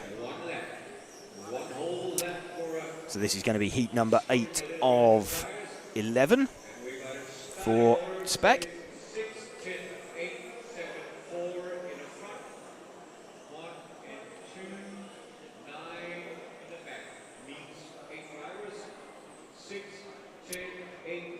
JWRC, do we know where you can find English videos on the express cars? Not off the top of our heads. YouTube's going to be your best source for it, but yeah, I'm not sure. You know, if anybody out there does know and is screaming at their monitor or their TV, please feel free to put it in the chat. But yeah, not something that we're completely aware of. Any coverage covering that. So Lucas Larson going to lead this one away from Mark Dieterman, Tom Adams, Jan Dietmar, Dennis Meither, Mark Payne, Ole Thomas Bryn and Sasha Lennartz. Lucas Larson with the 6 car going to lead off. 7, 6, 5, 4, 3, 2, 1. Car 6, 10, 8, 7. So all blue coloured car of Lucas Larson. It's not an ideal opening lap, but not going to cost him too much here because he's got time to settle into it, but you don't want a car that edgy at the start of qualifying. You can kind of see he's a little bit scared of that car at the moment. He's trailing the throttle in, just shooting past a few corners. That'll come good later. That'll get him 3 decent laps, but doesn't look like an 8-minute car at the moment that Lucas Larson's got underneath him. 25.855, not terrible over some opening laps. Let's move back 1 car to Mark Dieterman, the sort of greeny yellow front, white rear car. That's him. Mark Dieterman running in 2nd position at the moment to Lucas Larson, who has hooked up some decent laps. Mark Dieterman drops to 3rd, actually, the car we're running with, as Tom Adams has got himself into the mix with the number 8 car. So Mark Adams 8 car. Going quite well. He is, I think he's 1 car further back from Mark. He is the Golf liveried car out there, the sky blue and orange coloured car on the main straight now.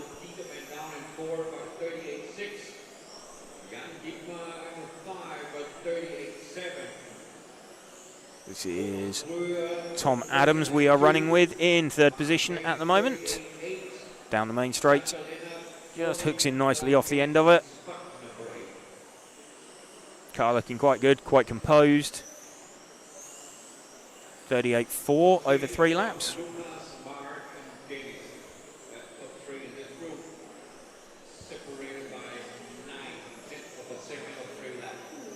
All good, all comfortable there. Mark Dieterman's popped himself back up into 2nd. Who is in 3rd now? Dennis Miether, German driver with the 4 car. Let's see if we can see the 4 car out there. 4 car is the orange front, blue rear, just heading up towards the top of the circuit through the chicane and out onto the main straight now.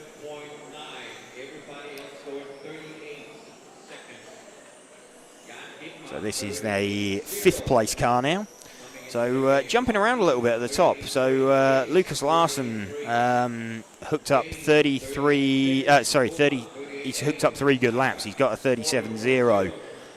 Playing Tom Adams in 2nd with a 37.9. So about 8.5 tenths up.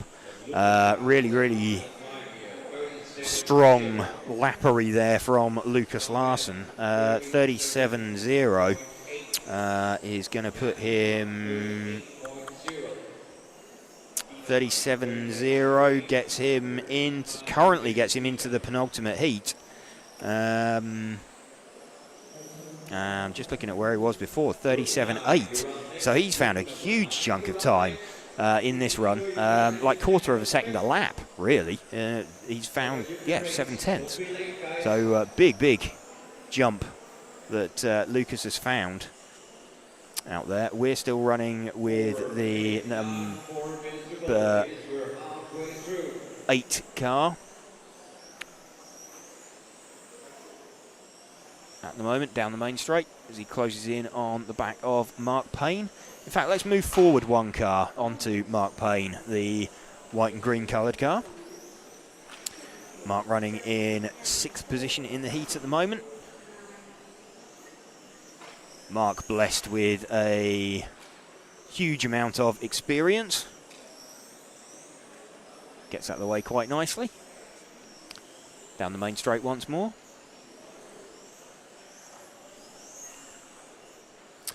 Mark's car looking, it's looking quite front-endy, but actually when it arrives at the corner, it's not doing a lot. It's wanting to go straight on. So it will feel nice to drive, but not sure it will be particularly easy to extract a time from with that.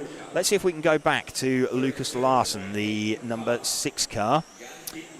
Nice and rapid. He is the all blue coloured car, so he's effectively 1 car back from Mark, who we are following. There we go, that's Lucas, just appeared in the shot. Lucas Larsson, Swedish driver, 37.077. Remember at the start of this run his car looked quite pointy. Now it is looking pretty planted, to be honest. That's looking good, front end goes in nicely. The car just hooks in the middle of the corner, doing everything you might want it to. Let's run with him as he closes in on the back of Mark. He's got 2.5 minutes left, so he should quite comfortably get there, especially if Mark's taking lines like that.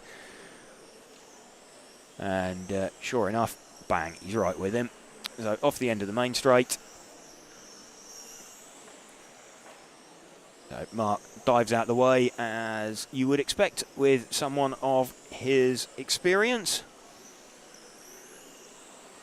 Small mistake there on the exit for Lucas Larsson.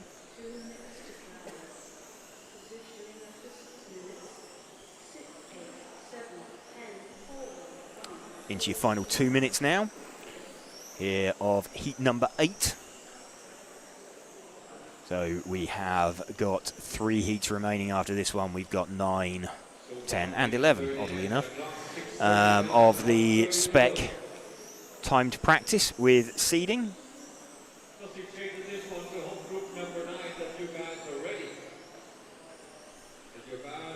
1 minute 25 remaining.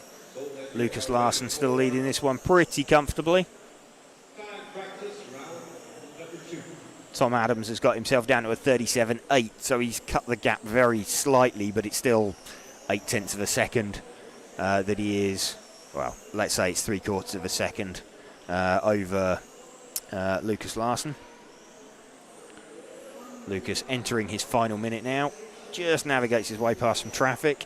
He's heading for a run, a 38 in 8:10. Jan Dietmar is heading for Jan Dietmar is heading for a quicker run time with a 38 in 8. So good potential run coming up for Jan Dietmar, currently running in 3rd position, but we've got 30 seconds left for Lucas Larsson, who we're running with now, to bring this one home. Final 30 seconds, that'll be nice to hear. Some of the drivers out there now will be just wanting to bring this one home. Stop, I want to get off.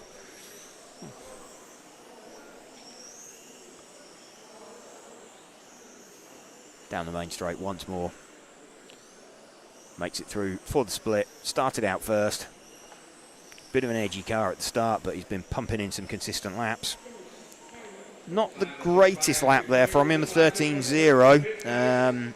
Tom Adams, Jan Dietmar, Mark Dieterman actually, strong pace at the end of that. He did a 12.6 at the end of it. So Mark Dieterman's best lap was a 12.613. His last lap was a 12.656.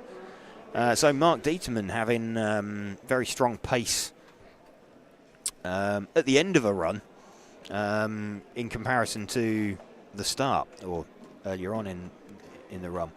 So again, welcome to you if you are just joining us here on this Friday afternoon stroke evening from Zwevegem in Belgium. We're RC Racing TV and we are bringing you live coverage of the EFRA 1/12 scale European Championships in association with our event sponsors Hobbywing and also Tony Sport, Automatics, Montec, Schumacher, Zen Racing and Orlowski Racing Line. So we've got some drivers here who are currently in the top 10. We've got one driver who is currently in the top 10. Sam Colt, he is currently 10th on this one and will be leading this one away. So he is the number 6 car, the predominantly white car with orange roof. And then Ian Beckert and Dan Burks will follow him away. So I think 3 of the guys from this currently in the top 20. Let's watch Sam Colt as he leaves the line.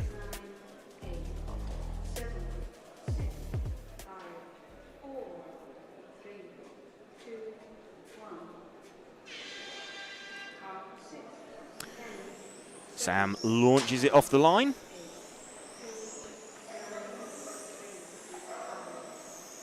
So really trying to get some aggressive laps in to start and almost catches the last starting car. So Sam wanting to get himself up into the top heat if he can. 24.1 over 2 laps. So 3rd lap's just coming up, 36.1 for Sam.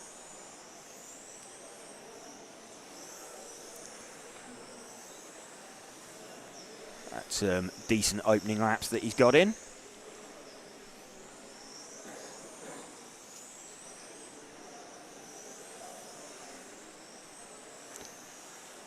Car looking very aggressive. I mean, it's fast over a lap, but he's ragging that to get that round. it's a decent 3-lap car, but not entirely sure that's where you want to be for 8 minutes. But Sam, very, very talented.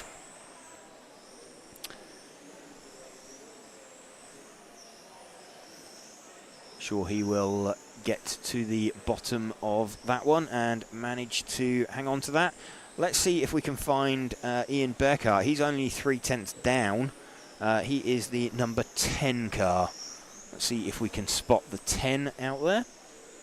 2 minutes down, 6 minutes to go. And we're looking at top 3, close racing, very close racing. The 10 car is the pink front, white rear, top end of the circuit, out on the main straight now.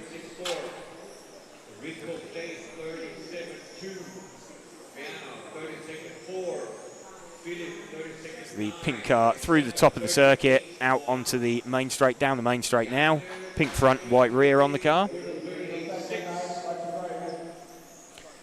Sorry, just understand we're having a little bit of getting the camera sorted. So the pink front, white rear car just come past us. He's heading through the sweep out into the top end of the circuit. Kevin Joseph saying, is there no concern that in the last chicane competitors will hop the barricade? There are race referees in place, so they'll be keeping a very, very close eye out on that one all weekend, Kevin. So there's potential for it, but the referee will put that right if that does happen.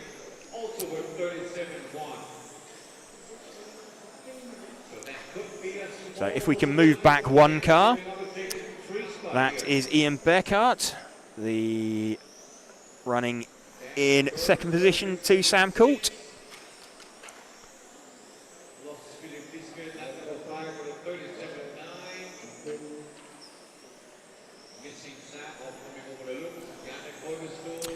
Looking at Sam, he was on a 36.5 before. He is now over 3 laps. He's on a 36.1.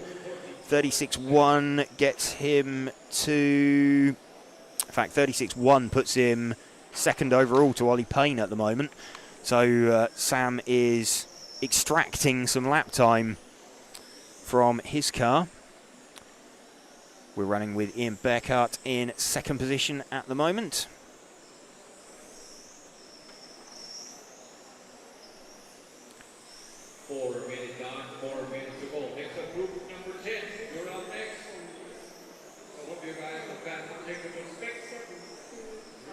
Let's move our focus back one car onto Sam. See how he is doing. 36.1. Ian Beckart's 36.4 will be quite useful as well. A 36.419 would put him... where's that going to put him? Between Adam Isay and Adam Mackman at the moment, currently. Obviously, those guys have still got to go out, but Sam doing what he needs to. I think that time should put him somewhere in the top heat with what he's already done.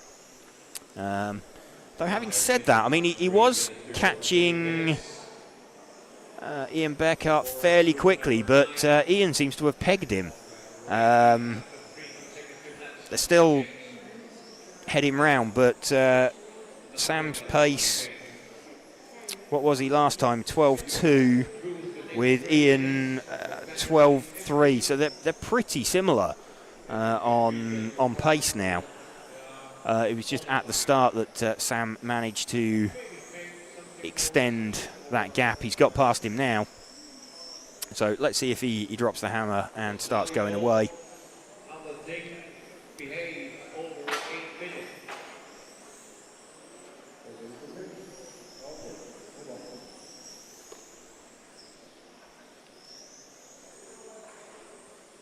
Still running with Sam. What have we got? 2 minutes 15 left. So lead two cars in this heat, both in shot. Sam Coult leading, Ian Beckart in second position.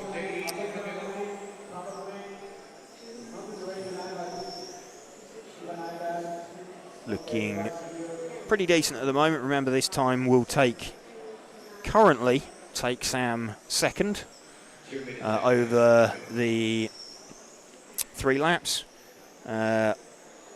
He is predicted for a 39.805. With Ian Becker predicted 39.806. Not a lot between them over an 8-minute run. That's Ian just running behind him in the back of shot. They started out 1 second apart, and in fact Sam's just dropped off slightly because Ian is now showing as being quicker than him over a run currently. Although that was a bit of a scruffy lap then from Ian, that's dropped him back. They're basically matching each other within a couple of tenths. They started out a second apart. They're now, to all intents and purposes, a second apart as they go into the final minute. I think, though, we're probably going to see out of this, although they're quite similar in 8-minute pace, I think we're possibly going to see Sam in the top heat with Ian in the penultimate heat. So he's going to end up moving himself up. Got a few retirements. Werner Spanbrucker, Dan Burks and Philip Lischke, all retiring from this run. So coming in.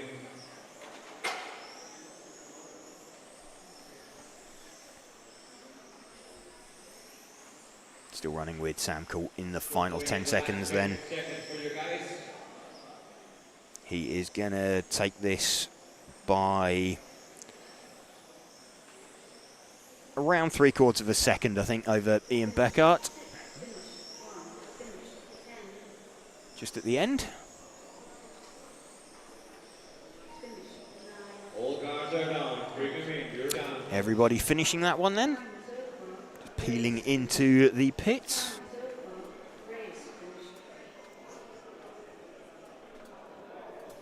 There we go, Sam Colt then, 36.1. So that's currently got him second overall to Ollie Payne.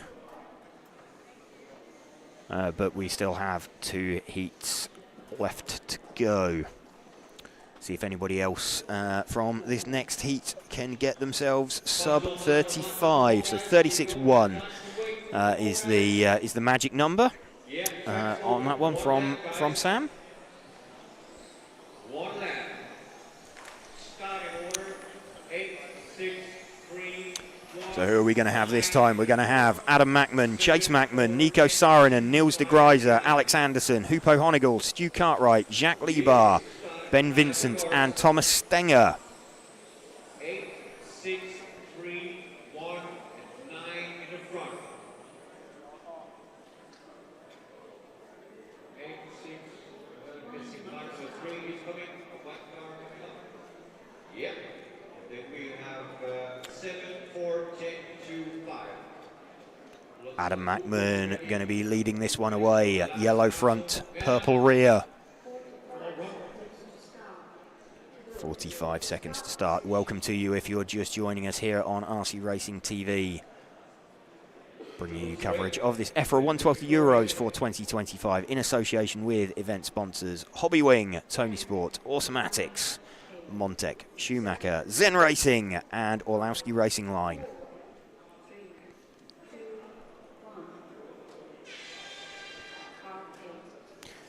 Adam Mackman leads off from Chase.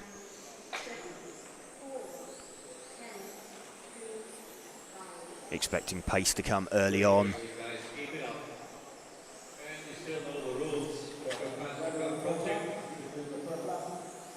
So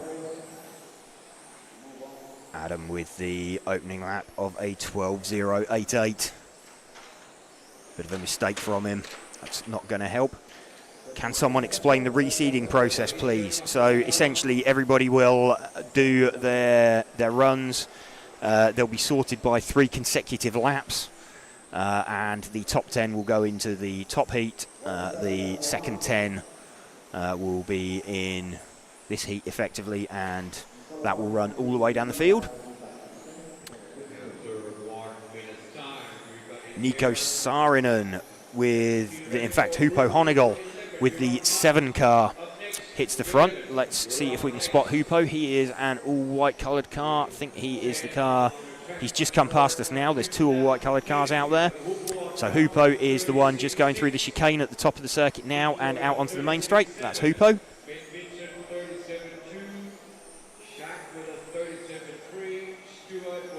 Hoopo with a 36.6.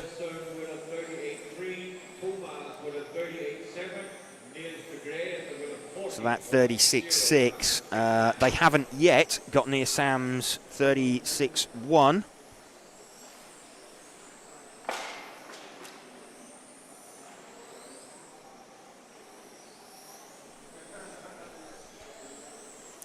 We've got a retirement for Chase, so he's not going to be improving his seeding.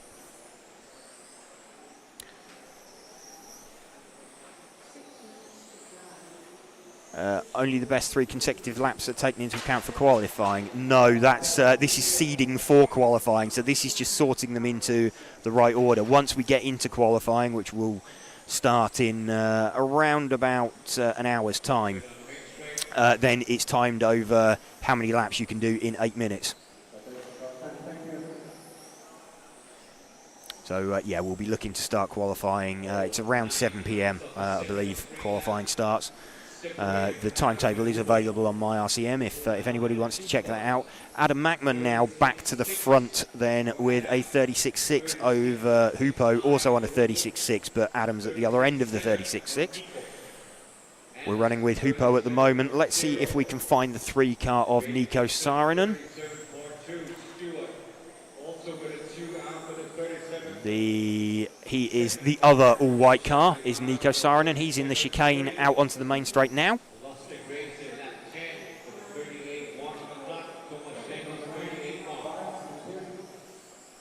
So this is our 3rd place man.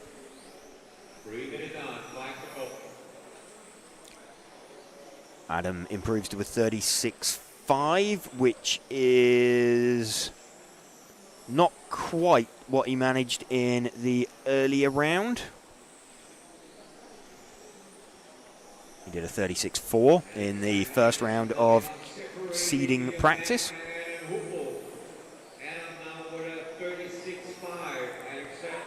Best lap for Adam, though, is an 11.9. So he's got some serious pace in the car if he can string that one together.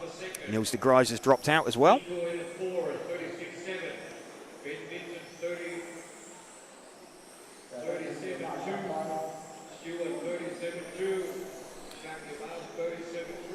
Where are we now? 3 minutes 55 in. Let's see if we can go back to Adam's car. Yellow front, purple rear. He's up in the top end of the circuit through the chicane now and out onto the main straight. 1 car back. There we go. That's Adam's car. Where can I see live timing and results? You can find that on myrcm.ch. You will see all the live timing and the overall results. Obviously, live timing is available on the side of the stream at the moment. We're running with Adam Mackman, 36.5 over 3 laps. Not going quite as quick as he managed earlier. But, we'll be hoping he's done enough to get himself into the top heat. We'll have an idea in about 15 minutes time what the top heat is going to look like, or what the qualifying order is going to look like. So we'll bring you that as soon as we have that information. Adam Mackman, though, leading this one. Don't think he's going to do anything any quicker. He's still circulating in 12.3s. Alex Anderson, 12.2s. Hoopo's dropped off to 12.4s. So he's struggling now a little bit with pace later on in the run. Let's see if we can find Alex Anderson, actually, with the 9 car. He is the pink and white coloured car. So pink top, white skirt around the bottom, just on the main straight now. Just off the end of the main straight, there we go. That's the car of Alexander Anderson that we're running with in 2nd position in the heat. Just navigates his way past the 5 car of Thomas Stenger. Running with Alex Anderson.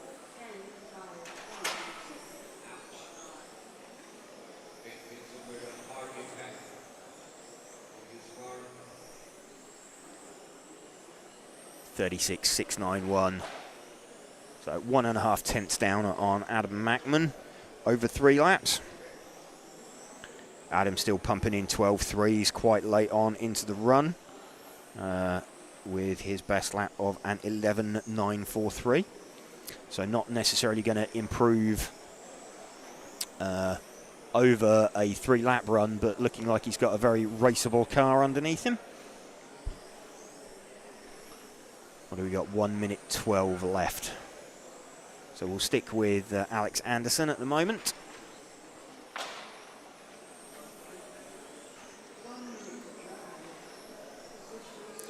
Into the final minute now. So I think most of these guys not thinking that they'll be looking to improve, but Adam predicting on an 8-minute run a 39.804. Alex Anderson 39.810. Hupo a 39.806. Nico Saarinen 39.805. So it's really, really close at the top end of this, where everybody is looking likely to end up. Pretty sure though that the order is going to stay very, very similar.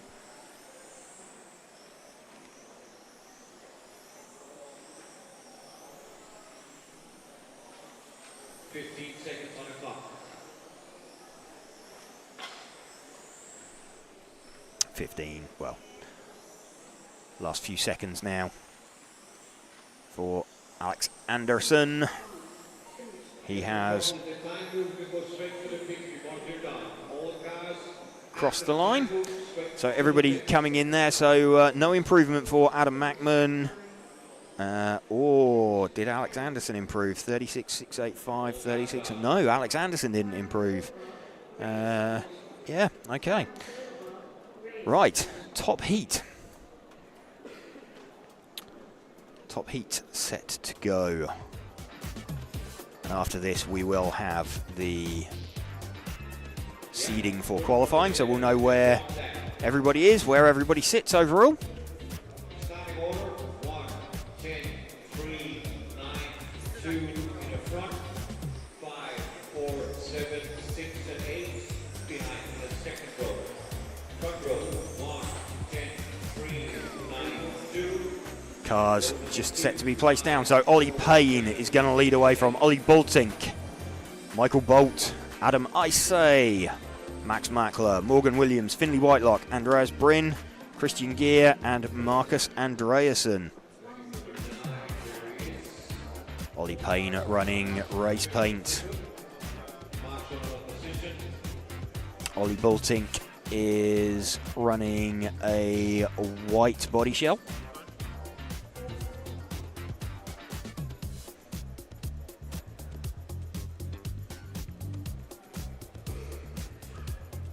Ollie Payne looking like he's got his body shell mounted really far forwards on his car. Actually, I can see that there's very little cut at the rear of that. So that body shell looks like it's mounted like 5 mil forwards of centre line.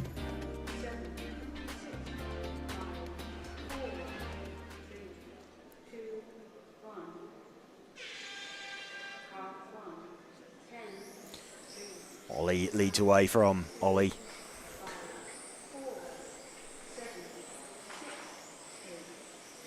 Hot opening laps.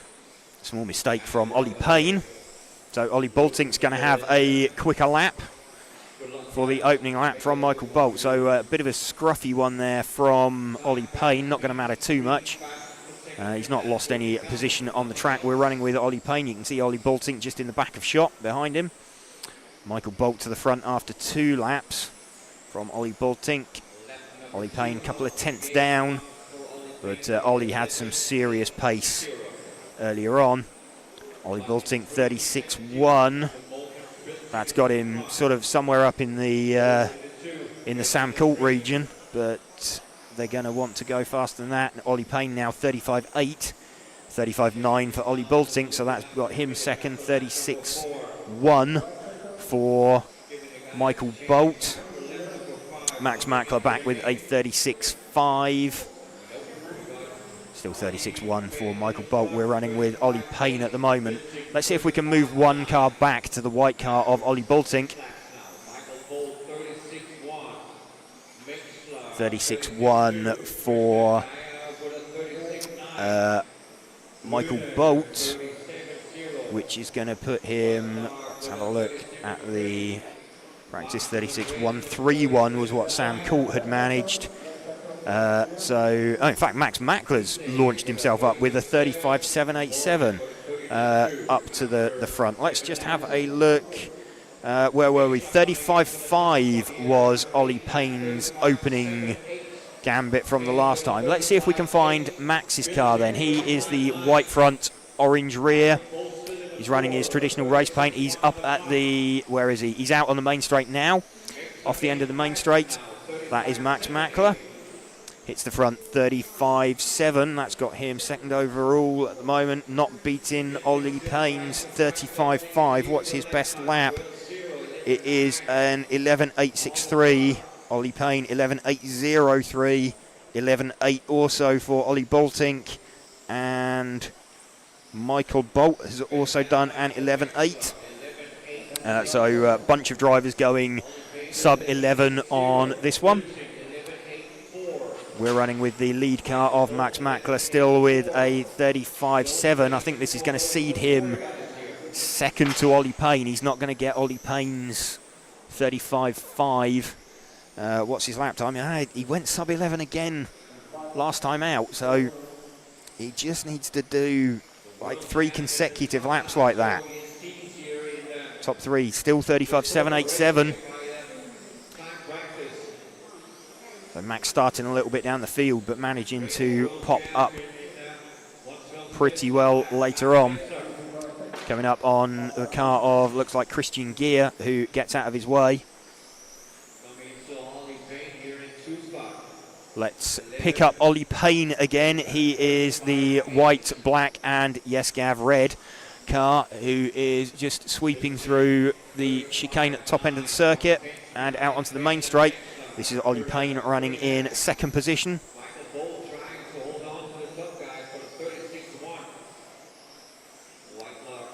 So Michael Bolt with a 36.1, Ollie Bultink.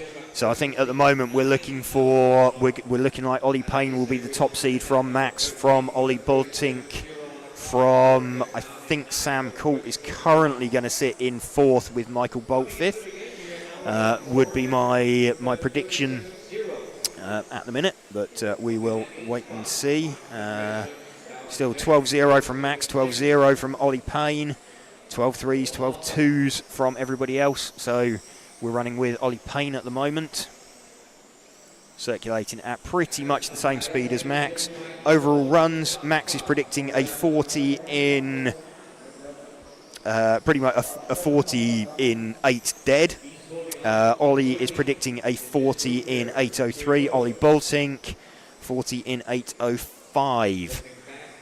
So Max looking like he's got a good 8-minute car underneath him. Let's just see if we can pick out Michael Bolt. He is one of the orange coloured cars out there. The number 3 car is Michael Bolt. He is the orange coloured car. He's at the top end of the track now through the chicane and out onto the main straight. There we go, that is Michael Bolt.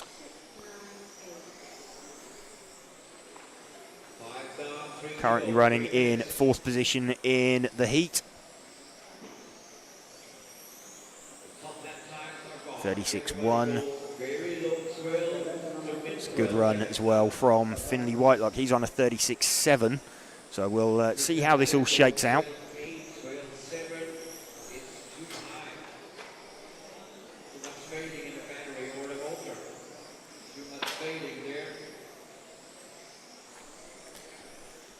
What have we got? 2 minutes left, just over 2 minutes. We will know the outcome of the timed practice, which will govern the seeding for qualifying. So we'll have a pretty good idea of what heat everybody is going to end up in.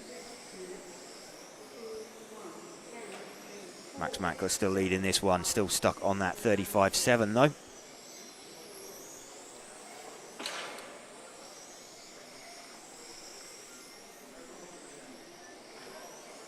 Max still predicting a 40 in 8.02. Ollie predicting a 40 in 8.03. 1.5 minutes left. Let's see if we can pick up Max in the run for home then. White front, orange rear. He's through the chicane at the top end of the circuit and out onto the main straight now. Ducks underneath one of the white-coloured cars out there. That is the car of, I think, Ollie Boltink, who is suffering a little bit. But, I think they're pretty well stuck on their times now. Yeah, with 1 minute to go, no one's going to do anything. But let's have a look at lap times. Max with a 12.0 last time round. Ollie Payne with a 12.1. Ollie Boltink with a 12.3. Michael Bolt with a 12.3. Everybody else down below 12.5, or above 12.5, sorry. So Max looking like he's got strong pace towards the end of a run. That could come in quite useful for qualifying as well. So going very, very nicely out in front. Not matching the times from the earlier controlled practice round. It is definitely a little bit chillier in here, but obviously that doesn't matter. We're going to go when we go into qualifying, so this is just about getting yourself sorted into a heat. Final 20 seconds now for Max. He is looking like he's going to go about 9/10 of a second faster than Ollie Payne over an 8-minute run.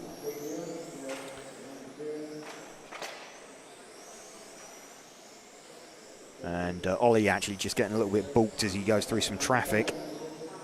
So 12.2 last time round for Ollie. But there we go. So it is, as they finish, 40 in 8.02 for Max, 40 in 3.5 for Ollie Payne. So about a second between them. Right at the end of that one.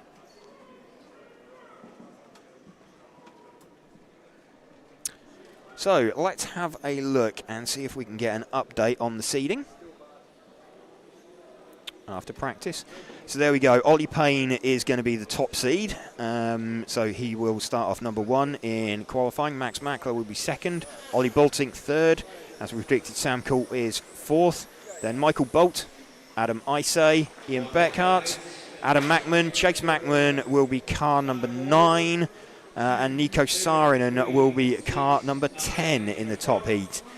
Then we've got Niels de Gruyter just missing out as 11, Morgan Williams 12, Alex Anderson 13, Hupo Honegol 14, Finley Whitelock, Andreas Bryn, Bailey Graves, James Hart gets himself up into the top heat, into the penultimate heat. That's a good effort from heat number 1. Who else have we got standing out down there? So some really good efforts from a bunch of drivers. But there we go. We have Ollie Payne down as the quickest in seeding practice. So Ollie Payne will start car number 1 for qualifying. 10, 9, 8, 7, 6, 5, 4, 3, 2, 1. 5, 2, 7, 3, 6, 9, 4, 8, 5, 1, 10. Good luck, drivers. Don't forget. Bit of an early mistake there from Tobias Sutrick. Gave the barrier a bit of an inspection. But this is the modified class. 6.5 turn motors. So welcome to you if you are just joining us here on this Friday afternoon stroke evening from Zwevegem in Belgium. We're RC Racing TV, and we'll be bringing you live coverage all weekend of the EFRA 112 European Championships in association with our event sponsors Hobbywing, Tony Sport, Automatics, Montec, Schumacher, Zen Racing, and Orlowski Racing Line. And if you are watching us on YouTube, feel free to say hi in the chat. If you've got any questions, feel free to drop us a message. We'll do our best to answer them for you. Running with Tobias Sutrik at the moment out in front. Oscar Fjeld's got himself up into second position with the 7 car. Let's see if we can spot the 7 car. He is one of the yellow coloured cars. He's up at the top end of the circuit now through the chicane and out onto the main straight.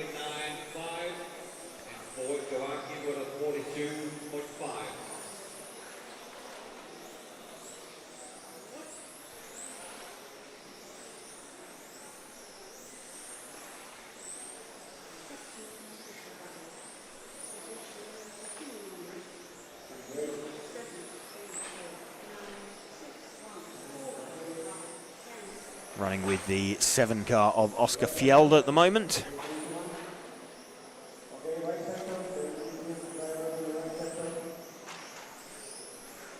Managed to navigate his way past some traffic. They're all gradually getting out of his way.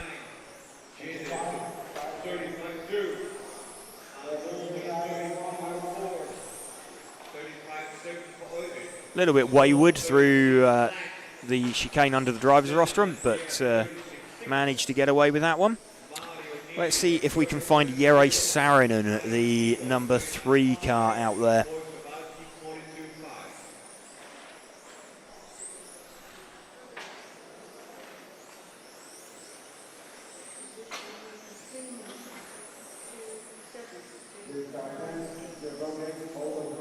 Jere Saarinen, I think, is the orange coloured car.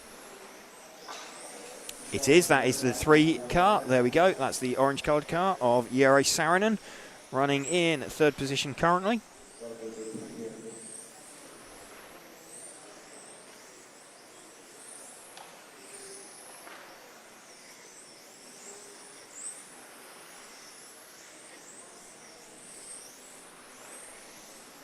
Running with Jere Saarinen in 3rd position. Just as we start to get ready for the top heat of modified, we'll also try and catch up with Ollie Payne, our top seed for qualifying.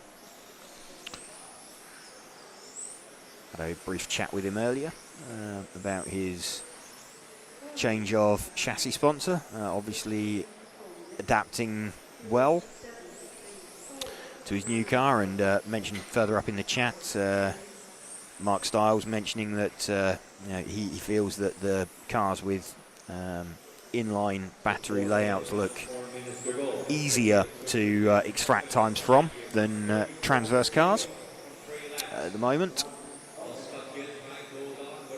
We'll see that put to the test in the top heat as well, with Mark Reinhard running the Automatics A12X. That's got an inline battery layout. And you see Michael Orlowski running the Schumacher Eclipse 6 with the transverse battery layout. In the Spec class, that's chalked 1 up to the inline cars.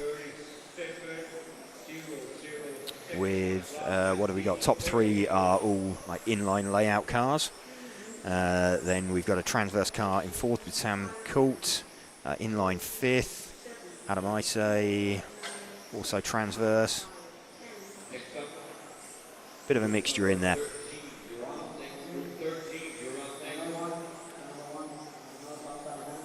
Let's see if we can pick up the leader again, car number 2. He is white and red coloured car, off the end of the main straight now.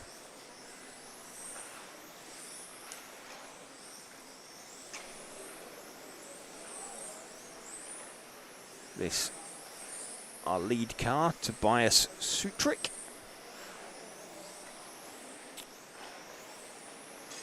Best lap time 11.2 over 3 laps. He is on a 34.0 compared to Jari Saarinen, who has done a 34.7. So he's like 3/4 of a second down the road. Final 2 minutes now for these guys.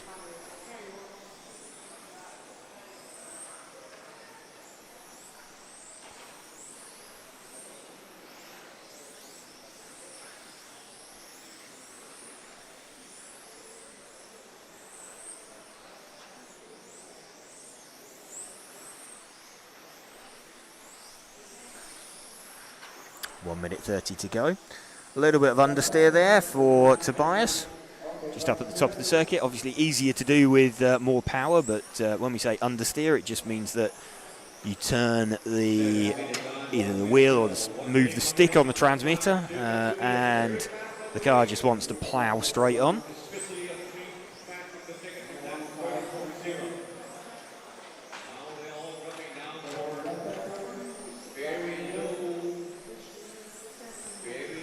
Tobias Sutrick navigating his way in and through some traffic. Going to be quite an important thing for qualifying later. Obviously he'll be looking to seed himself out of this heat. Should comfortably have the pace to do that. Looking at overalls, he is, where was he? He was 15th, so yeah, he's going to go from 35th to 15th, or yeah, he'll bump up 2 heats, I would think, at this kind of pace that he's showing.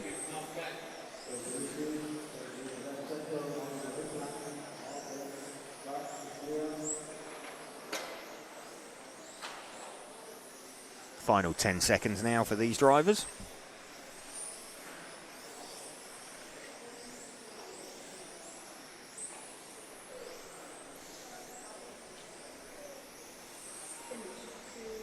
Time has expired, finish the lap you're on, and go straight to the pit.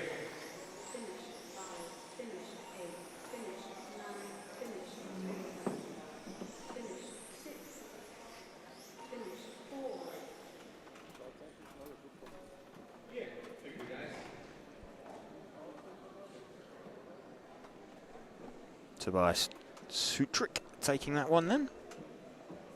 Time is over. Race finished.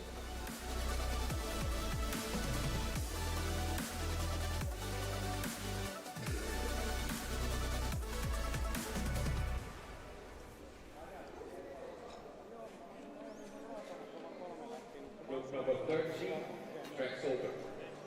Track open for heat number 13. 2, 5 in the front, 9, 6, 8, 1, and 3 in the back.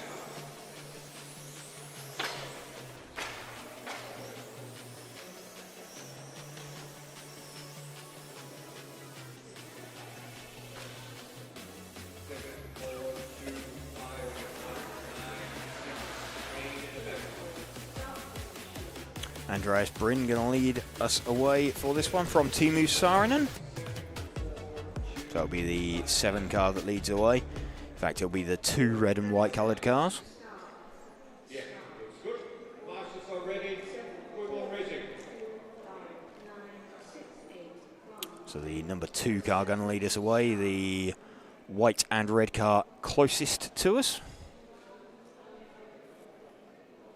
10, 9, 8, 7, 6, 5, 4, 3, 2, 1. Car 7, 4, 2, 5. Andreas Bryn leads away from Teemu Saarinen. And pretty hot opening lap from Andreas. And reseating for 12.4. it's going to be Hegel. Janne Koivisto has done the absolute fastest opening lap, but we'll let it settle down over 3. Ready for your number for your bodies have to be changed also. So look at the heats for the stock cars. The numbers for your bodies, your new groups.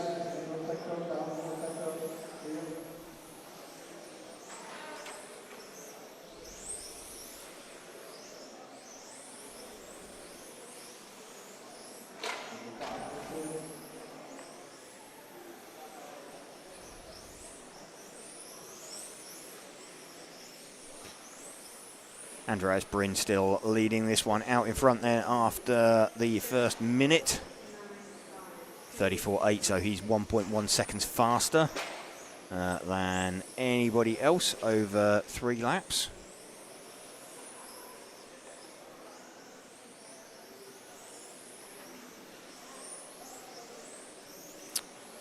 Just waiting for a published heat list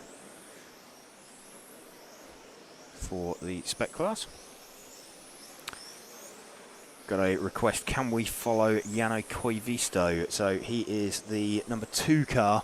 Let's see if we can spot him out there.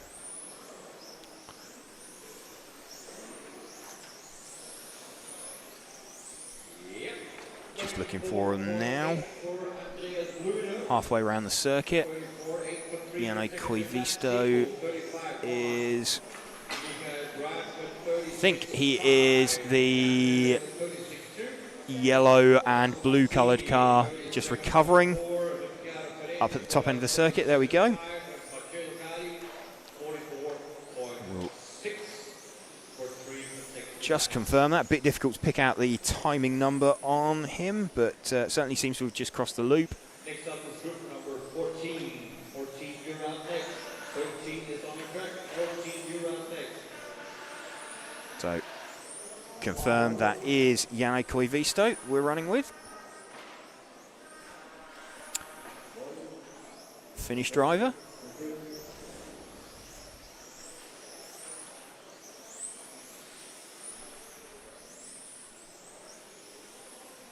See how his car looks, just gets a little bit balked.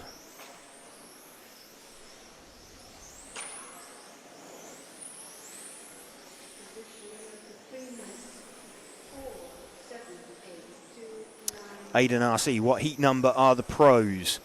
Well, they've already been out in the Spec class, so that was heat number 11, and it will be heat number 15 for the modified class. That you'll see the super recognisable names.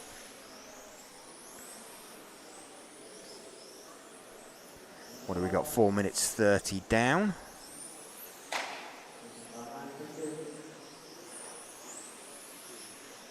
Let's see if we can find the 8 car of Mikael Brandt. He is, I think he's 1 car back. Let's run with him as he fires it down the main straight. 4 minutes down, 4 minutes to go. We are halfway through, guys. Always a little bit harder with these slightly more powerful cars. Aiden RC saying, thanks my mate Hupo. Actually, talking about the pros, you won't see Hupo, he's not in the top heat. He is in the next heat up. He's in heat number 14, I believe. I'm getting confused between stock and mod now. Bear with me 1 second. Just looking at heat arrangements for practice. Hupo is indeed next. He is in heat 14. So, yeah, you'll see him out on circuit next.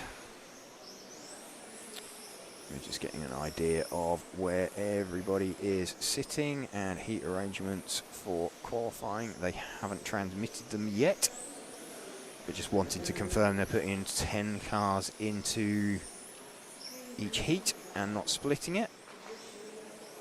But as soon as we have that, we'll bring you news on it.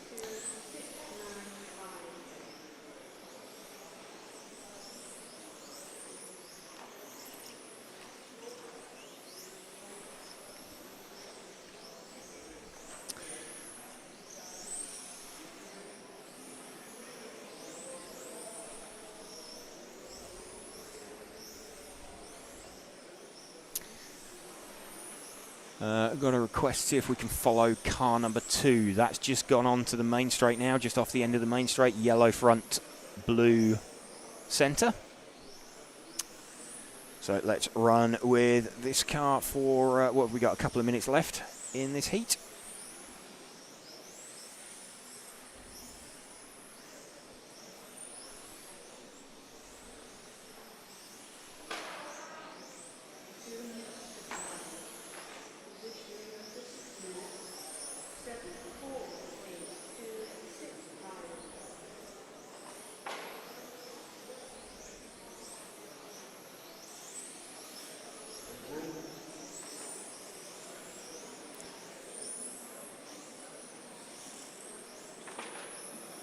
heading nicely round the top of the circuit, out down the main straight. Once more, just tucks in off the end of the main straight. 1.5 minutes of this left. What have we got? Fastest lap, Andreas Bryn, 34.2 over 3 laps. We've got Timo Saarinen with 34.5. Those two a bit of a step ahead of everybody else in the heat.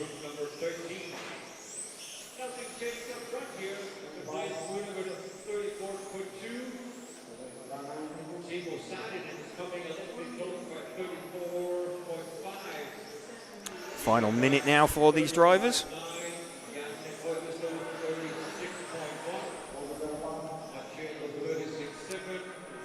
Let's pick up our lead car of Andreas Bryn again. He is the white with red. I think he's the only one left circulating. White front, red rear. He is up at the top end of the circuit now, through the chicane and out onto the main straight.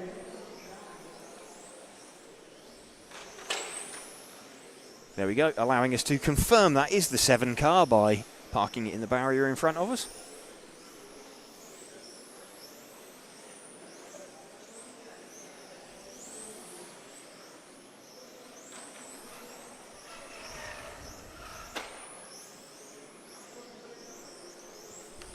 What do we got? Final 5 seconds now for these drivers, just coming up for finishing times.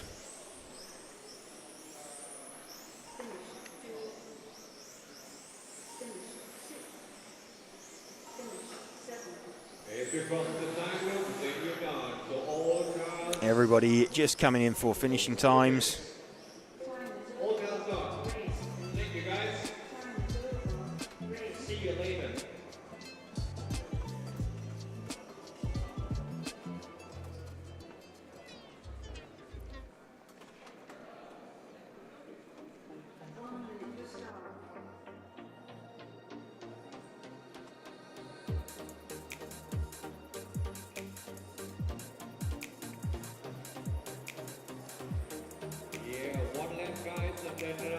Starting order, 9, 3, 4, 8, 8 in the front, 5, 7, 1, 2 in the back.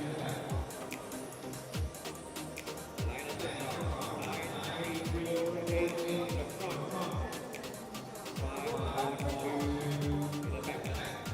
And then in 5, we'll go to the back. 9, 3, 4, 8 in the front.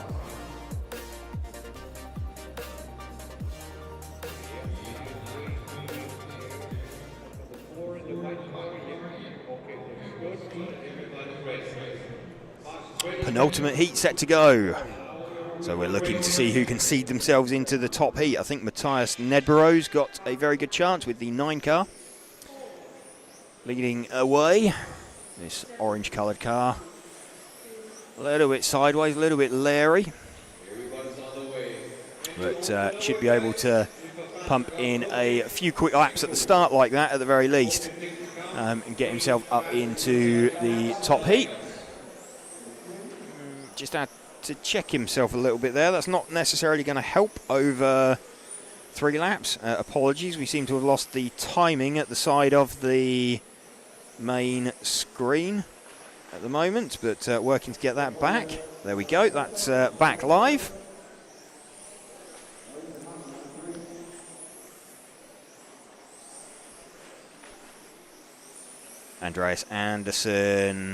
Alexander Anderson with the 8 car running in 3rd position at the moment. Hupo has got himself up to the front.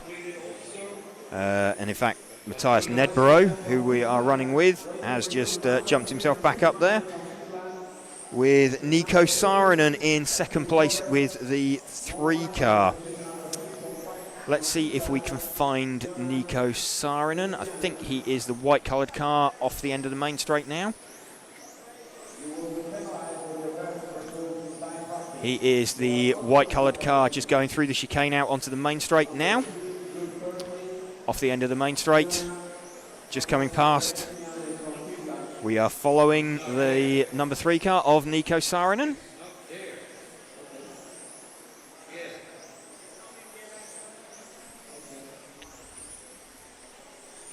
running in second position at the moment. Matthias Nedbro just slightly down the road.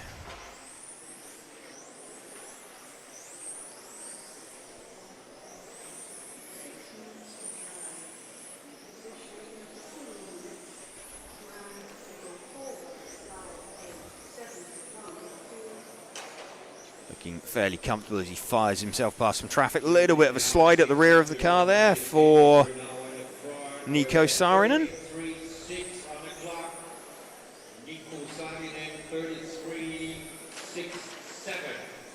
Very close. It is out in front, a 33.6.7 for Matthias Nedbro, and Nico Saarinen, who we're running with, 33.674. So 4 1,000ths of a second between the top two.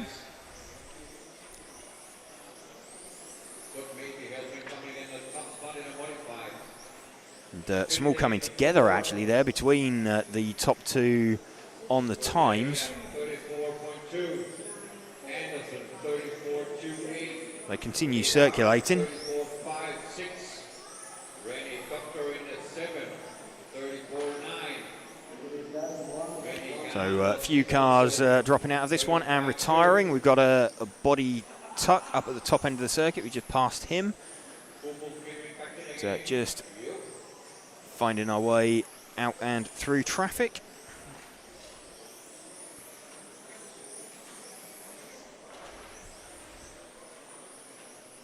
And in fact, Nico Saarinen's now found his way to the front. So we're running with Nico Saarinen, 33.4 compared to Matthias Nedbro. Let's just have a look at where that would put him overall. 33.4 is going to put him...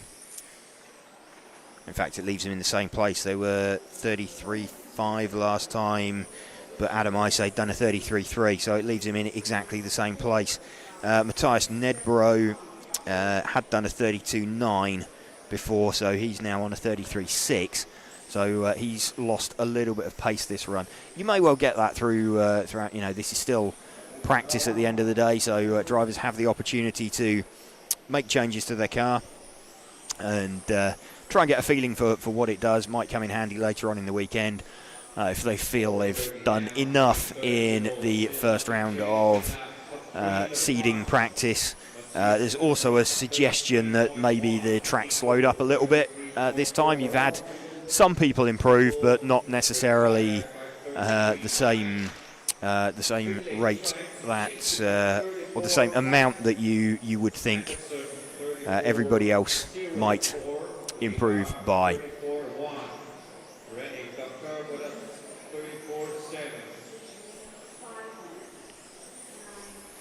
What have we got? 2 minutes 55 left. And Nedbro has got himself back to the front again with the number 9 car. So Hupo has retired from the run. Let's see if we can pick up the 9 car again. He was one of the orange coloured cars. Let's just see if we can identify it. I believe he is the one that is, I think he's the orange car on the main straight now. He was. So we've got him up at the top end of the circuit. This is the lead car of Matthias Nedbro.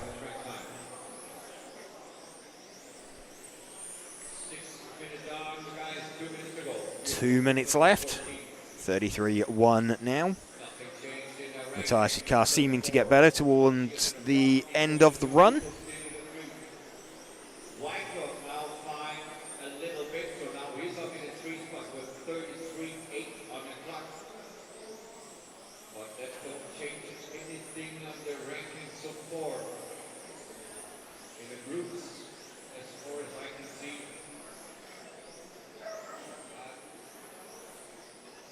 One minute 25 left.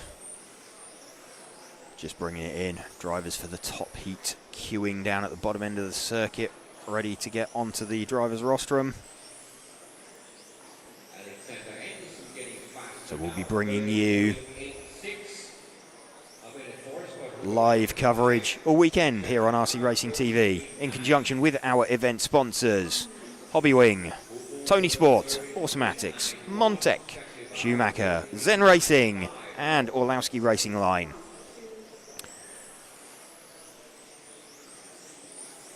Nearly at the end of time practice now.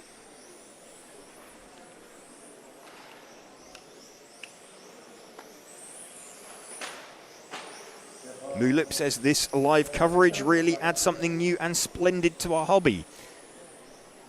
Thank you very much. Not sure it's new because it's been going for about 15 years, but it's always good to bring live coverage. There's a few new things. There's a few new bits. We got new T-shirts. That's what it is. We've got fresh T-shirts. It's the same old staff, but yeah, same old staff, but new T-shirts. There you go. They're very comfortable T-shirts. You can, in fact, if you become an RCTV hero, you can get T-shirts at a discount. You can, and stickers for free. Yes. And hugs. James will give you a hug. I'll give you a hug. Yep. Okay. I'm being pimped out here by. Handed something tiny lettering. Early access to videos, but oh, hang on. Early access videos, merch discounts, priority follow requests. There you go. Oh, they're notes for James. So we're going to attempt to talk to some drivers after the next heat. Before qualifying starts. So we could try and speak to the top two of each. If I can, the top two from Mod will have just come off the track, so we can drag them over and try and talk to them, and then run and try and get Ollie Payne and Max Mack. Yes. Well, I mean, Ollie might be one of the top two. Oh, there you go. Potentially. Two birds, one stone. Currently. I mean, currently it's Michael Orlowski and Mark Reinhard. Yeah. So, but Michael Orlowski's going to lead away with this one from Mark Reinhard. Look, Mark's parked his car right behind Michael, right in his wheel tracks.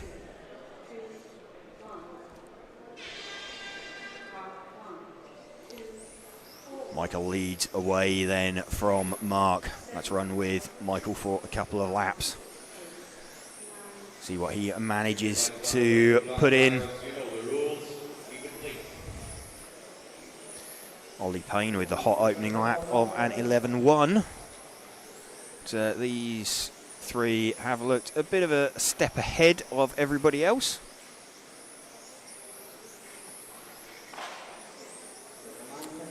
Michael Orlowski lays down some pretty decent opening laps. Where are we?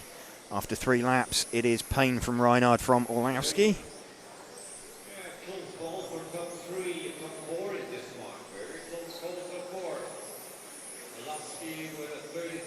Orlowski from Payne from Reinhard now. 33.1 from Orlowski, 33.3, 33.0, 33.0 from Mark. B-Main Champs joins us as an RCTV hero. Welcome to you. Michael Orlowski, Mark Reinhard, Alex Hagberg now has got himself up to a 33.2, but out in front we've got a 32.9 for Orlowski. What did we have before? Michael, well, it was a 32.5 for Orlowski before with a 32.6 from Reinhard. So 32.6 now from Reinhard.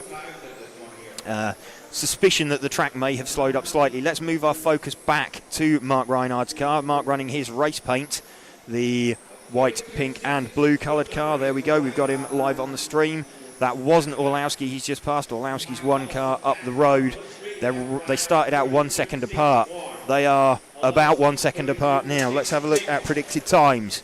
We have a 45.810. That is Michael Orlowski has broken his car by firing it off into the scenery.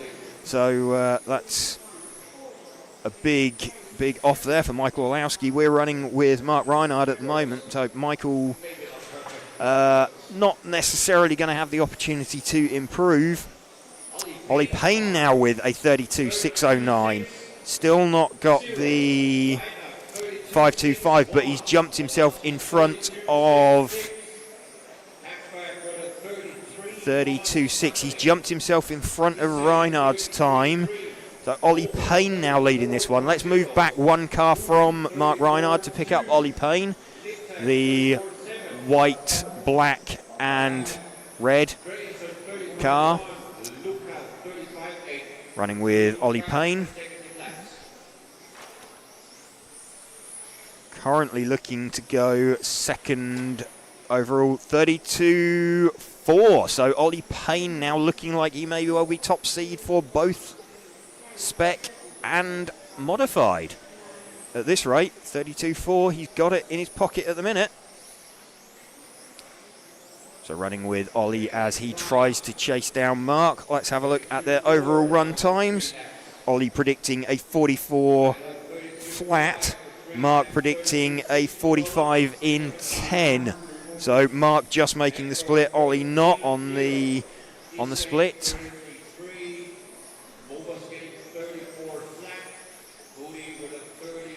We're still running with Ollie Payne. He's trying to chase down Mark Reinhard.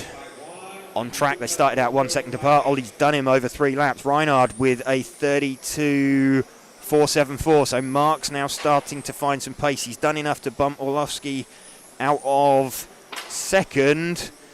So Mark needs another quick lap. Let's have a look. 32.474 still. What's best laps? Ollie Payne a 10.8. A 10.9 for Mark Reinhard.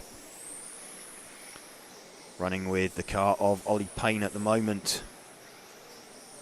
Michael Olowski is back out on track, but he's well out of this, and I think he's got a slightly bent, broken car at the moment. 32.451 over 3 laps for Ollie Payne. 32.474 for Orlowski. No timing at all in Modified, not on the speed controller, no. These are 6.5 turn blinky powered. The only timing you can add is by rotating at the end bell of the motor. Still Ollie Payne, 32.451, so he is by about 1/4 of a tenth down the road from Mark Reinhard over a complete run. Ollie Payne is about 3/10 off of Mark Reinhard. Both of them predicting quick 44s. Still running with Ollie at the moment.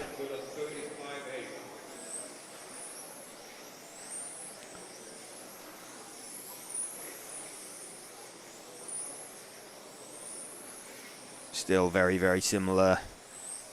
These two, Alex Hagberg running as a 33.061, but Ollie Payne heading to be the top seed in both classes as things stand, with just over 2 minutes to go. We're running with Ollie at the moment.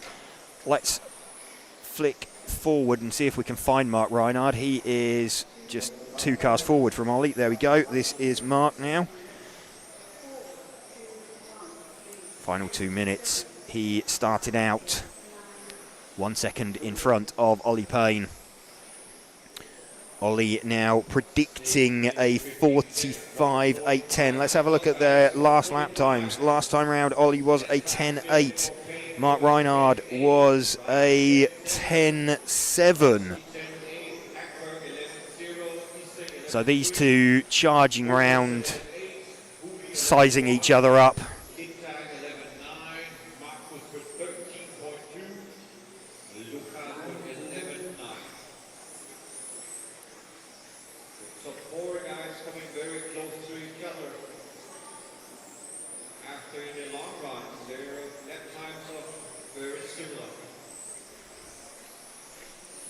What do we got? Ollie Payne still leading this one. He's gone to a 32.3 as he tries to chase down Mark. So that is Ollie just in the back of shot from Mark as we enter the last minute.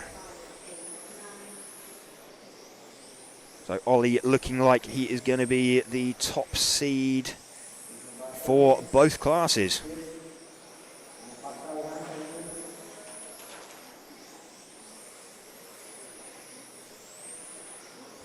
By about a 10th in modified.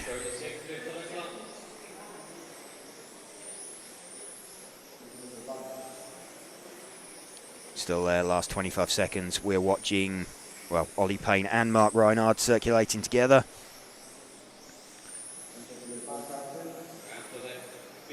Down the main straight, final 10 seconds. Mark opens up, lets Ollie go on the final lap. So there we go, Ollie Payne is going to be top seed. So Ollie Payne has taken that, and Michael Orlowski, right at the death, jumps up with a 32.455. So we're going to have Michael Orlowski second seed right at the end.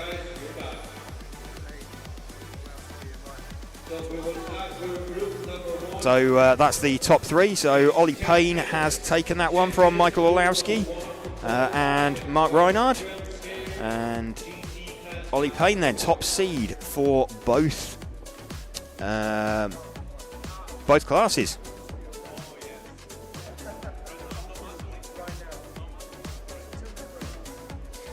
So we're just going to go and try and catch a few of the drivers. So we'll be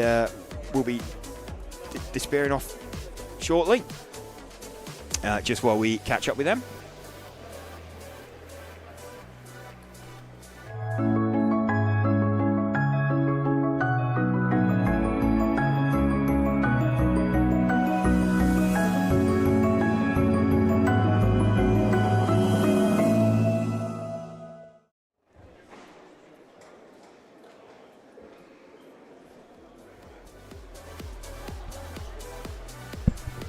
Well, there you go. You can see. Ooh, sorry, that was a bit loud. You can see on your screen how they finished in that final round of practice. Orlowski took a massive off track. It nearly hit a marshal and a spectator and ended up at the bottom of the stairs. Oh, but it looks like we're ready to go over to hear from Mr. Ollie Payne. Any moment now.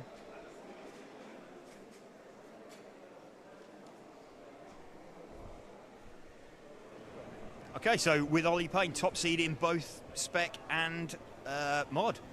Yeah, I think if you asked me that this morning, I don't think I would have ever have dreamed of that, to be honest. It's the first time I've ever ran this car in modified, so I'll take it. Yeah, I mean, that all of a sudden you just found a chunk of pace in that last run. Yeah, I've been trying to find a little bit more aggression from the car all day, but it didn't really seem like it was the right way to go. It came hard and unpredictable, so I kind of just took a step back and sort of thought about it and went back to what I was running, and it was a lot more consistent and easier to get a run out of it. So. And kind of saw you there as well. I know it's only over 3 laps, but you seem to be kind of trying to size up where you were over 8 minutes as well to the others. Yeah, I wasn't really thinking about the 3 laps so much. I was more comfortable over 8 minutes than the 3 laps for sure. Okay, cool. So just leave it the same for qualifying. Looks like the track might have slowed up a little bit. Yeah, I think the track slowed down a little bit, so no point chasing lap time. But I'll probably make a couple changes to my stock car, but modified I'll leave alone. No, okay, cool. Well done, and we look forward to seeing how you do in qualifying. Thank you. So Michael Orlowski, second in modified. That was a pretty hefty launch into the rostrum. Yeah, it was pretty bad. Just good. Unlucky with the curb, and I'm surprised the car was okay after that. Well, I mean, you were running in third, and we thought you were gone, and then you just popped up in second, like in the last minute. Yeah, and we're trying some stuff. We're always trying different things with not so many practice, so there's a lot of things to test.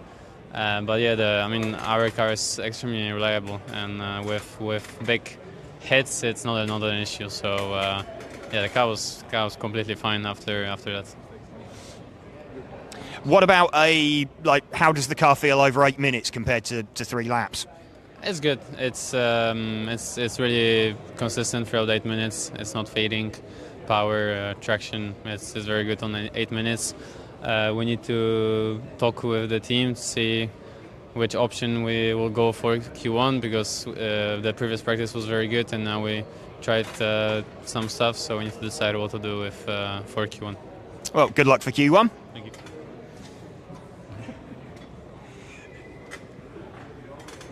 Bye, Michael. Oh. And Mark Reinhard. Mark Reinhard, third in the end, but sort of you've been up there all day. You've had good, consistent pace. Yeah, I'm pretty confident actually. I mean, the 8-minute pace was not bad this time. It was better the run before, but I think I saw not enough in the front. It was too short. That's why I like some steering to the end of the run, and Ollie just catch me. But yeah, no big mistakes so far. So. It looks good. It looks consistent. You've been kind of the one that's been there all day. Others have been had pace, not had pace. So looks consistent. Yeah, it is. I mean, we just do small changes, and let's see if it stays the same, and try to make no mistakes. I think it's pretty difficult now, because I think the top 3, or let's say 4, in this heat now, we are a lot faster than the rest of the field in this ground. So it's really hard to don't get out of the rhythm by passing the others. So I don't know. The regroup now might help a bit for all of us, and yeah, let's hope it's going to be better. Yeah, I mean the top 3, you look like you've got about half a second over 3 laps over everybody else. Yeah, I think Alex was fast in the previous run, but the last one I think he didn't have the pace what we had. But I'm sure you're going to be right there in the mix as well. But there also one guy I saw in the heat before from Norway. He was doing really good lap times. So. Matthias Nedbro. Yeah, I think that's him. And yeah, he looks like he's fast as well. So let's see how it goes. Okay, well, well done, and hope it goes well in qualifying. Thank you.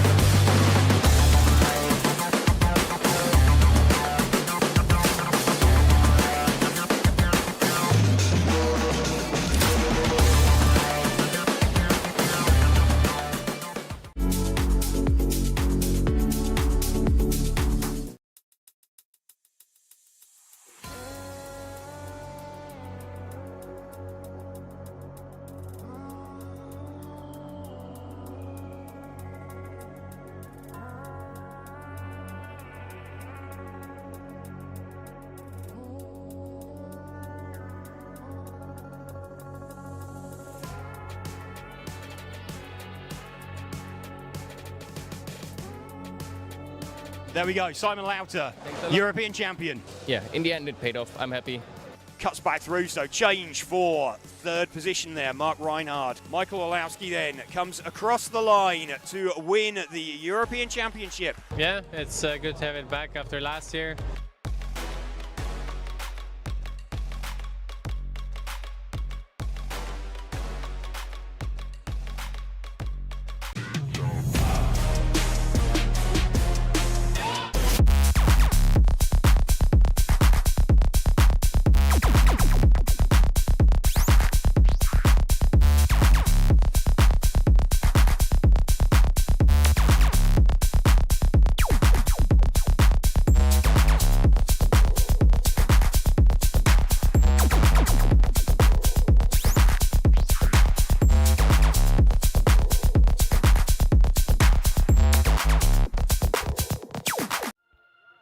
Joining us here for a lap of the EFRA 1/12 European Championships circuit, hosted by the MRCZ track.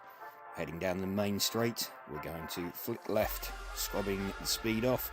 We head in towards a little hairpin, then a quick flick back to the right. This is going to be a constant radius probably.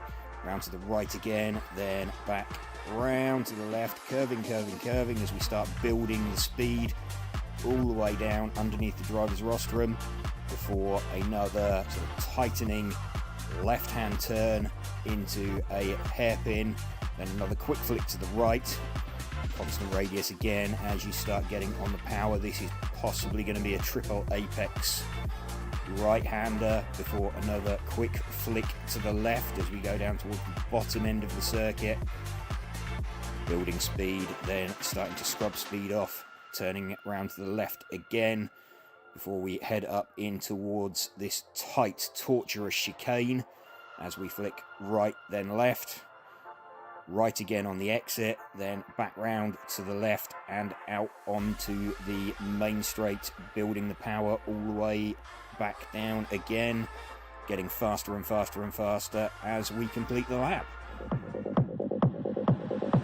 Let's go.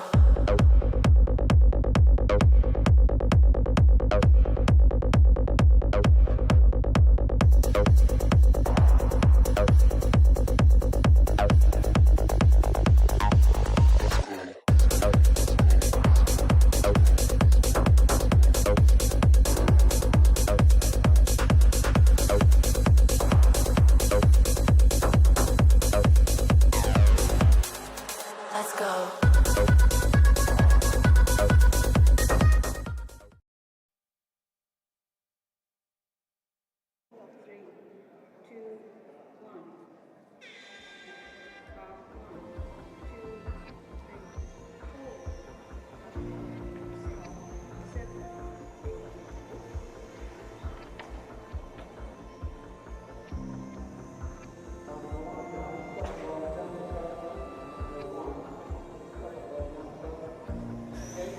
Well, we're just going to leave you with a few rotating shots of the GT class in their first qualifying heat whilst we grab some more content for you guys. And yeah, we'll be back as soon as we get back to the 12 scale. So yeah, after the GT, 2 heats of GT, then we'll be back with you. So we'll see you shortly.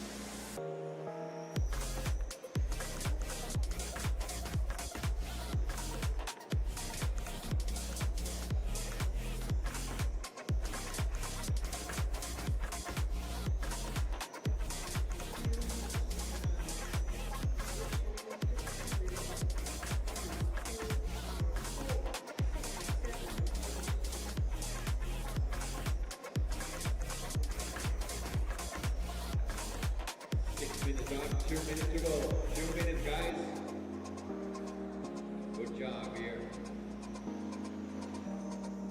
Yeah, Raymond DeBars who's coming up in the speed now.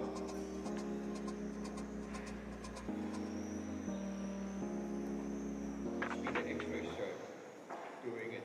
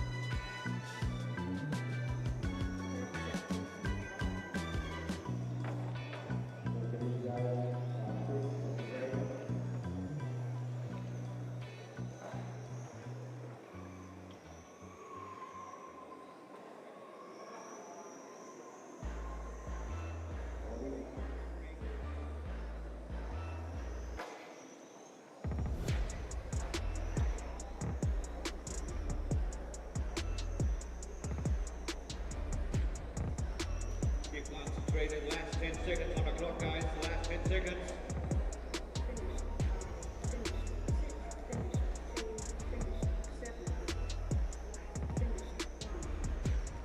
All guys down. Bring them to the pits. All guys down.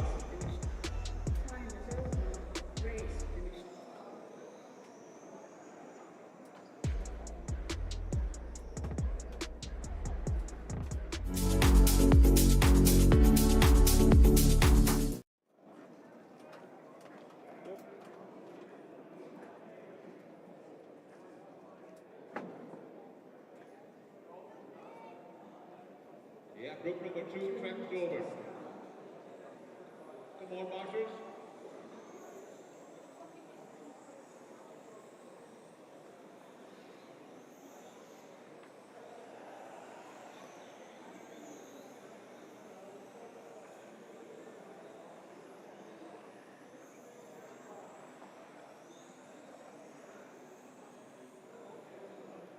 One, two, three, four in the front. 5, 6, 7, 8, 9 behind. 1, 2, 3, 4 in the front row. That's good. 5, 6, you have to come back further forward. That's good. Now, go over. There, that's good. Thank you, guys. Marshal number 3 from last race. Philip Moody, leader marshal number 3 on the Woody. Take it easy, Suska.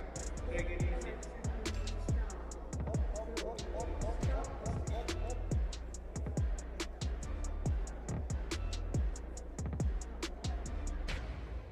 Marshal number 1. Marshal number 1. No, just your attention. Thank you. We're going racing.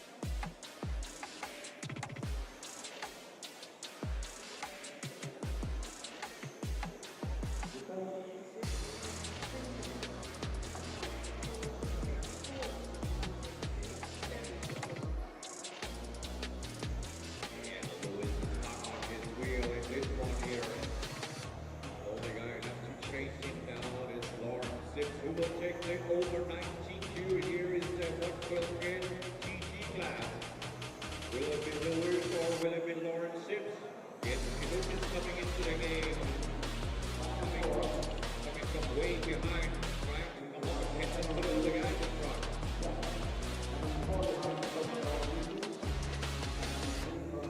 1, 2, 6, 1, 2, and 6, top 3 guys.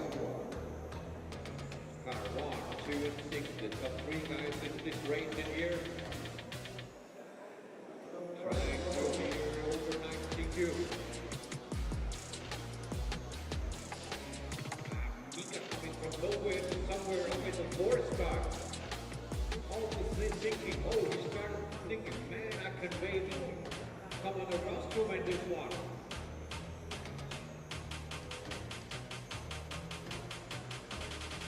Still racing the clock. Don't race each other. This is full time.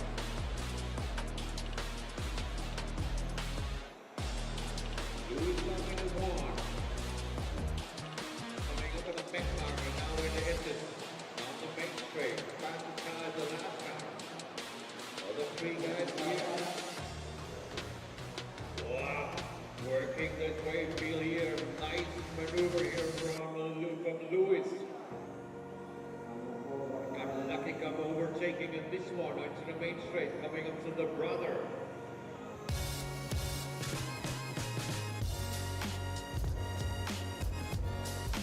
There is Mika just in front of him, the 2 brothers coming together after the main straight. So Mika can put a hook on him, trying to follow him. Still trying to follow your brother's very fast here, Mika, just trying to follow. Chris Grant working his butt out up there. So hold on to the countdown. 5:30 down, 2 minutes 30 to go. Now we're concentrated into the work. Now we have to really be concentrated. Because now the mistakes are coming from some guys. Almost coming up to the 6-minute marker. Coming about 2 minutes to go. 2 minutes left here. Group number 2 in the GT class. Next up, group number 3. Hope you're ready. Chris Howard, Dennis, Eric, Lee Moss, Winston, Patrick, Eric, and Sean Michel.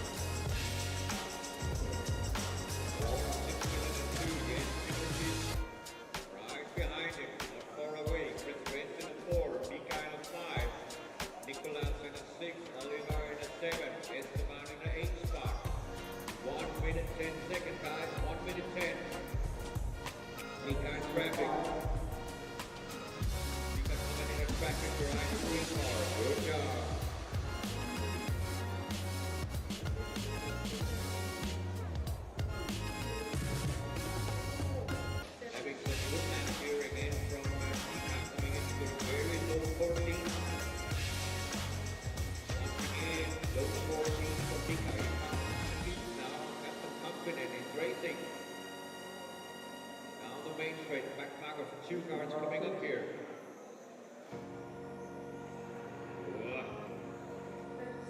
30 seconds left on the clock, plus overtime.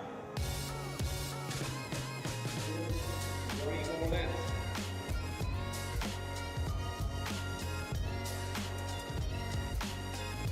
This lap and 1 more. What do you do back there?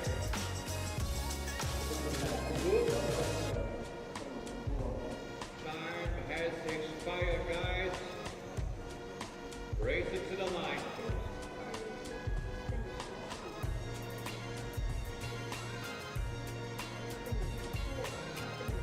Lewis takes the win in this one. Over 90 Q in the GT class. 23 spot on the last lap. Good job, guys.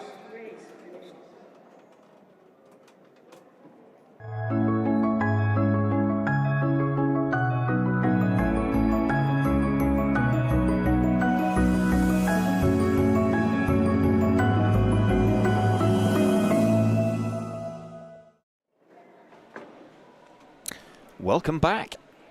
So we've just seen the end of the GT class. That's last of the track action for the GTs today.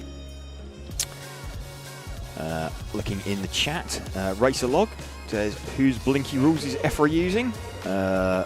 There's one set of blinky rules for speed controllers that are used worldwide, and in terms of motors, it's the 6.5 turn motors that they're using. B-Main Champs, RCTV Hero says, hello everyone.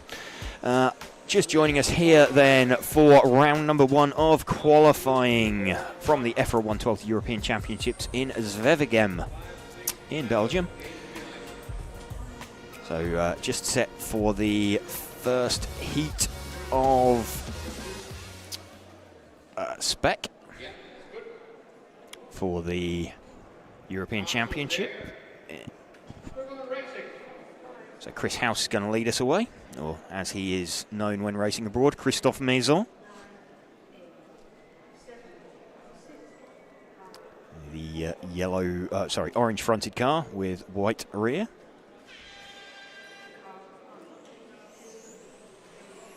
Chris leads away. Let's run with him for a few laps.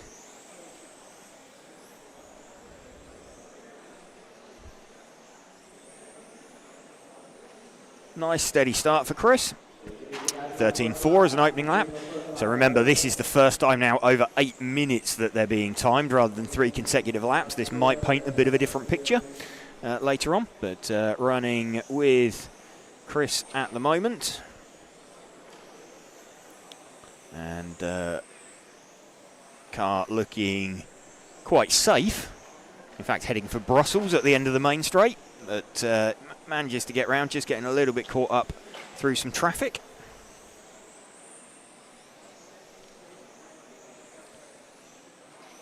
Early pace setter looks to be Winston Barnett with car number 5.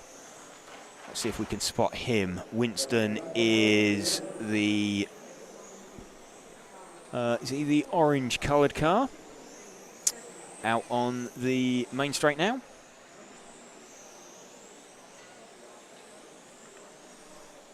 That is indeed Winston Barnett, our current leader, predicting a 35 in 8:04.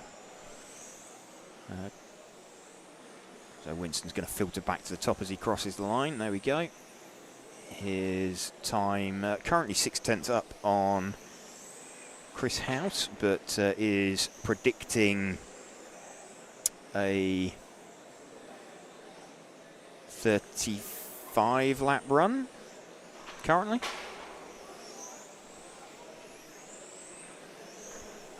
So Winston going quite nicely out in the lead. Filters back to the top every time he crosses the loop. He's running in 3rd position. We've got Lee Moss with the 4 car. Let's find the 4 car, Lee Moss. His is the white and green coloured car. Just sort of wobbling its way around the top end of the circuit now, out down the main straight.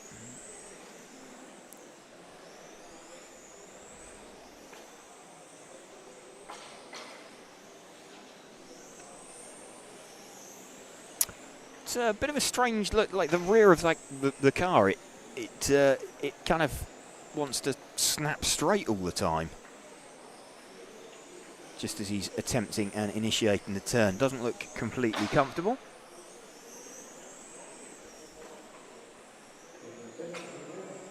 Winston Barnett still leading this one. Eric Gourgeot has got himself up into 4th position with the number 3 car. Let's see if we can pick out the 3. believe that is the red-coloured car out there, just up at the top end of the circuit now. Down the main straight. That is indeed the 4th place runner of Eric Gourgeot.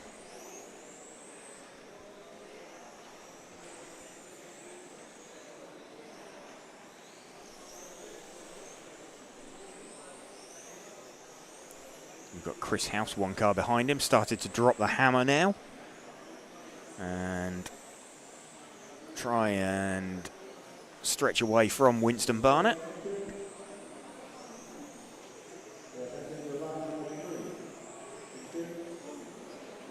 The times very, very close to one another.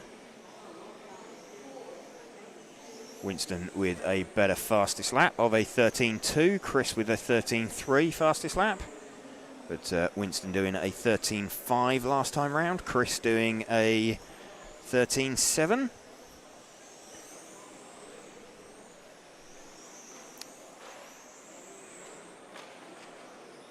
So we're running with Chris House now, the in a battle for the lead. The orange front, white rear car. Flicks up through that chicane, up at the top end of the circuit. Down the main straight once more.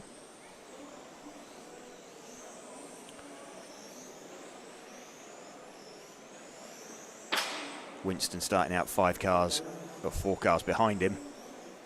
So taking a little while to update, although have we lost Winston?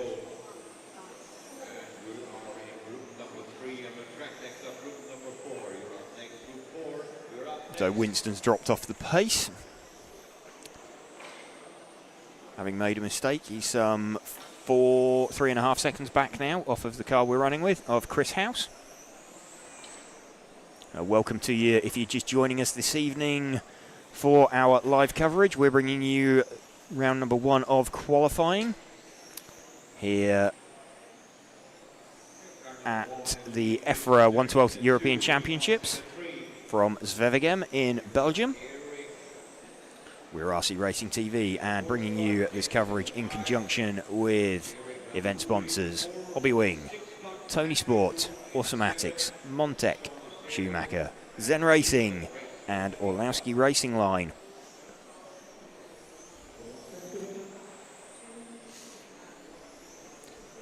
Two minutes left. This is timed over 8 minutes, or 8-minute runs become important for the first time.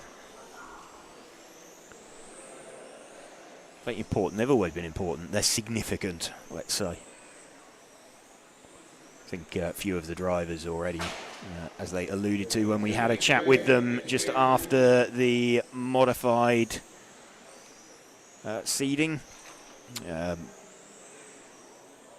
saying that they were looking at 8-minute times. Obviously, we had Ollie Payne and Mark Reinhard managing 8-minute runs. Michael Orlowski putting his car off the track into the wall, and potentially something to come with that. We understand that Michael changed tyres midway through that last run after he'd put his car off the circuit onto the driver's rostrum and tried a different set of tyres and subsequently set a faster time. But there's some debate as to whether the car went back through scrutineering again after that happened, so we'll wait and see if that develops into anything and how that plays out with the rules. We're running with Chris House at the moment, though, at the front of the heat. He's kind of led almost from the start. Winston Barnett's kept him relatively close. They're both heading for 35 lap runs. 35.802 for Chris House, 35.807 for Winston Barnett.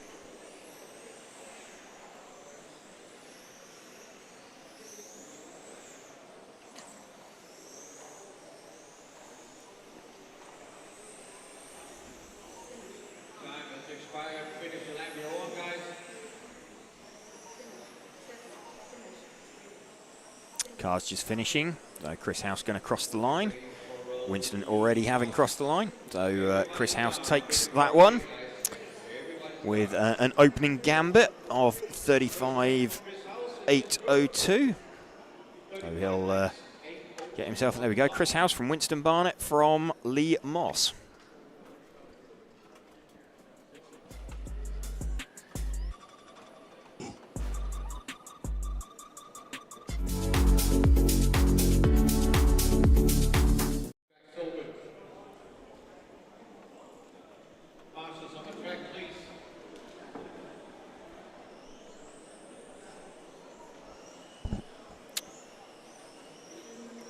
Second heat of the Spec class going out there. Mario Neri, Stefan Kalbrecht, Thomas Steinhager, Gunnar Blumendahl, Jukka Hakamies, Arta Hoffman, Jaakko Humarshalo, Matthias Heremans and Rob Jackson.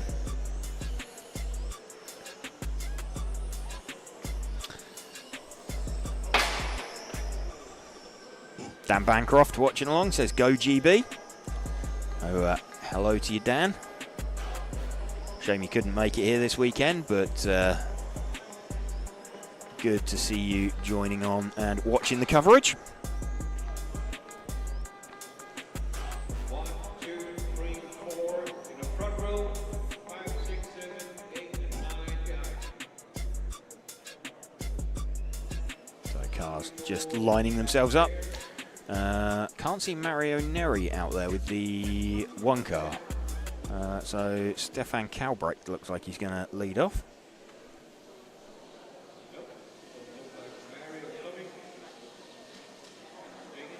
We have to be in the time, so about 30 seconds, that is okay. But not 1 minute ahead. No car one, no Mario. We're going racing. So Stefan Kalbrecht's going to lead us away, the white number 2 car with the very pimp chrome decals.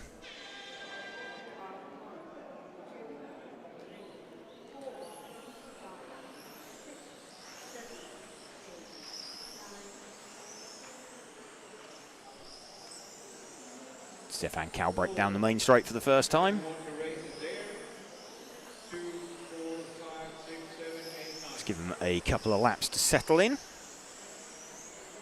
Group number 4 on the track, on the way for the first round of qualifying. In that 13.54 meters, racing model official. Stefan Kalbrecht to the top. Got a suspicion though that Rob Jackson has found some pretty strong pace with the number 9 car.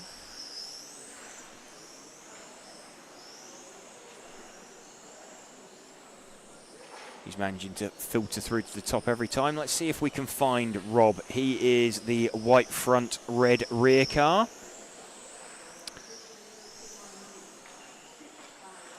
So he's found some pace over not really getting away, but started out car 9, so he'll be wanting to get himself sort of up towards the pointy end of this heat, I would think, with that kind of pace in his car. He is currently 3rd, dropping down the order, but then he'll pop up as he crosses the loop. There we go, up into 2nd. What is he? He is 7/10 behind Arta Hobman.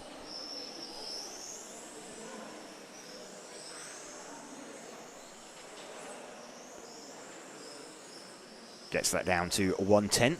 So probably expecting Rob to take I was expecting Rob to take the lead, although just a little bit of a slide on the rear of the car. That's going to check his progress a little bit as he crosses the loop, but he still goes to the top despite that little slide. So Rob Jackson leading this one at the moment from Arta Hoffman. You can see the heat orders a little bit jumbled up. Arta Hoffman pumps in a quick lap. Let's see if we can find Arta. He is the number 6 car.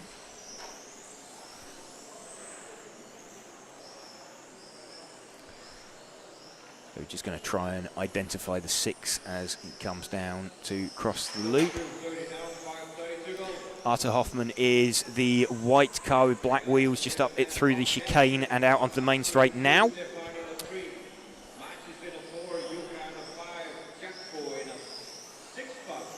There we go, that is Arthur Hoffman. Rob Jackson pops to the front. So Rob has got a fair bit faster car out there. Rob's best lap, a 12.8. 12.868, so 1.5 tenths slower is Arthur Hoffman with a 13.0. So just a little bit less pace in the car, but and in fact, Rob is just entering the back of your shot. Now, bear in mind that Arthur started out as car number 6. Rob started out as car number 9, so started 3 seconds back. You can see that that is much, much less than 3 seconds between them, and in fact Arthur jumps out of Rob's way very, very early, but got nicely out of the way of him there. Definitely no holding him up. Run with Rob out in front. Rob leading this one. What do we got? Just coming near half distance. Rob's lead now up to about 5 seconds that he's managed to pull over the rest of the pack. Rob heading for a 37-lap run at the moment. Bear in mind Chris House had a 35. So this will be just what Rob needs to go and sleep on.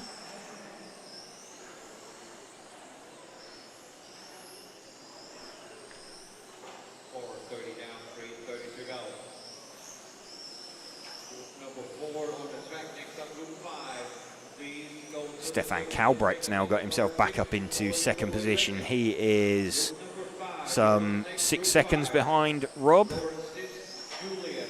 Rob we're running with at the moment, and Rob puts it on its roof, launches it across the chicane, and ends up having to go back round. That is going to eat into his lead, but despite that, Rob still leads by 4 seconds.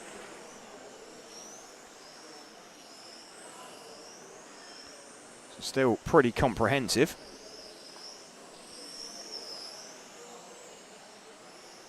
Predicting 36.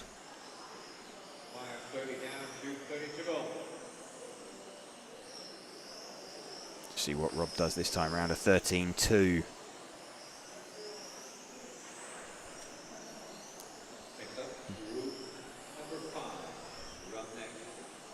Stefan Kalbrecht flicks to the top, then Rob Jackson does as he crosses the line. Stefan started 7 seconds in front.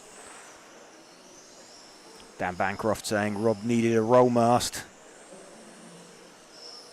Might have helped him. It might have left him teetering on the roof rather than landing back upside down.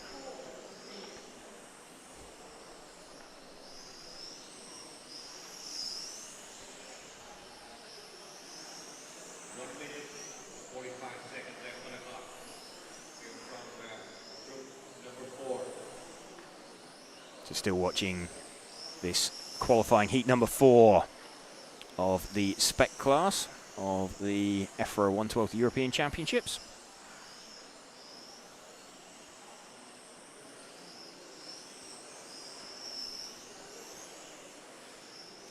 Dan Bancroft desiring a return of the roll mast.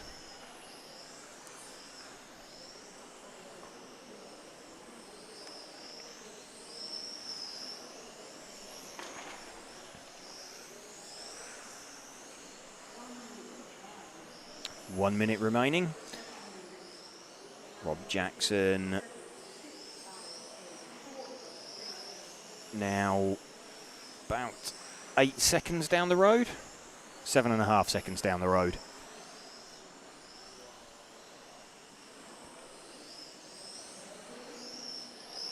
So that'll be a nice opener there for Rob.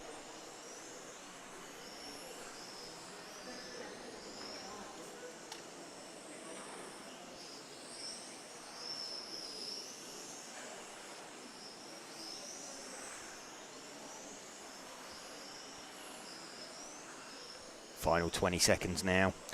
Decent opening run for Rob. That'll let him get... But that'll settle him down. Having had a bit of a disconcerting seeding. Matt Lack says, great coverage as always, guys. Kept me company all afternoon while at work. Surely you were actually working, Matt. Rob Jackson taking that then from Stefan Kalbrecht and Jaco Humarshalo. All cars down, bring them to the pits, please. Cars being brought into the pits.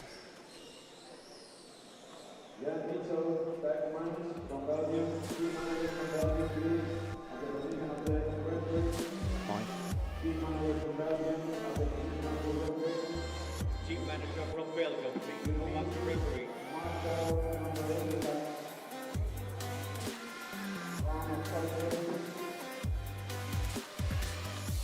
Again, team manager from Belgium, please come up to the rostrum to the referee. Team manager from Belgium.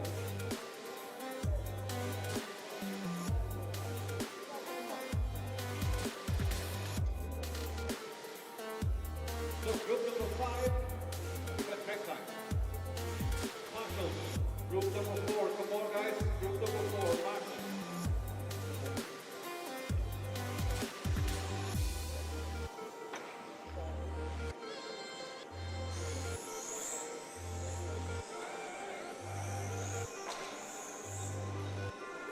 Getting set for heat number 5 then. Laurent Sips, Julian Krajuzek, Tony Wade, Thomas Gavel, Senna Oppendiek, Iro Hakamies, Sasha Lennart, Manuel Ferrero, and Cedric Gills. 2, 3, 4, 5, 6, 7, 8, 9. Line up the cars, guys. 1, 2, 3, 4, 5 in the front. Laurent Sips.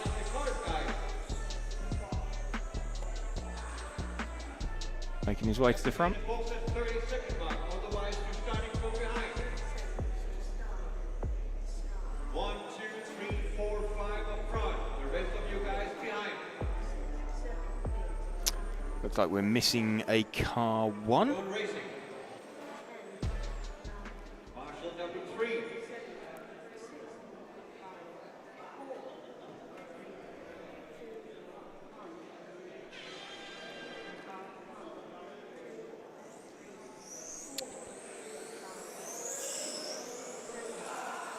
Julian Krajuzek leading away down the main straight to the all yellow coloured car, or yellow coloured car with the white roof.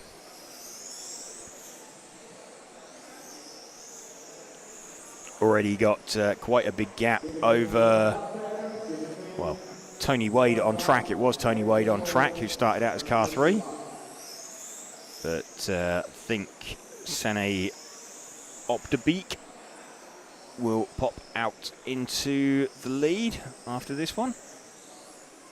Let's move one car back. That's the 4 car of Thomas Gavel. That's one of the quickest cars in the heat. He's currently running 2nd in the heat and having a bit of a contretemps with Tony Wade.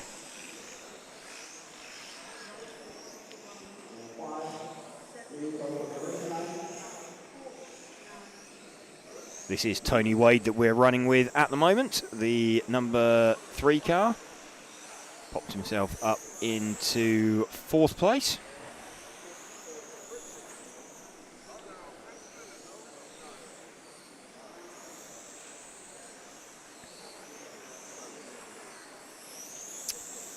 Lead car at the moment is Emmanuel Ferrero with the 8 car. Let's see if we can spot the 8 car out there, travelling with some pace. That is potentially the pink coloured car down the main straight.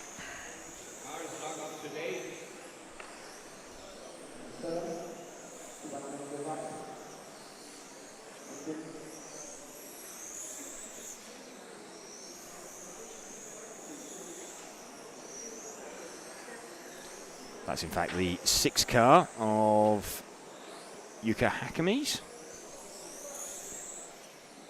Oh, sorry, Eero Hakame's.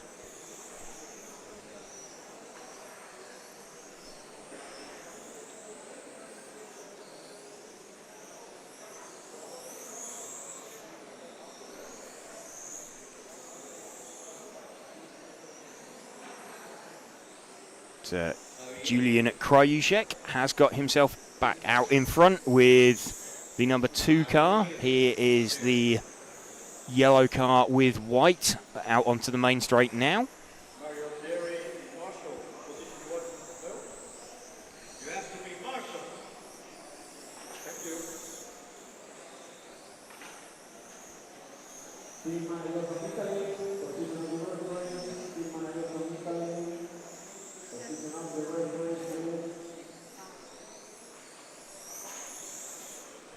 Lead car heading for 37.805 is Julian. So going to jump in ahead of Rob's time. Let's just double check, see what Rob did last time out.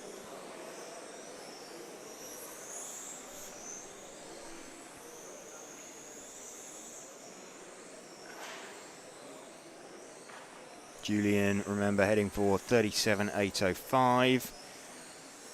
And just try and get the ranking list up before qualifying. See exactly where he drops in. Rob Jackson was a 36.800, so obviously that will move him in front of him.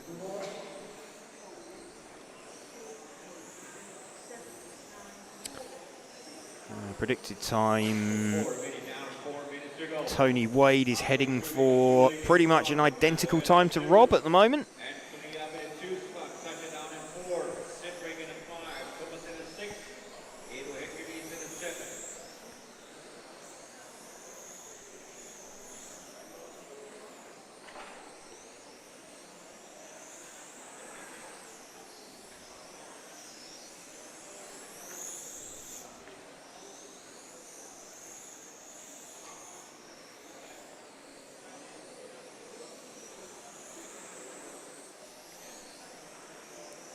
Coming up to 3 minutes remaining.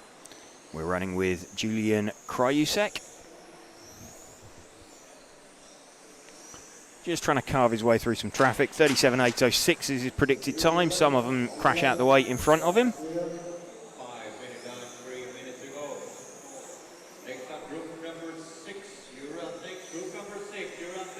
Heading for group number 6 next. This is heat number 5 running. So all the way through heat 3 through to heat 11 is the spec class. Then we've got 4 heats of the modified class.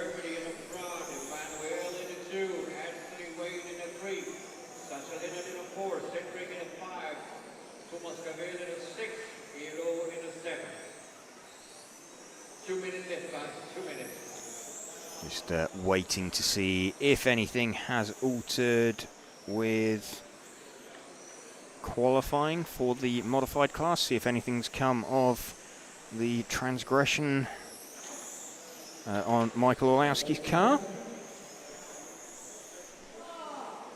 See if we've got any news to bring you. We know Ollie Payne's going to be seeded number 1. We're just waiting to find out whether Michael Orlowski will be starting from P2 or whether that's going to be Mark Reinhard.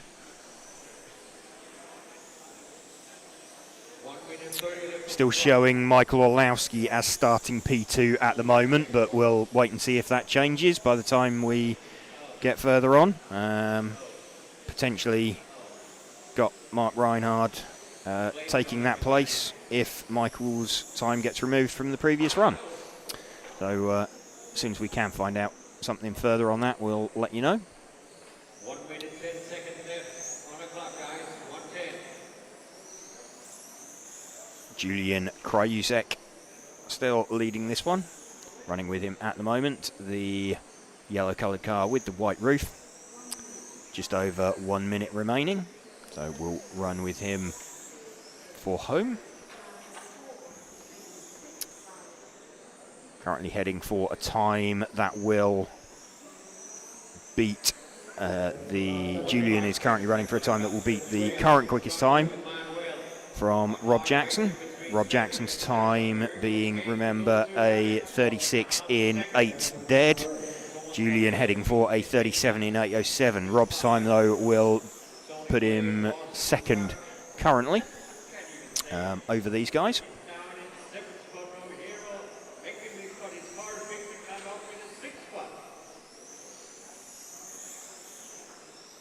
Into the final 15 seconds now. Just ahead for home. Small little mistake there over the curbs. Not going to be too injurious. He's still going to make it over for the split lap. And he has quite comfortably made the split lap. Just crosses the line. So Julian Krajuzek taking that one with a 37 in 8. Rob Jackson's 36 in 8 dead holds up for second position, though.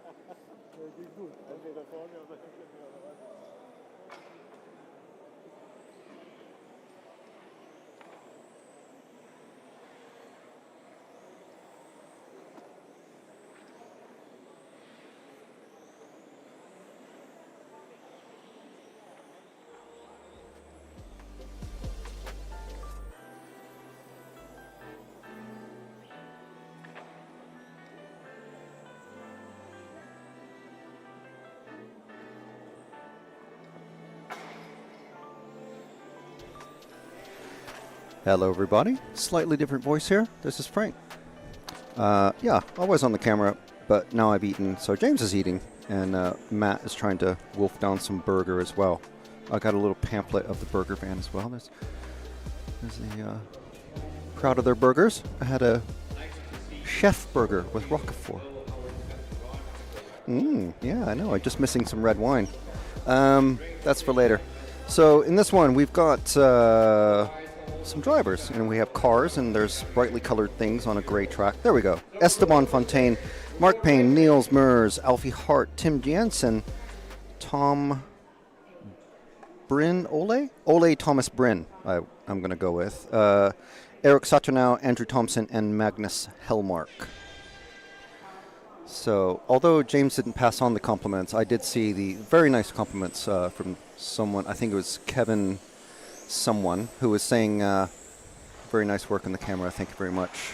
I hope everyone's appreciating it. Matt is on camera now, and he's you can tell he's been brushing the rust off of his skills. The original cameraman. So, with 8-minute run, we're already 30 seconds in. I didn't brush my own rust off. Fontaine popping up. Oh, well, it's all moving around. Fastest 3 laps, consecutive laps. Oh no, this is, 8 minutes qualifying. Full 8-minute run. Right, yeah, so they will be jumping around. Do apologize. I'm getting my feet underneath me. I haven't commentated 12th in a while or ever. So we're with the leader of Esteban Fontaine. I'm pretty sure. Car, whoa. Let me see. See if I can see the car number here. Nope, it's a car. I can't tell who it is. I think it is Fontaine, though, who crossed over. Very rapidly getting passed by Thompson, Saturnau. Jansen trying to catch up. That is, yeah, Fontaine. So is the car one. I apologize. My eyes are old and the light is dark. James will be back shortly as soon as he finishes his burger. Huge lead. Big lead on track anyway.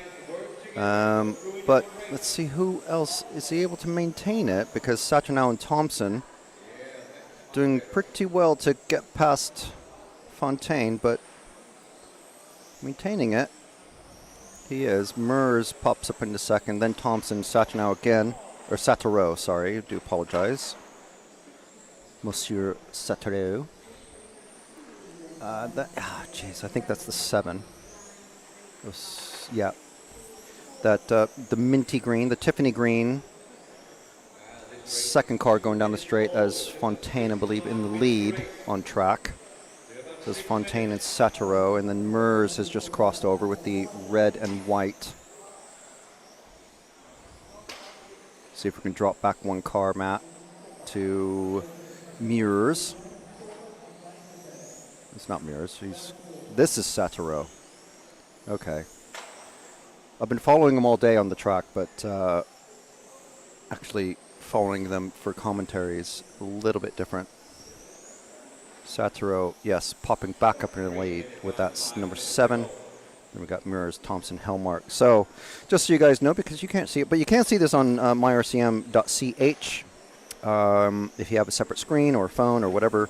Very handy to have multiple screens like we do here. So Satoru on pace for a 37 and 8:13. Who's doing better than that is 37 8:08. 8:07 actually for Andrew Thompson from the UK. And it's going to be Satoru, Mers, Thompson, and Bryn competing for that overall 37 lap pace at the moment. Fastest lap so far is Niels Mers with a 12.858. 4 minutes gone. So we're still with Mers. So it's... Oh, sorry, this is Satoru still. Thompson and Bryn running 3rd and 4th. So this is our leader. We're competing for the very tight battle for the lead, actually. Satoru 13 flat lap, best time, but that's about a 1/10 and a half slower than Niels Mers, car number 3. It'd be great if they had numbers on them. They do. I just can't read them. I'll see if I can find the car 3. It was one of the cars that we were following. Oh, it's the Tiffany green car going into the far end of the track. So the second after the white and green, and then there's the Tiffany green or seafoam green, Bianchi, whatever you want to call it. Minty green is what we tend to call it here. That is Niels Mers, who looks like, if he can maintain this pace, is going to win this heat. We're into qualifying now. 3 rounds of controlled practice, which was the first time that the drivers actually got to drive on the track with their cars.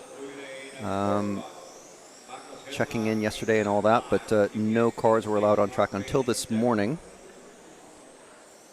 So 3 rounds of control practice, 2 rounds of timed practice, which basically seeded everybody into their qualifying positions, and then the qualifying will place everybody into the various main race positions. So Niels Mers still at the top, dropping Thompson and Satoru down again, and they are not able to, the last time they came around, they are not able to knock him off the top perch. So it looks like Niels Mers, with 2 minutes left in this one, is going to be winning this run.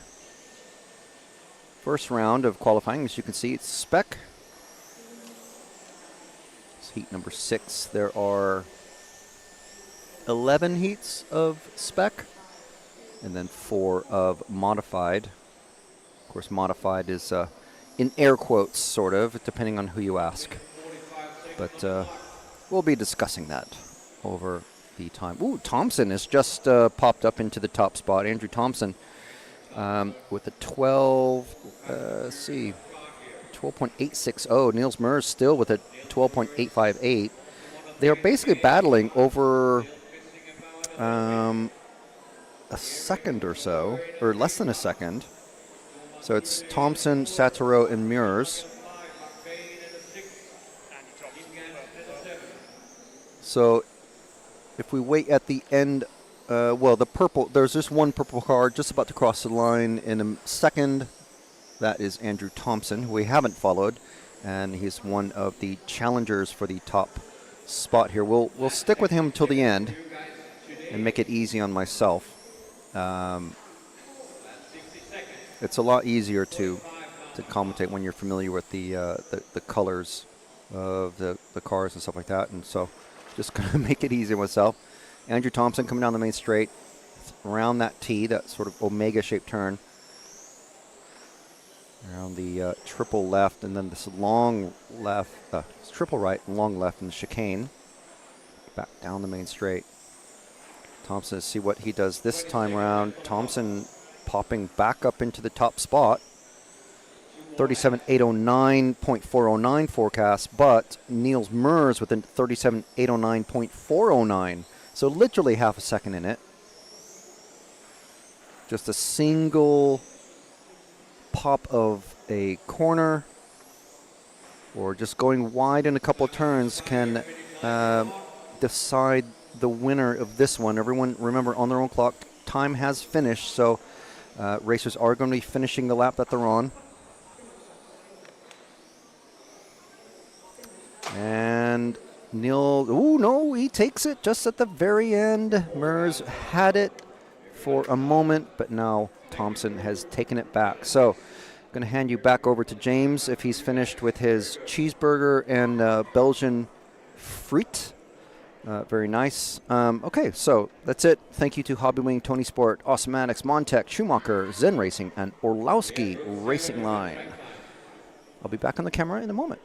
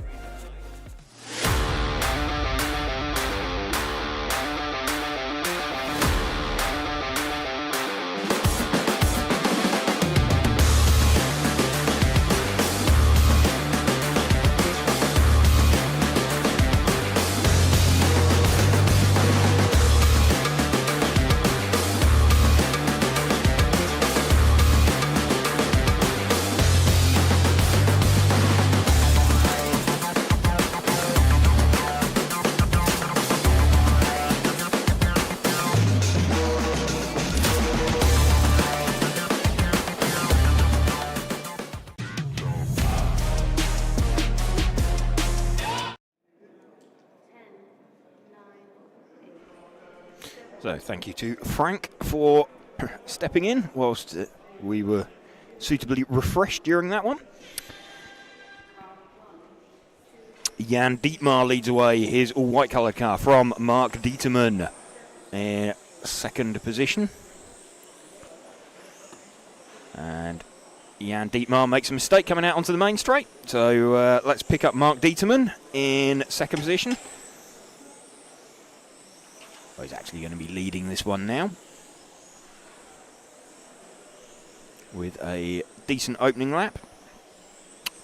Currently on a predicted 38 lap run, but we'll see what that settles down to.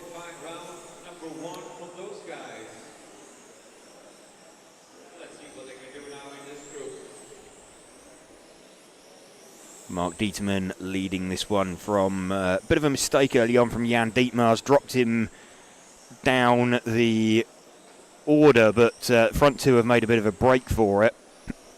Jan Dietmar looks like he's got the pace to recover. He's the white car just out the back of shot. So Jan Dietmar and Mark Dieterman running down the straight. Dietmar goes through on Jan Dieterman. Jan Dietmar then down the main straight with the all-white coloured car. Let's run with him as he now tries to recover from that earlier mistake and stretch the gap. Mark Dieterman will be quite pleased, actually. They've made a bit of a break at the front, and he's got someone to tow him round. We've got a few quick cars down towards the tail end of the heat as well. So Mark Dieterman leading currently But actual fastest car out there at the moment is Dennis Meether with the 9 car. So if we can pick up the 9 car, that's the orange front, blue rear coloured car. He's just through the chicane and out onto the main straight now.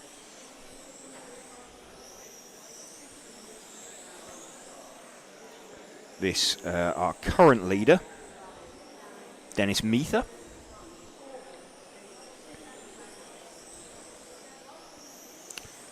So he's just starting to run into a bit of traffic. First part of it gets out of the way for him okay. Just down the road from him, we're going to have Rick van der Akker with the number 8 car. It's not the car immediately in front of him you can see on stream. That car that you can see immediately in front of him is the 4 car of Olivier Pierrat. So he'll want to make his way through there quite nicely. Could do with Pierrat getting out of his way. Needs a bit of help from the referee, I would say. Oh, that wasn't helpful. That's going to drop him out of the lead, I think. That's going to put Rick van der Akker in front. Rick is the... Oh, he's just held on to it. So, still running with the lead car at the moment.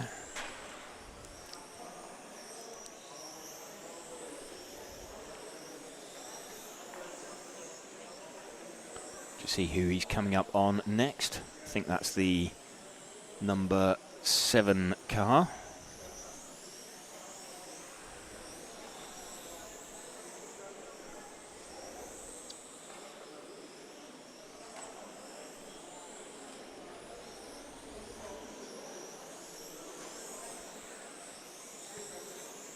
Dennis Meether still leading this one from Rick van der Akker. Started out 9th and 8th respectively. So started out 1 second apart. We're running with the lead car at the moment, Dennis Meether. Rick van der Akker is 1 car in front of us, so currently Dennis just in front on the split, meaning that he started out 1 second behind and he is currently less than 1 second down. So in these qualifying sessions, all the drivers running on individual clocks. So he currently like 1.3 seconds up and actually makes his way past Rick now. Predicting a 38 in 8:02. Let's compare that to other times that we've had earlier on. I think they're going to go quicker than everybody else.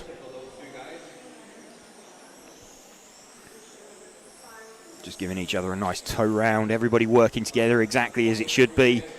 First time that all of these guys have run together. Obviously they've been reseeded. Some of them may be right, some of them will still be in the same heat, particularly as you get up towards the top end. But equally there's some new drivers in with people they haven't run with before. So a little bit of feeling each other out and finding who else is out there on circuit with you.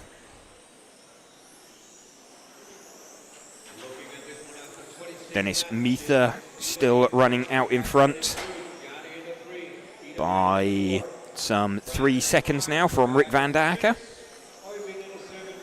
Just we come up with 2 minutes left.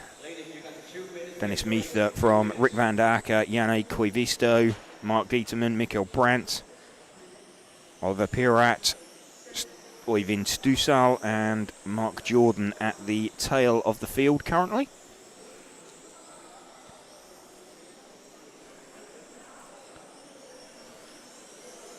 So lead car is car number 9. He is closing on the tail of car number 2, Mark Dieterman. So that will be 7 seconds that he's taken out of him over the course of the run.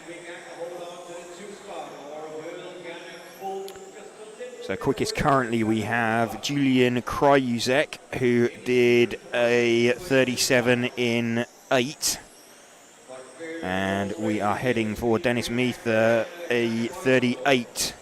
So a bunch of these guys are going to go quicker than the 37 in 8. In fact, just about everybody is, with the exception of Mark Jordan. Everybody in this heat is going to trump the times from the previous heat. Round by round qualifying, so everybody gets an opportunity to put in a time. They'll sort that into a list, and the quickest driver will receive 151 points.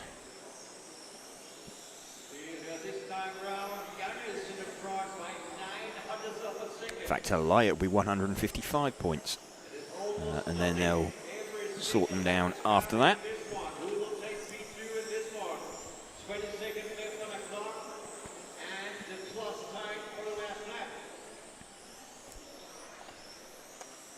Final 10 seconds of this run now.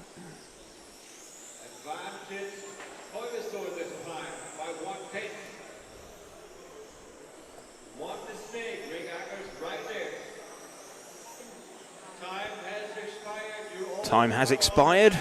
Dennis Meether from car 9 going to take that one. So that'll be good. That'll be a good feeling. Obviously not, or had a bit of a struggle during seeding. And there we go. Dennis Meether, 38 in 5.4. He'll be happy with that. That's a good run. It's a good base to start from.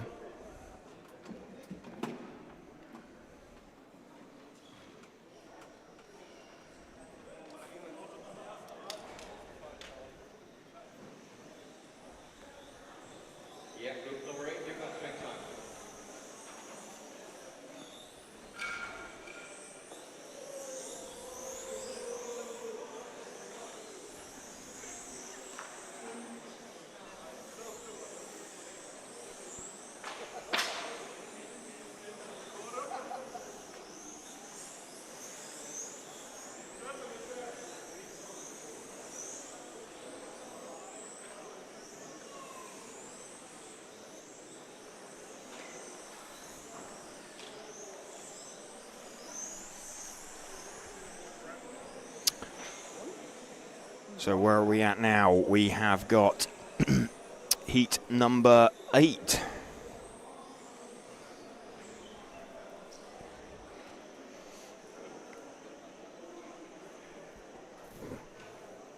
So this heat number 8 of 11 of the Spec class. Then we got 4 heats of modified. Dan Burke's going to lead away, the green and gold body shell.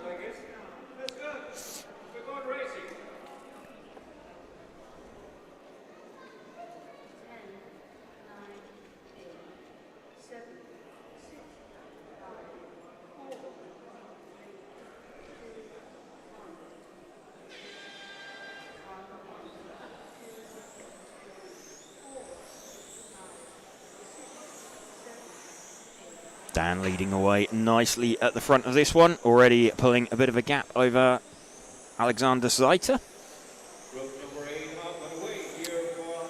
12.6, decent opening lap. Philip Lischke with a 12.5. Let's stick with Dan for at least the first few laps. Make sure he doesn't throw it off the track.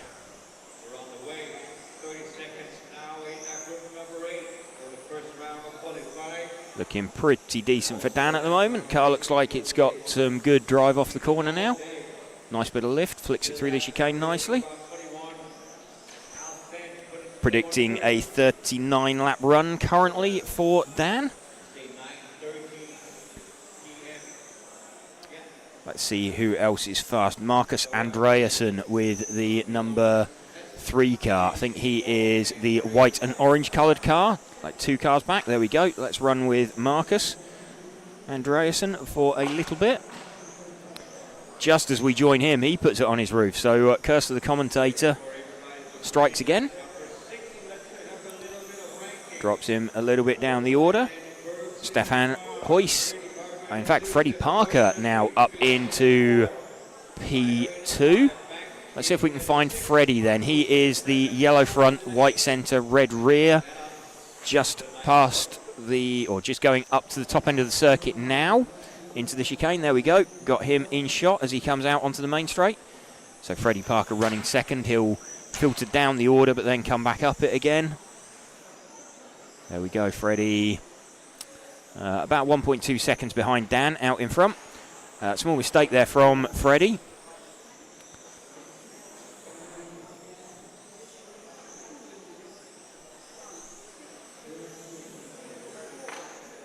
So that's dropped him a little bit away from the pace. Just see where he is, like super close further down the field.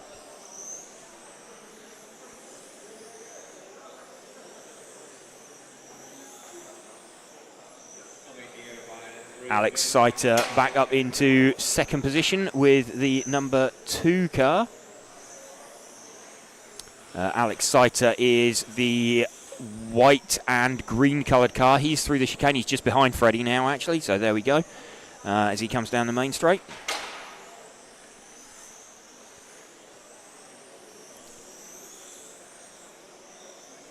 Alex Seiter running in second position. Started out one place behind Dan Burks.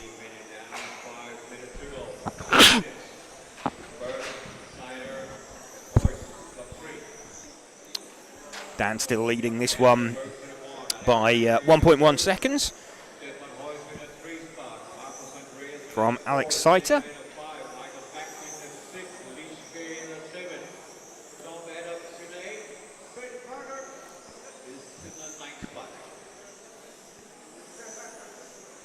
Still second place man Alex Seiter that we are running with.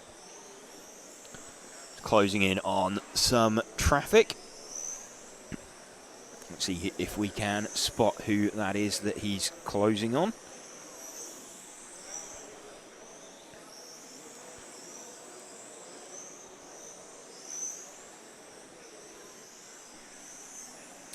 .38.805 predicted for Dan Burks. Similar time predicted for Alex Seiter.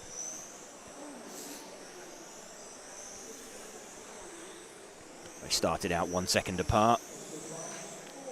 Dan's gap is, well, there's no cars in between them. It's about the length of the straight between them.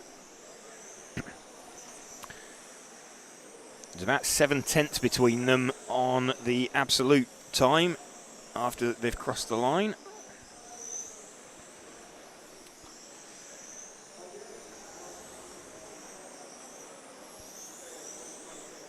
A sensible run coming up. Let's see if we can move forward one car back to the lead car of Dan Burks, the green and gold coloured car. He's just going through the chicane at the top end of the circuit now.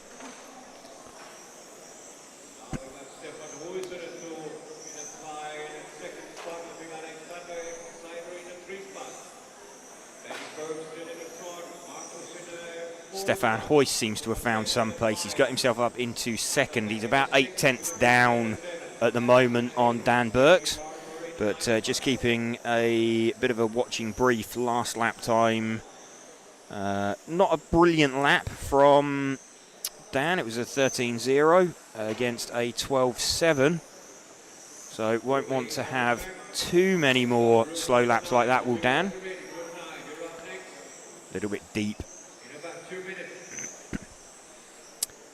It looks like he's realised he's on a sensible run and he's tightening up a bit. Just needs to chill out, relax a little bit. That's better. Little bit trailing, too much throttle off the end of the main straight for Dan. Still looking good. Still got about a second in hand over Alex Seiter. Stefan Huyss found a bit of pace and then dropped off of it. We're still running with Dan Burks as he runs for home. Less than 2 minutes to go. He'll want to get this one in the bag if he can. Small little mistake, doesn't cost him too much time. That will give Alex Seiter a bit of a sniff though. Gap now 7/10 between them. Don't want to be going out there, Dan. 1:30 left on the clock, 1 minute 30. Just keep it going. Alex Seiter smells blood. It's down to 3/10 now, the gap between Dan Burks and Alex Seiter. And Stefan Huyss has inserted himself in between the two of them. Alex Seiter now to the front from Dan Burks, and I think Stefan Huyss is now going to go to the front. So Dan Burks goes from leading to third in the space of one lap. Let's move back one car to Alex Seiter. This is Alex Seiter that we're running with. He's now in third. Dan's nicked second back off of him. Stefan Huyss with the 6 car is the one who is leading this though. Just trying to locate him with 30 seconds left. I think he is the green front, white rear car. Indeed it is. So he is, there we go, this is our leader. So all 3 cars out in front featuring green. 2 seconds away from the top. Michael back in the 6, Philip is in the 7. Stefan Huyss now 2/10 up on Dan Burks. The pair of them seem to have dropped Alex Seiter. Final 10 seconds. Stefan Huyss now falls behind Dan Burks. So slow lap there for Stefan. Dan has crossed the line. So we're just waiting to see Alex Seiter misses Dan's time. Stefan Huyss, as he crosses the line, misses Dan's time. So Dan does take it right at the end there on the last lap. So we thought that had gone for Dan with his 38.805, but then slow last laps for Alex Seiter, and that let Dan in to take that one. So super close at the end there between Dan Burks, Stefan Huyss and Alex Seiter. Thomas Stenger wasn't a million miles off there either. So that got itself sorted and out of the way pretty quickly. Heat number 9 coming next.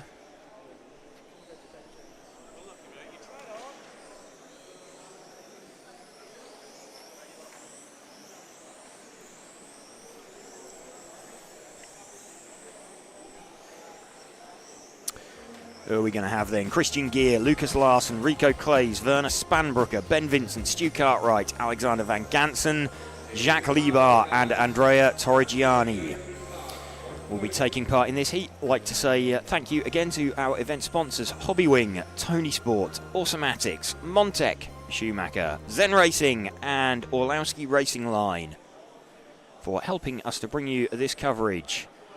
You're joining us for heat number 9 of Spec. We'll go up to heat 11.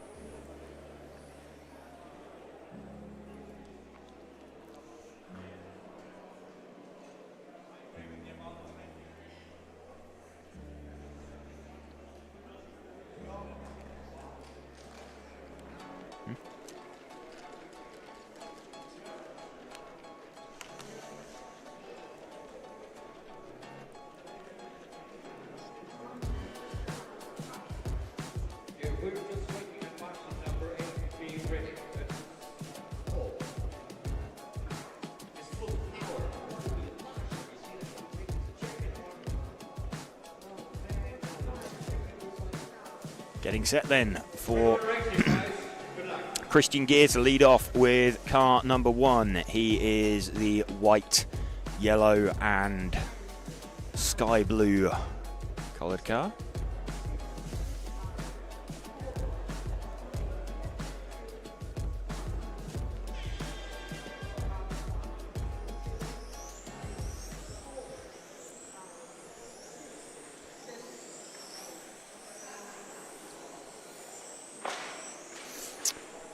Bit of a launch at the back of the shot there for, I think that was Rico Clays with the 3 car. Meanwhile, we are running with Christian Gear. We'll let this settle in for a couple of laps and then see who looks fast that we might want to switch to. So Christian obviously cycles to the top, and once everybody else completes their laps, that Christian is currently the quickest car after 2 laps. Remember, this is now an 8-minute run that counts, so super important to bring it home after 8 minutes. We've got Dan Burks currently having done the fastest time over 8 minutes. Unfortunately for Dan, I don't think that's going to hold. I think other people are going to nick that off of him. So, got Andrea Torrigiani, looks like he's found some speed out there with the number 9 car. That's the all-white coloured car, just going through the chicane and out onto the main straight at the moment.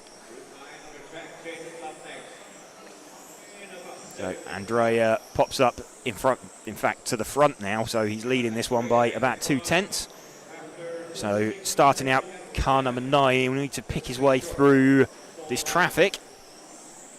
Andrea developing very rapidly into a very fine driver. Down the main straight once more. Just catching, passing people as he needs to. By the time you get up to heats up at this area, that was a little bit unfortunate for him. Didn't cost him too much time, but I think that was a little bit of over enthusiasm trying to get past some traffic that was kind of trying to get out of the way, but didn't cost him too much.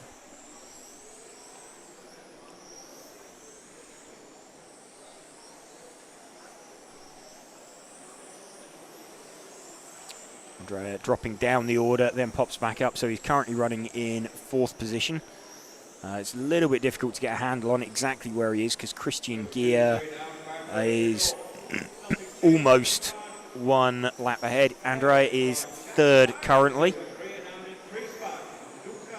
So Jacques Libar is running in 2nd position. Jacques is in front of Andrea. He is the pink coloured car, just through the chicane now onto the main straight now. So this is Jacques Libar. He's made good progress, and Jacques will pop up into 3rd position. Super, super close between Lucas Larsson and Jacques Libar. Lucas Larsson starting out car 2, Jacques Libar starting out car number 8. So they're not necessarily going to be aware of one another. They're best part of half a lap apart from one another.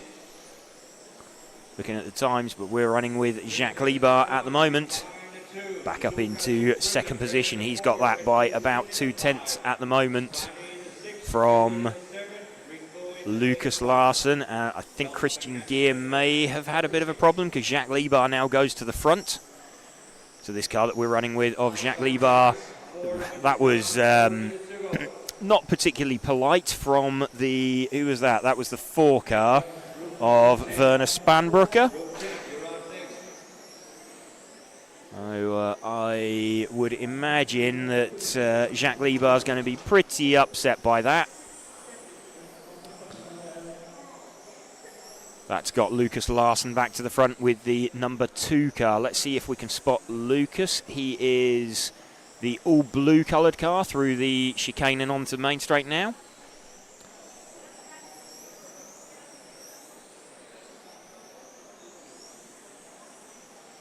In fact, I think Andrea is going to be back somewhere near the front when he crosses the line again. Yeah, Andrea's leading this one by about 3 tenths, but we'll run with Lucas for a little bit. Lucas Larsson shown as leading, and then Andrea will filter back to the front. What's the gap now? Gap now about 6 tenths. So Andrea is starting to pick up the pace. 12.4 last time round from Andrea.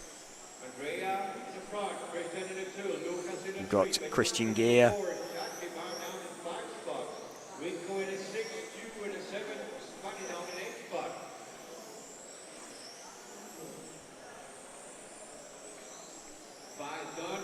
Still running with the car of Lucas Larsen.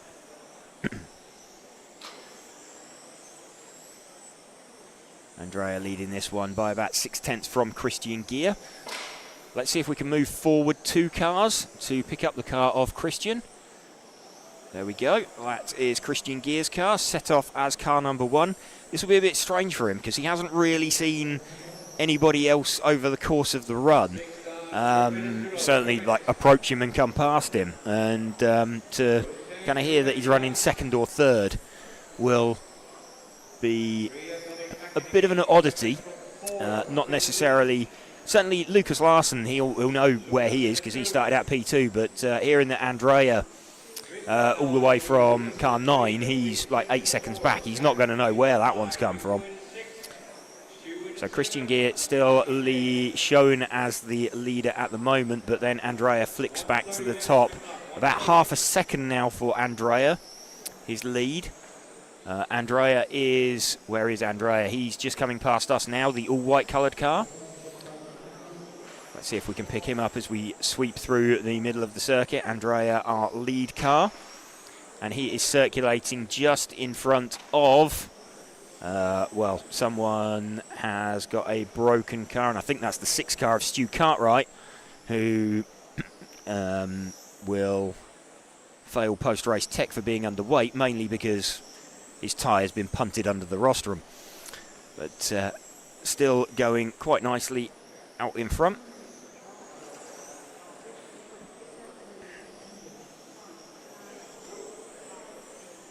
Andrea, less than a minute to go now for Andrea. 2/10 the gap between Andrea and Christian. They're in completely different parts of the track because of where they started. Andrea being pressured by some traffic that he's let past. Let's see if we can spot who it is. It's the 5 car, which is that Ben Vincent? That doesn't look like a Ben Vincent car, but it is the 5 car of Ben Vincent. It looked far too in control for Ben Vincent's car.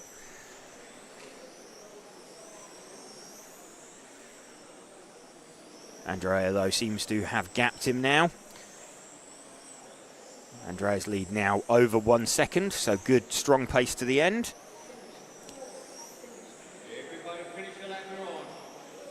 Just waiting for Andrea to finish. So Andrea takes that from P9 with a 38 in 8:01.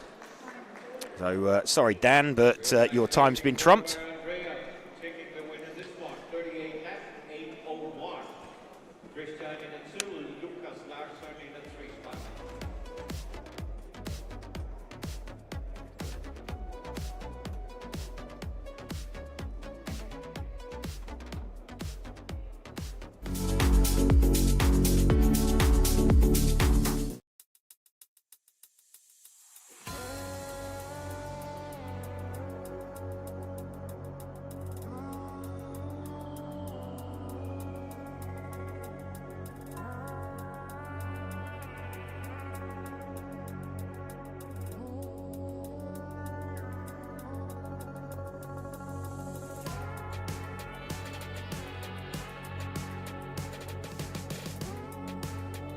There we go, Simon Lauter, European champion. Yeah, in the end it paid off. I'm happy. Cuts back through, so change for 3rd position there, Mark Reinhard. Michael Olowski then comes across the line to win the European Championship. Yeah, it's good to have it back after last year.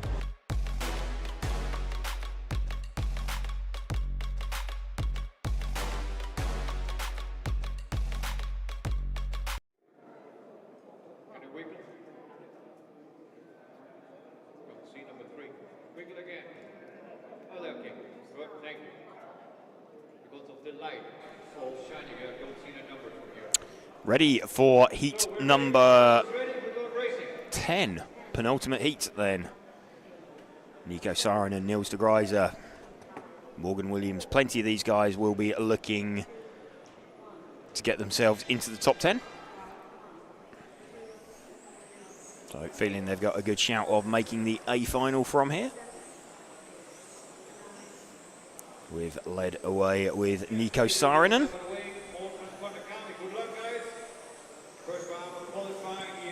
Strong start from Nico Saarinen.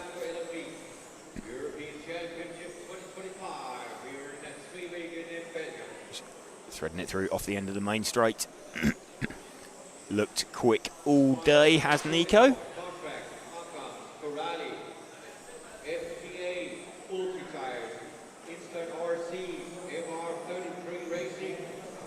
Still Nico Saarinen leading this one. Morgan Williams up into second position with the 3 car. So Morgan is 2 cars back. He is the second of the all-white cars. There we go. That is Morgan's car. The all-white car through the chicane at the moment and out onto the main straight. So 1 car back from the white and blue car. There we go. This is Morgan running in second position. Lots and lots of white cars out there, starting to get quite confusing.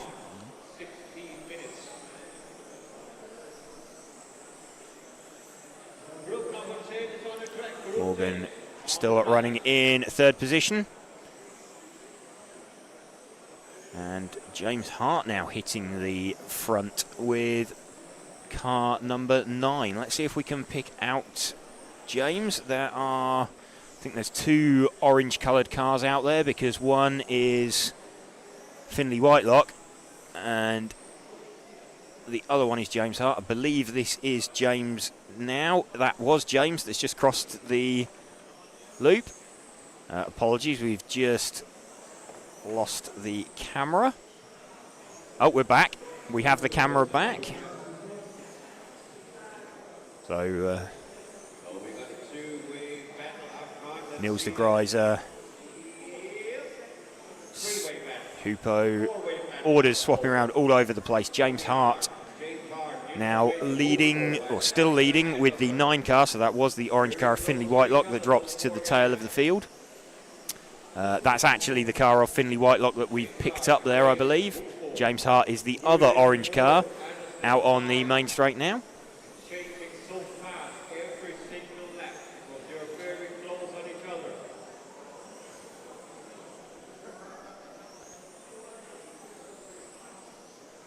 So James Hart now trying to catch and pass Andreas Bryn. Andreas started out car number 7, James starting out car number 9. Looking to move his way forward. 40 lap runs predicted for all of the top guys. Niels de Gruyter currently showing as fastest. James Hart filters back to the top. Super close, but James got this by about 3/10. Problem is Niels, starting out P2, has got clear track in front of him. James has got to find his way through. Andreas gets out of his way. But you can see that that slight moment of hesitation coming past Andreas just knocked James off very, very slightly. So back to second now for James. He's about 1/10 and a half off. Let's stick with him for the moment. You'll see him drop down the order, and then as he crosses to trigger the loop, he'll launch back up the order, back up to second. He's about 3/10 off of Niels de Gruyter now. Just keeping an eye. It's now 6/10. So James doesn't look like he's got the pace of Niels. Niels de Gruyter we are looking for with the number 2 car. His is the white and blue coloured car. He's just going through the chicane at the top of the track now, out onto the main straight. Niels de Gruyter, this white and blue car, back 1 car. There we go, that's Niels de Gruyter, the lead car. Rene Miller, do we know Hupo is a 1/12 European champion? Yes, he has won the Spec class previously.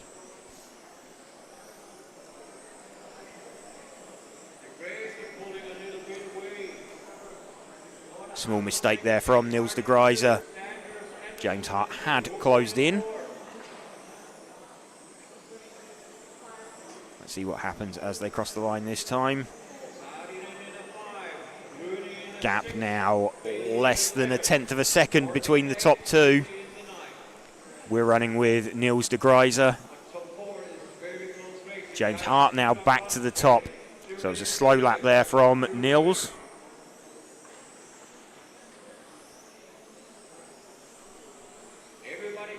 Still got nice track, nice clear track in front of him. 3/10 in favour of James at the moment. Just keeping an eye on where they are on the track. James got nice clear track in front of him. Niels has got lovely clear track in front of him as well with 2 minutes to go.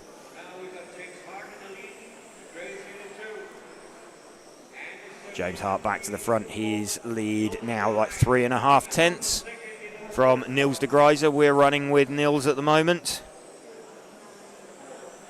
I think these guys will be thinking if they can win this heat, this will give them a top 10 round score, or is very likely to give them a top 10 round score.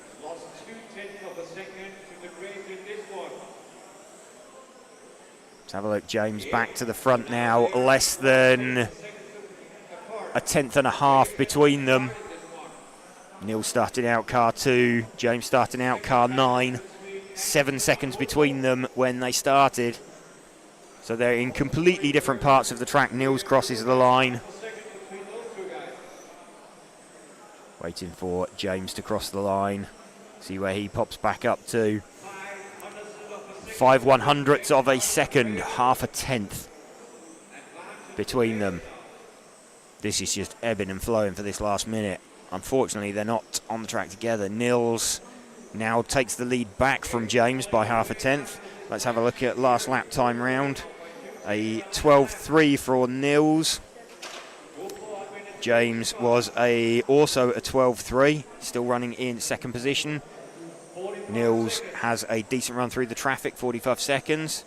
See James run down, drop down the order again. Then he'll start filtering back up as he crosses the line.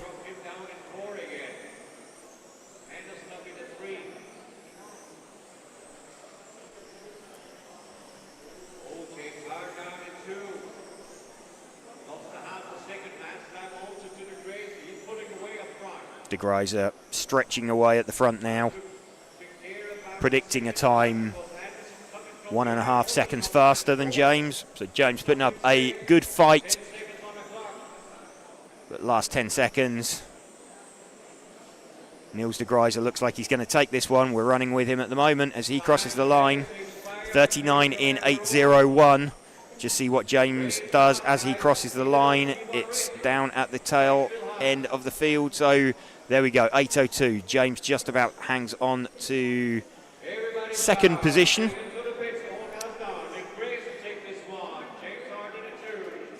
Niels de Gruyter taking that one then from James Hart. Very, very close on fastest lap, but decent runs there for the pair of them.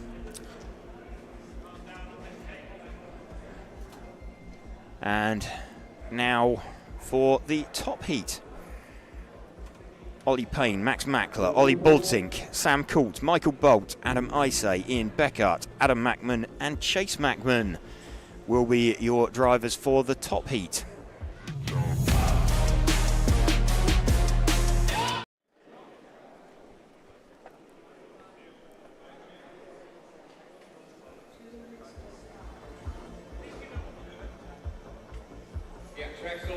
Can you explain something to me?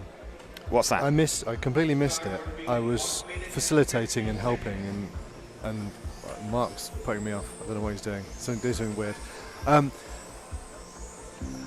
What was the issue with Michał Orlowski's? When he broke the car, or when he fired the car onto the rostrum, they took the car off the track. They put on a different set of tyres and then put it back on the track, but it didn't go through scrutineering again.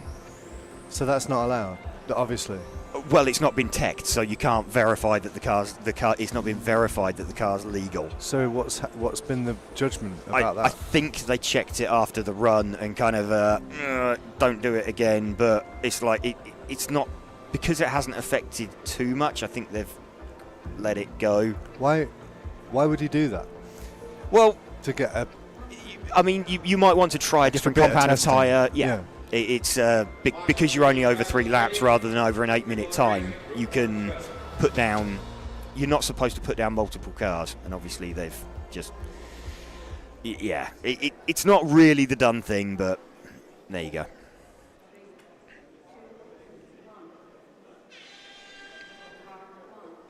Ollie Payne leads away from Max Mackler. So Ollie had some serious pace over 3 laps, certainly. Looked a little bit closer over 8 minutes, but we're running with Max. 11.8 for Ollie, 11.9 for Max. Those two making a bit of a break for it.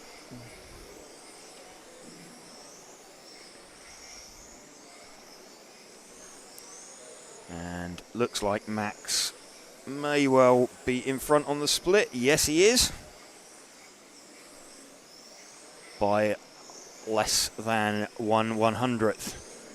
Now Ollie looks like he's stretched the gap again.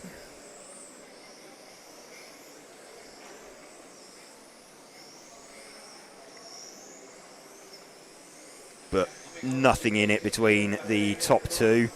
And Michael Bolt also keeping a watching brief.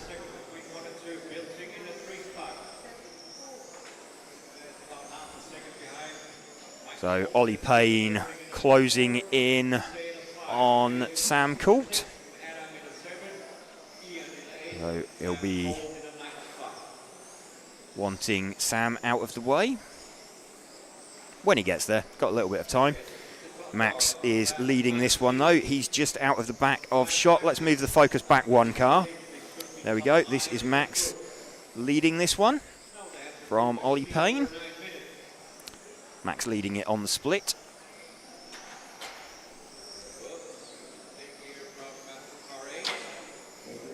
So Sam parks it up well out of the way, not wanting to incur the wrath of Ollie or of Max. Ollie now looks like he has just got a gap on Max. The two of them now heading towards the Mackmans. Ollie going to be getting to Adam first.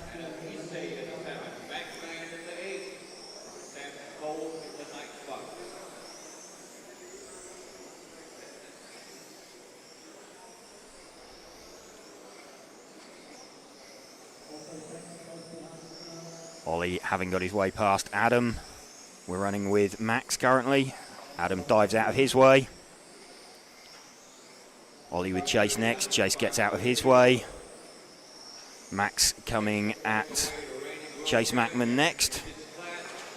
Super close between the front two. Chase gets out of the way.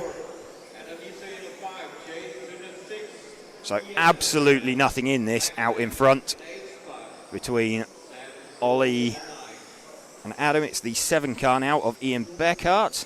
He's got out of Ollie's way. Ollie just stretching that by about 2/10 from Max. We're running with Max at the moment. We've got Ollie Baltink in third, but they're a couple of seconds back.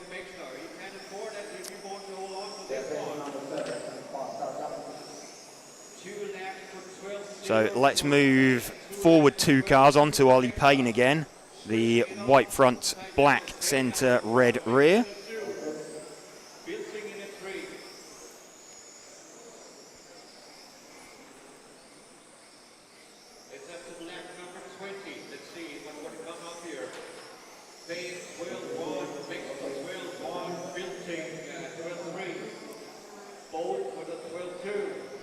Ollie now trying to find his way past the 6 car of Adam Isay. Ollie's made that pass, so Ollie just starting to stretch away a little bit from Max. 6/10 the gap now. Quicker lap last time round from Max. It was a 12.0 from Max. It was a 12.1 from Ollie. Let's see if Max can start coming back at Ollie.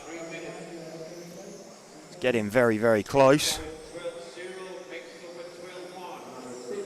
12-0 for Ollie, 12-1 for Max. Gap now 6/10.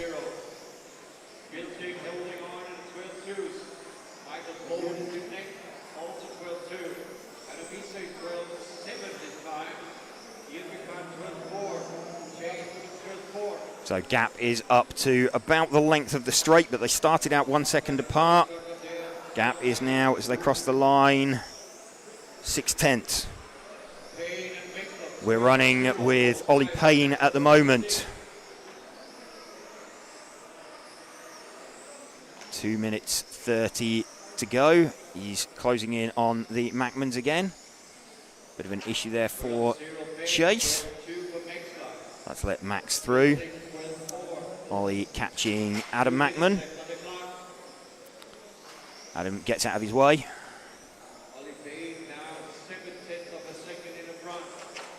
Small mistake there from Max as he runs across the chicane. He'll hold on to second, I think. Yeah, he'll hold on to second quite comfortably. Pulling out from Ollie Boltink. So it's Ollie Payne from Max Mackler from Ollie Boltink. Michael Bolt in third position. It's like 1.3 seconds now, the gap after that mistake from Max. So Ollie Payne with, let's have a look, 1.3 seconds, 1.25 seconds, looking at lap times.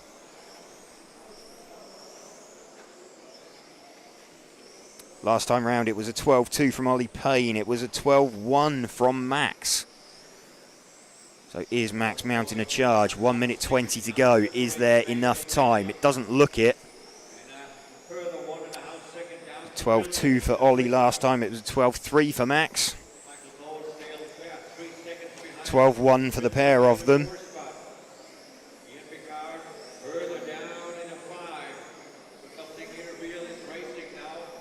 Still running with Ollie Payne. Max Mackler not really been able to quite close up on him. 1 second now, the gap between them. 30 seconds left between Ollie taking the round from Max. Those two looking pretty comfortable out in front of the rest of them.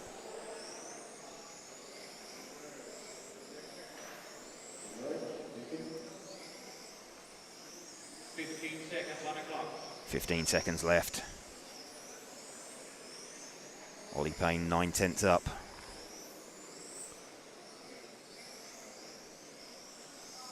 Eight tenths now. Still not enough time. This is the split lap, 40 lap runs coming up for a bunch of drivers. Let's have a look once that is done. So Ollie Payne takes round number 1 of Spec from Max Mackler and Ollie Boltink. Max Mackler taking that one. Let's just get an update on the overall top 10s after that round number 1.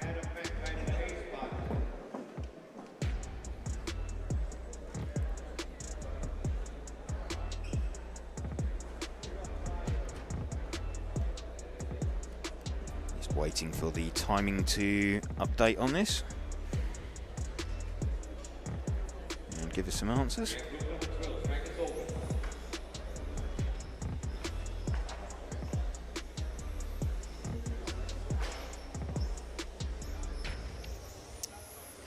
Looking for the overall ranking list for qualifying. So welcome to you if you are just joining us towards the end of Friday for the EFRA 112 European Championships from Zwevegem in Belgium. We're RC Racing TV and we're bringing you the live coverage of this EFRA 112 European Championships in conjunction with Hobbywing, Tony Sport, Automatics, Montec, Schumacher, Zen Racing, and Orlowski Racing Line. 1, 2, 3, 4 in the front, 5, 6, 7, 8, 9 behind.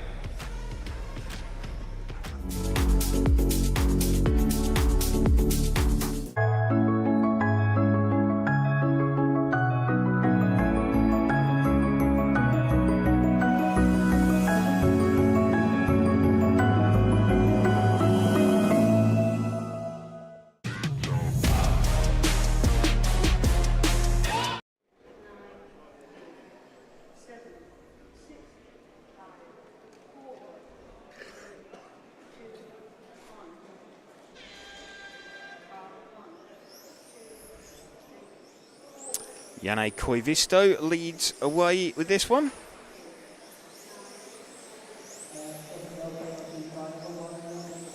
And already pulled a fairly decent lead, although being called for some kind of stop-go there for a bit of an early launch.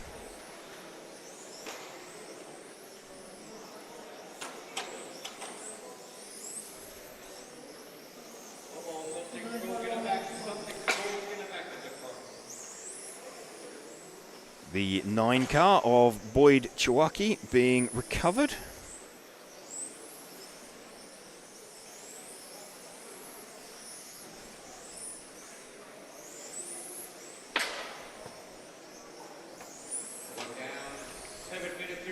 Mario Neri has hit the front with the number 5 car. Let's see if we can spot the 5 car.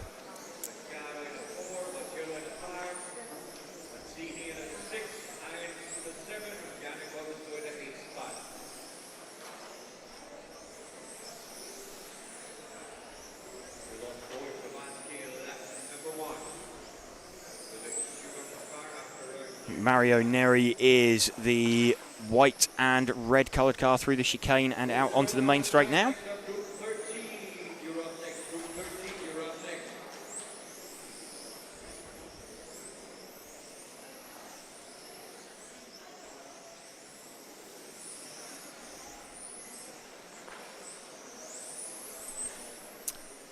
Just still waiting to get the updated top 10 from Spec.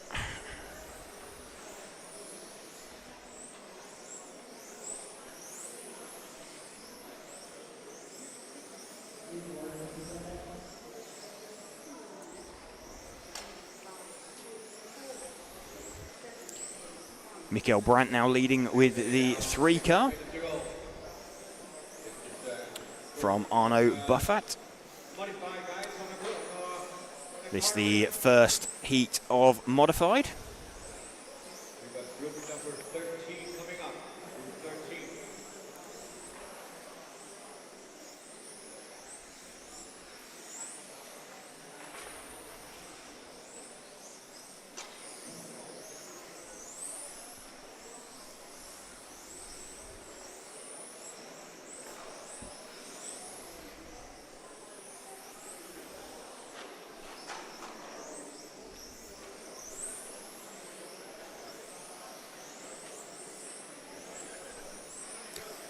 Mikael Brandt, see if we can pick him up. He is the white front, green centre, blue rear car on the main straight now.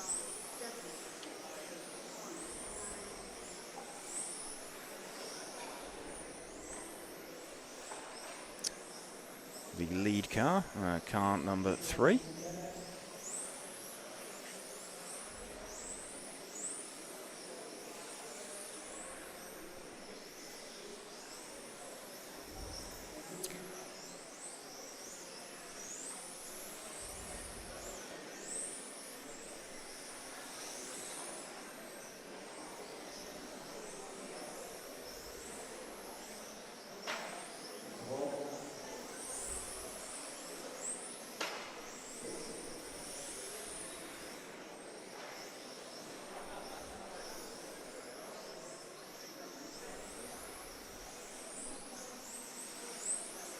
Mikael Brandt still leading this one, the number 3 car, just managing to pump in some consistent laps rather than outright speed.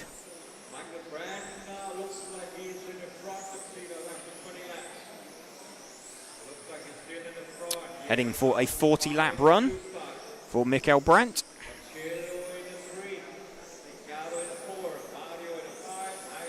So just having had a bit of a scrappy day. 3:30 to go, 3 minutes 30.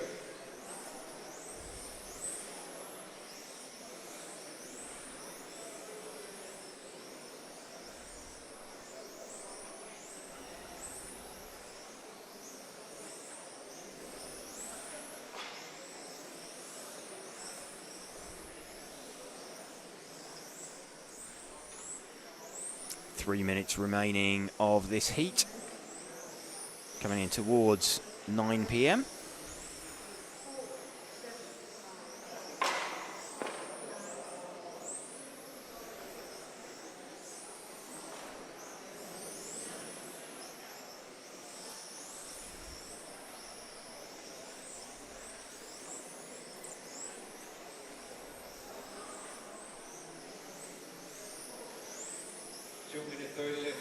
Two-minute 30 left. Mikael Brandt leading from Arno Buffat still. Marcello Galli, Mario Neri.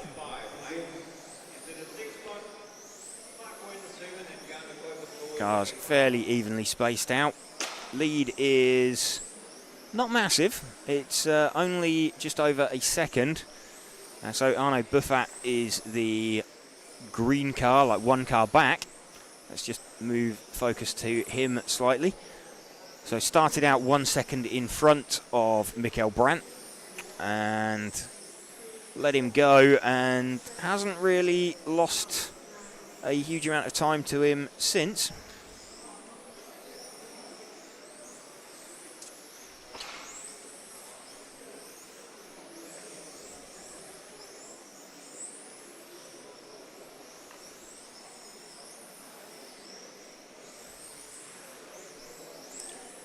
So 1 minute 30 left. We've now got an overall from round number one of the Spec class that we can bring you.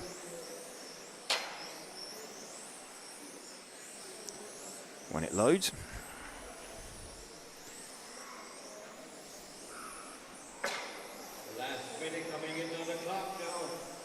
Just over 1 minute remaining.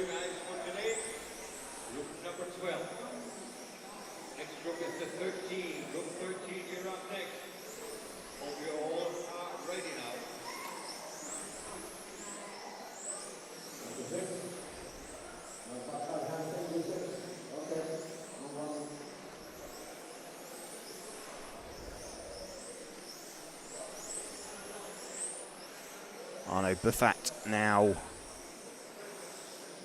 has hit the front from Mikael Brandt.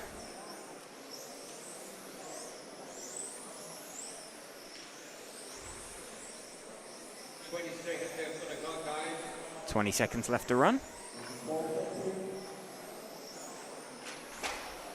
Small mistake there from the leader. Should hang on to it. It was less of a mistake than it was for Mikael Brandt.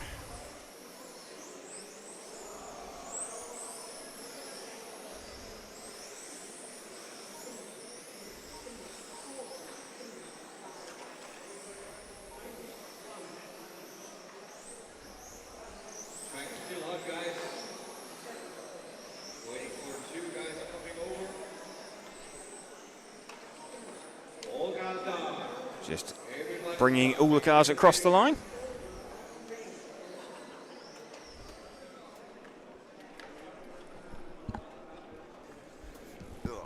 Am I right to go to the loop just before the top heat goes on?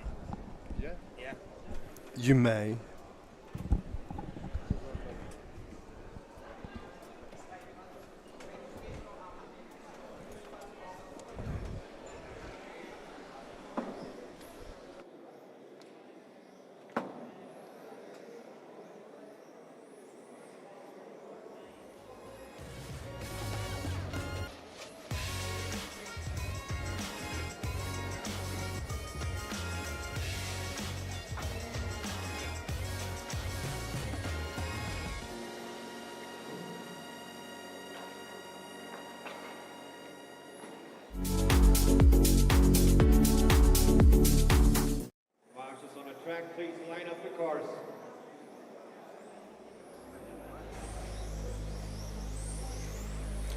All right, so we are back with heat 13 of modified first round of qualifying.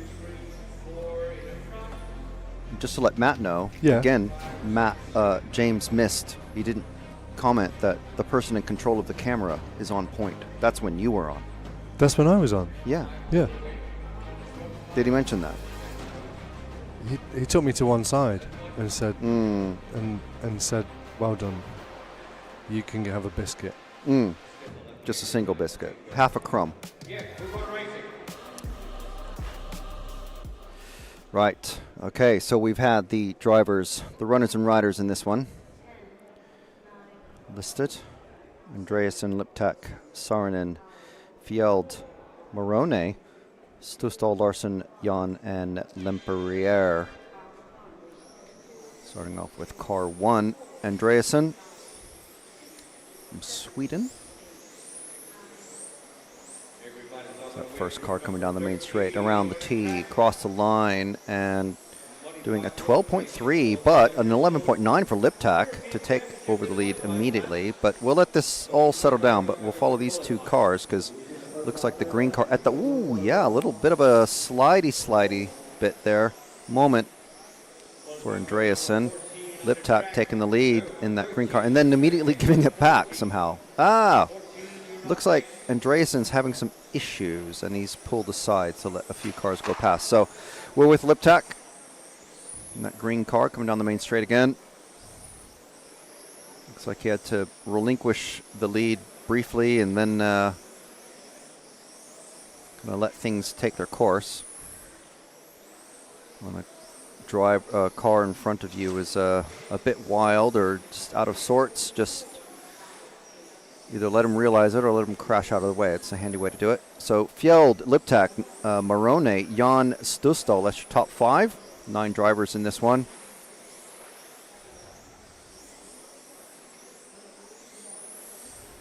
He's already coming up on lap traffic of that's Lemperrier.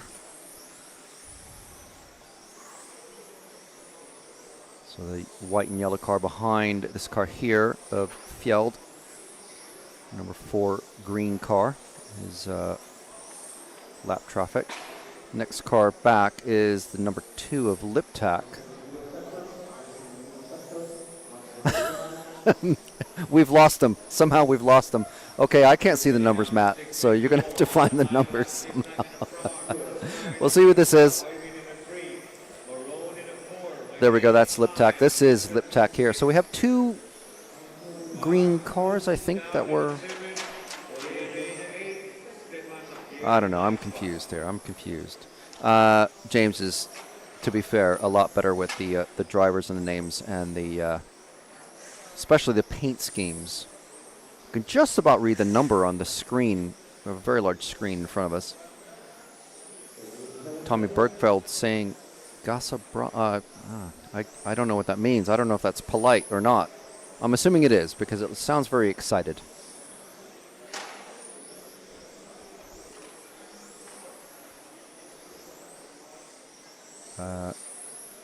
Lou Talk in the online chat. Make sure you're in, whether it's on Facebook, EFRA YouTube, or RC Racing TV YouTube. You can post in the chat and we'll answer and comment on your comments as much as we can.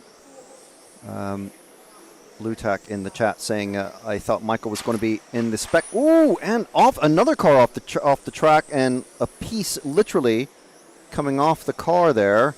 You could just see on that car is going to be ill handling, to be sure, because literally something flew off it, and the marshal did not realize. Yeah, he's trying to gave the referee a piece of that car that came off it.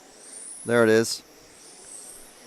Can't tell what it was. It was like the size of a shock, but it was not a shock because these cars don't use shocks anymore. So I don't know what it was, but it wasn't a wheel, but it was something very important. So, but that was Jere Saarinen. Fjeld in the number 4 car leading this one. Liptak, actually that may have been Liptak. No, yeah, that was Liptak in the number 2, that green car that came off. So he's dropping down the order. You can see Saarinen had pulled off after about 8 laps ago. So Fjeld in the number 4, I believe this is him. No, this is Andreasen, but we can stick with Andreasen.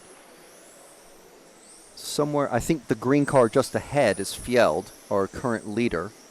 So they are in the same region of the track. Ooh, and he's made a mistake coming out across the finish line. So the white and yellow that was in second is now leading. Not on the timing, but will be leading. Okay, now I'm mixed up. This might be Stusdal. No, we are with Andreasen. Fjeld. That was a different green car then. My apologies. I'm only filling in for James and not 100%. How many heats of mod? I can answer that. There are 4 heats of mod. This is the second. So there's 2 more heats of mod.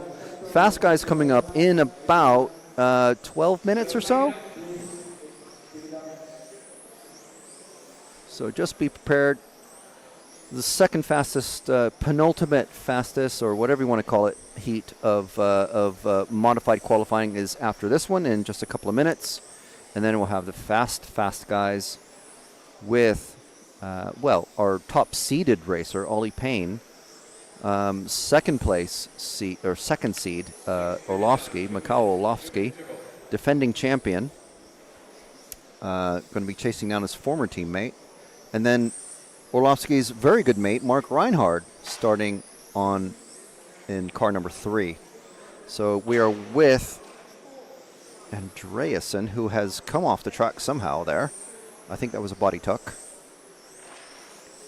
So currently running 3rd. I'll see if I can spot the number 4 when Oscar comes round. But 3 cars coming off. One of them like fully broke. Oh, now Andreasen. Tragedy for him as well. What is happening to this heat? This Marshall has 3 cars at his feet. What's happened? He's somehow collecting cars. All 3 cars have broken down in front of him. Fabulous. Okay, well, very lucky Marshall. And a rule of the European Championships, of course, is that you get to, if you're out in the middle of the track and the car breaks down in front of you, you get to keep the car. So, good for him. Completely lying there. Early April Fools. So, car number 4. I'm still waiting for car number 4, Oscar Fjeld, to cross. It's just crossed. It's the yellow car in the middle of the track, going into the chicane. We finally caught the leader in the final minute. There's Oscar Fjeld from Norway. We have some lovely Norwegian chocolates from the famous chocolate fields of the fjords. We've been enjoying those today. Thank you very much. Exactly, Kevin. Lucky corner marshal, exactly. So this is Oscar Fjeld. One of 4 cars still running in this qualifier. I mean, this is not a fantastic Q1 for literally most of the racers in this heat. But Oscar Fjeld going to take it while he can. He started 4th and he's finishing 1st. So I'd say that's how you do it, but I don't imagine that he would have possibly sabotaged 5 cars. All right, well, that's it for me at the moment anyway, unless James needs another break. But there we go. He's taking him home, folks.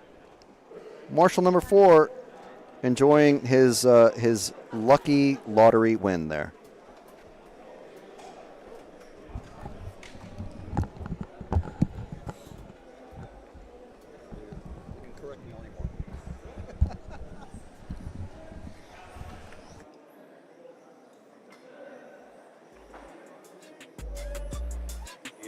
Group 14, tracks open. 14 on the track now. Okay, thank you, Frank. Oscar Fjeld taking that one then from Øyvind Stusal. What do we got then? Penultimate heat. Who have we got? Martin Huddy, Hupo Honegol, Finley Whitelock, Alex Anderson, Jacques Liebar, Tobias Sutrich, Andreas Bryn, Rene Doctor, and Teemu Saarinen.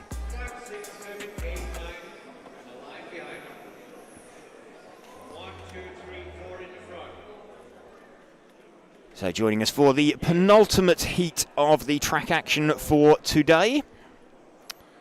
Got a full day ahead of us tomorrow as well. So just joining us here on RC Racing TV. Once again, thank you to Hobbywing, Tony Sport, Automatics, Montec, Schumacher, Zen Racing, and Orlowski Racing Line for helping us to bring you this coverage. They're set to go racing on the sound of the tone.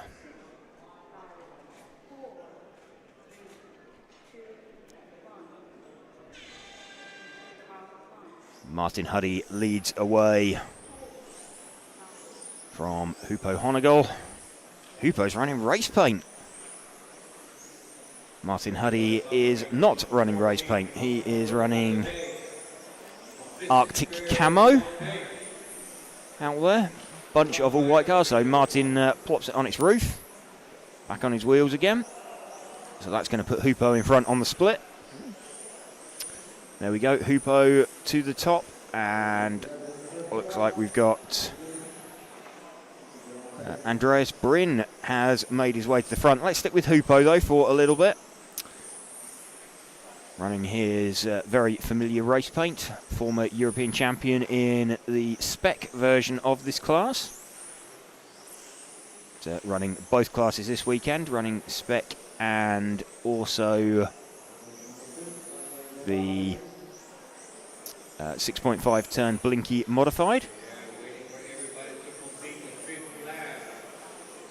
So Tobias Sutrich has got himself to the front. Let's just give it a little bit more time.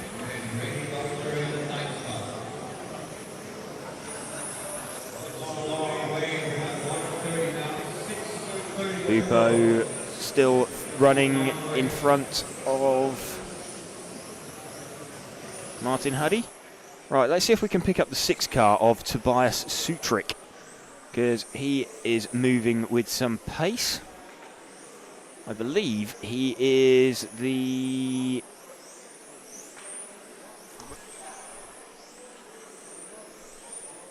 Let's have a look, the 6 car, trying to find. His is the... Just trying to locate him. His is the pink and white coloured car. So we're running with him.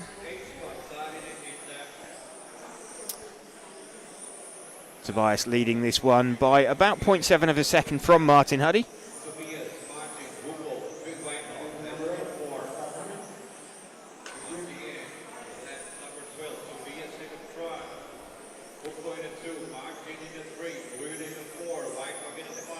Still going nicely out the front.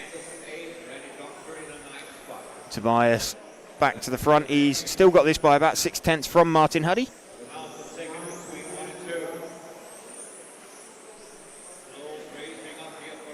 Flicks back to the front again. That's come down to about half a second now, the gap. Will continue to run with Tobias Sutrich. You can see him dropping down the order. Then as he crosses the loop, back to the front.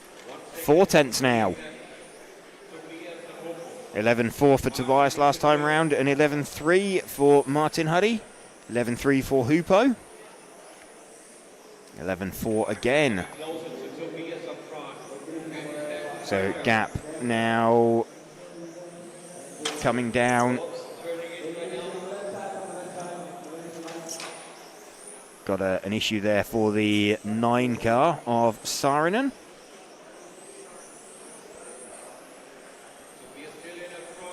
Tobias still leading this one, but it's now by less than 0.2 of a second.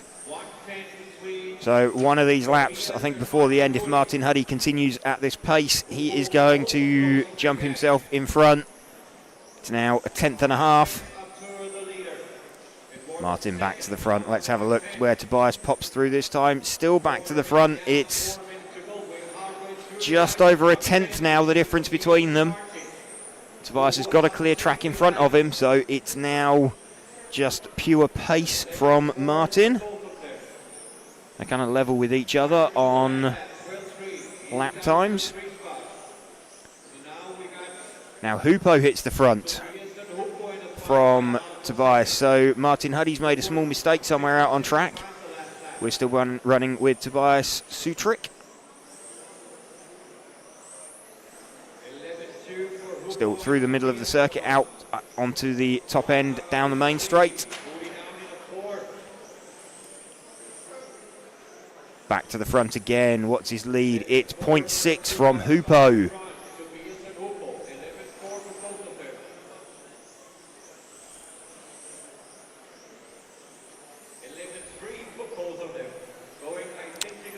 Tobias and Hupo just trading lap times out there.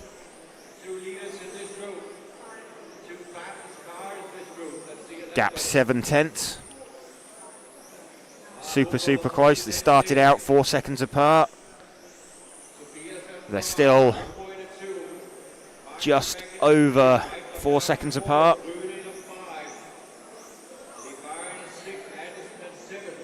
Keeping track of where Tobias is. Hupo probably won't know a lot about him, other than he's had a car called out in front of him somewhere further back down the pack that he's not seen.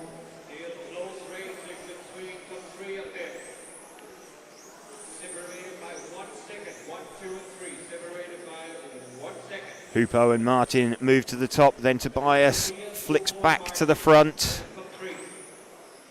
Tobias has extended, if anything.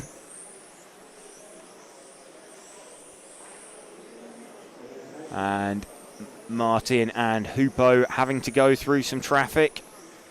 Looks like Hupo's had a bit of a scruffy lap. Martin goes back in front of him.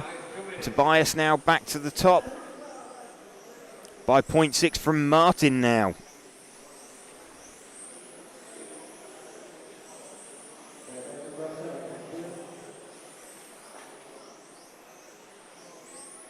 Tobias Sutrick we are running with at the moment, car number 6. Martin Huddy moves to the top. He's just got that from Hupo. Tobias back to the top. Martin's coming back. The gap now 4 tenths between them. See Martin back to the top of the timing screen, then Tobias as he crosses. What's the gap now? 3 tenths. It's coming down, 1 minute left. So Tobias has managed to successfully, it's 1.5 tenths again. Martin Huddy is coming back at Tobias Sutrick. Let's have a look, Tobias crosses the line, so Martin Huddy's got him. Martin Huddy is now 1/2 tenth up. Martin Huddy mounting a bit of a comeback. Let's just see if Tobias now back to the top. 9 1/1000ths of a second, the difference between them. We're running with Tobias as he crosses the line back to second position. He's now a whole 3 tenths down.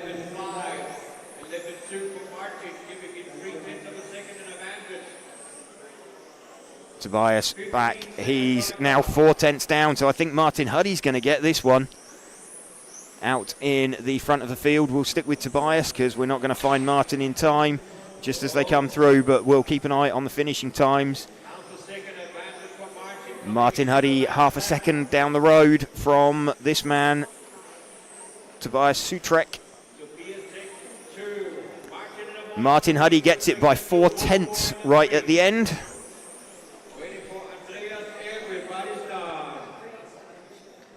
Everybody done. There we go. Martin Huddy getting that one in the end from Tobias Sutrick. Super close. Martin Huddy having good lap pace. and just managing to mount a bit of a comeback from 4th. So what have we got then? This is now the last track action of the day. This is the top heat of Modified. All set to go. Thank you once again to our event sponsors: Hobbywing, Tony Sport, Automatics, Montec, Schumacher, Zen Racing, and Orlowski Racing Line.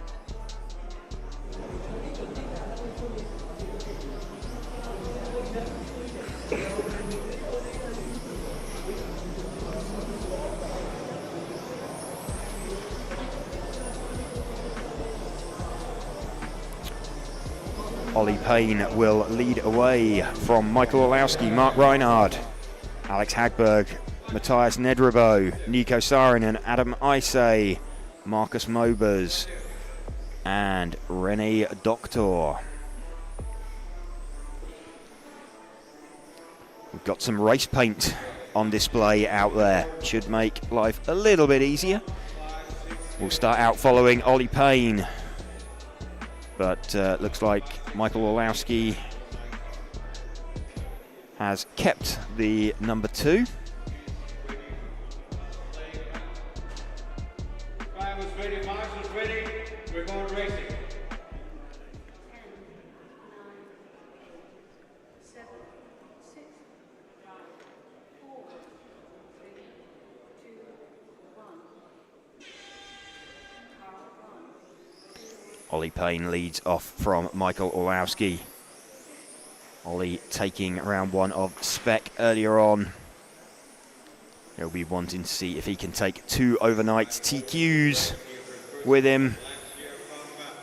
Got defending champion Michael Orlowski trying to hunt him down. Let's have a look at the top 3. It was Mark Reinhard with the hot opening lap. And Alex Hagberg also in the mix. So we're running with Ollie Payne at the moment. And he is currently in 2nd position from Mark Reinhard. So Mark is trying to hunt down. Let's move back and focus on Mark.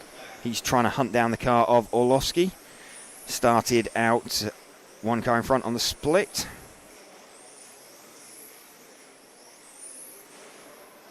Ollie now leading this one by about 1/10 of a second from Mark.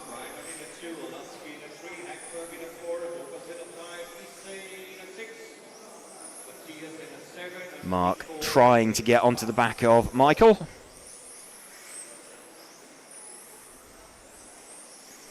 Not quite got there yet. Ollie now 4/10 down the road from Mark. And between them on track, you got Michael Orlowski with a 4/10 gap. So this is the closest battle on track at the moment. Mark trying to catch and pass Michael Orlowski. He's certainly in front of him on the split. Ollie Payne's cut his way through traffic, so Michael opens up for Mark. So now time to see if Mark can get away from Michael and start eating into that 2-second split that Ollie had on him. Gap was 6/10. Let's see how that progresses. Ollie's crossed the line. Mark's crossed the line. It is still... In fact, if anything, Ollie's slightly extended that time round. It was a 10-9 from Ollie and 11-0. A 10-7 from Ollie, a 10-9 from Mark. Let's see if we can go back to Ollie. He is just coming under and through the sweep now, out through the chicane and towards the main straight. So Ollie has already cut his way through the traffic. Mark is having to navigate his way through it.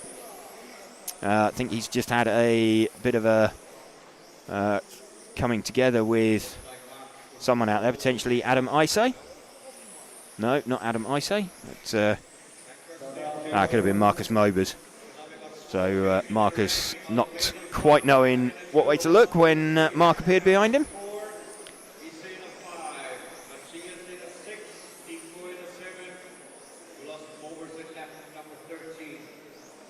that's kind of all it's really done in terms of the running order, is extended out Ollie's gap over Mark. So gap is now 2.1 seconds. And Ollie has got clear track in front of him. So a big clear track in front of him, with 4 minutes 30 remaining. Mark's still got Michael Orlowski in close attendance. We did see this earlier on, that Mark kind of had some good pace early on and in the middle of the run, and Michael came back a little bit at the end of it, but Ollie, we're watching now, just continuing to stretch away.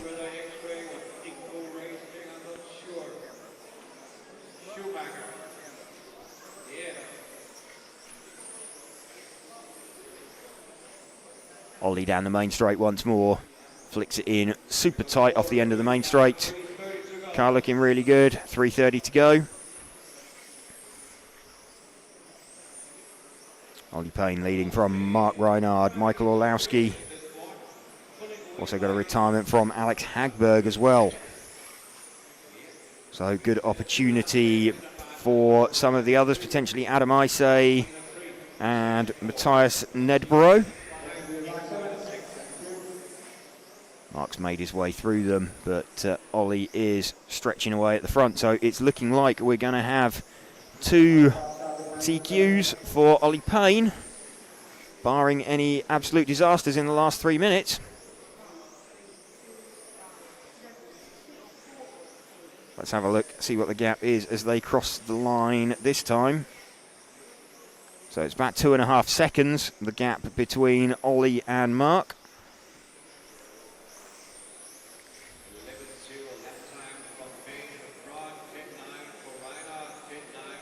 11.0 for Ollie, 10.9 for Mark. That's not going to be enough. 2 minute 20. Let's have a look this time around. It's an 11.0 for Ollie. Let's have a look at Mark's lap time. It's a 10.9. It's still not enough. He's taking like a tenth, half a tenth.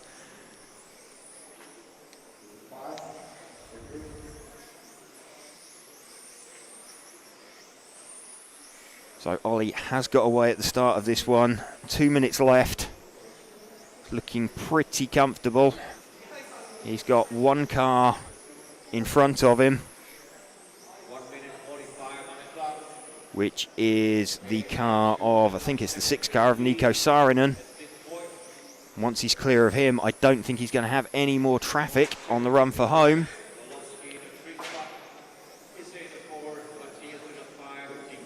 So Ollie has negotiated Nico Saarinen. Mark seems to have fended off the attentions of Mikael Orlowski. But have a look as they cross the line. It's like 3 seconds the gap. So looking very, very good for Ollie at the moment.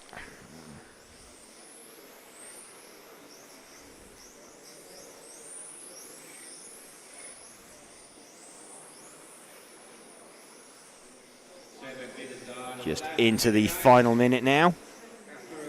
And Ollie, life flash before his eyes there, I think, as that would have been the car of Matthias Nedrebo.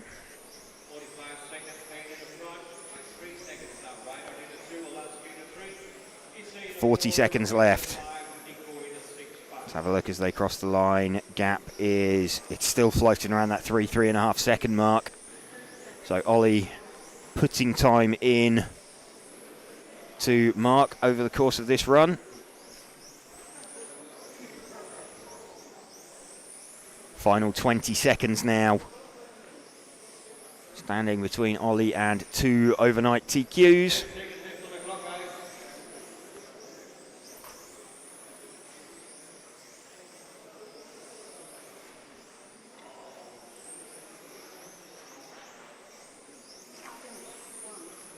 So Ollie has finished, just waiting for Mark to cross the line. So Ollie gets that by 3.3 seconds.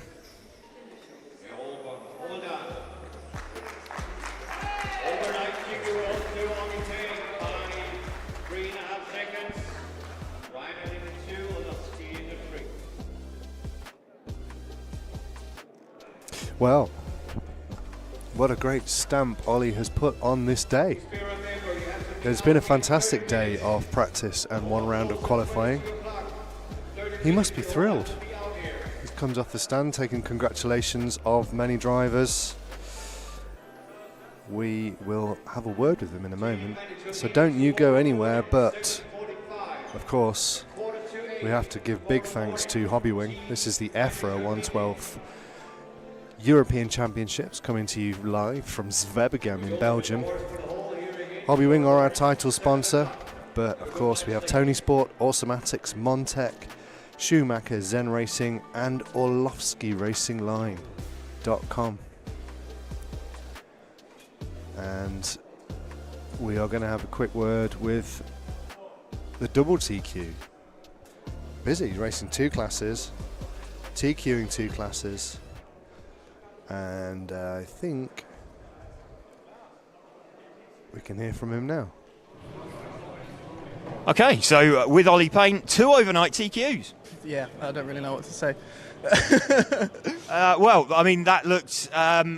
they were kind of 2 different things. I mean, well, you pulled away in both of them, but what ones are you finding one harder than the other? I find stock a little bit harder at the moment, just because if I lean on it a little bit too hard, it kind of wants to bite back. Whereas mod seems to be more forgiving, which I know seems backwards, but yeah, the mod car is a lot more forgiving. So I'm going to work on the stock car overnight and see if I can get that a bit better.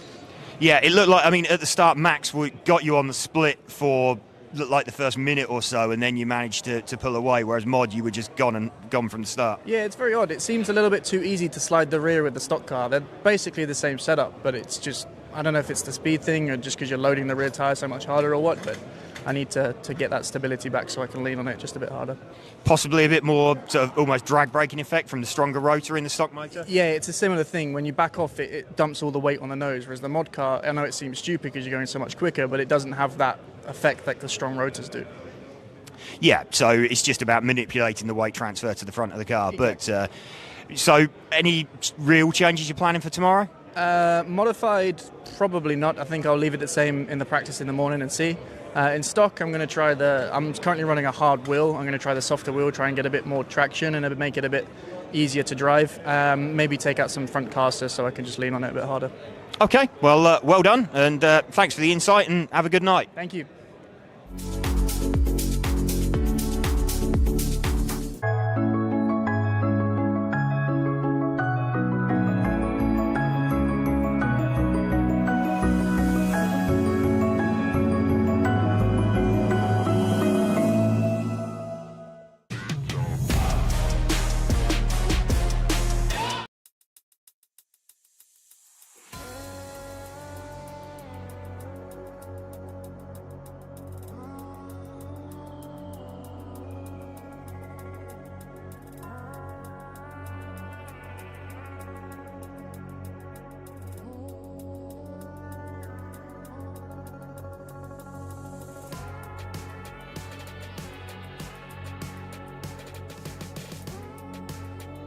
There we go, Simon Lauter, European champion. Yeah, in the end it paid off. I'm happy. Cuts back through, so change for 3rd position there, Mark Reinhard. Michael Orlowski then comes across the line to win the European Championship. Yeah, it's good to have it back after last year.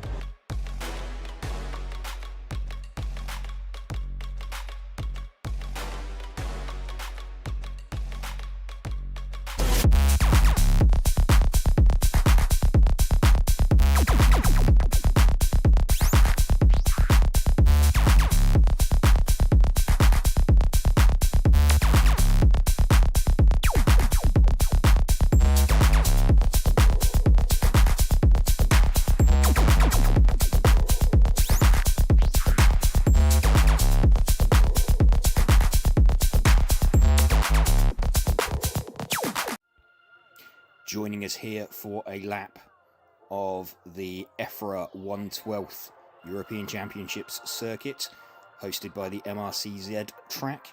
Heading down the main straight, we're going to flick left, scrubbing the speed off as we head in towards a little hairpin, then a quick flick back to the right.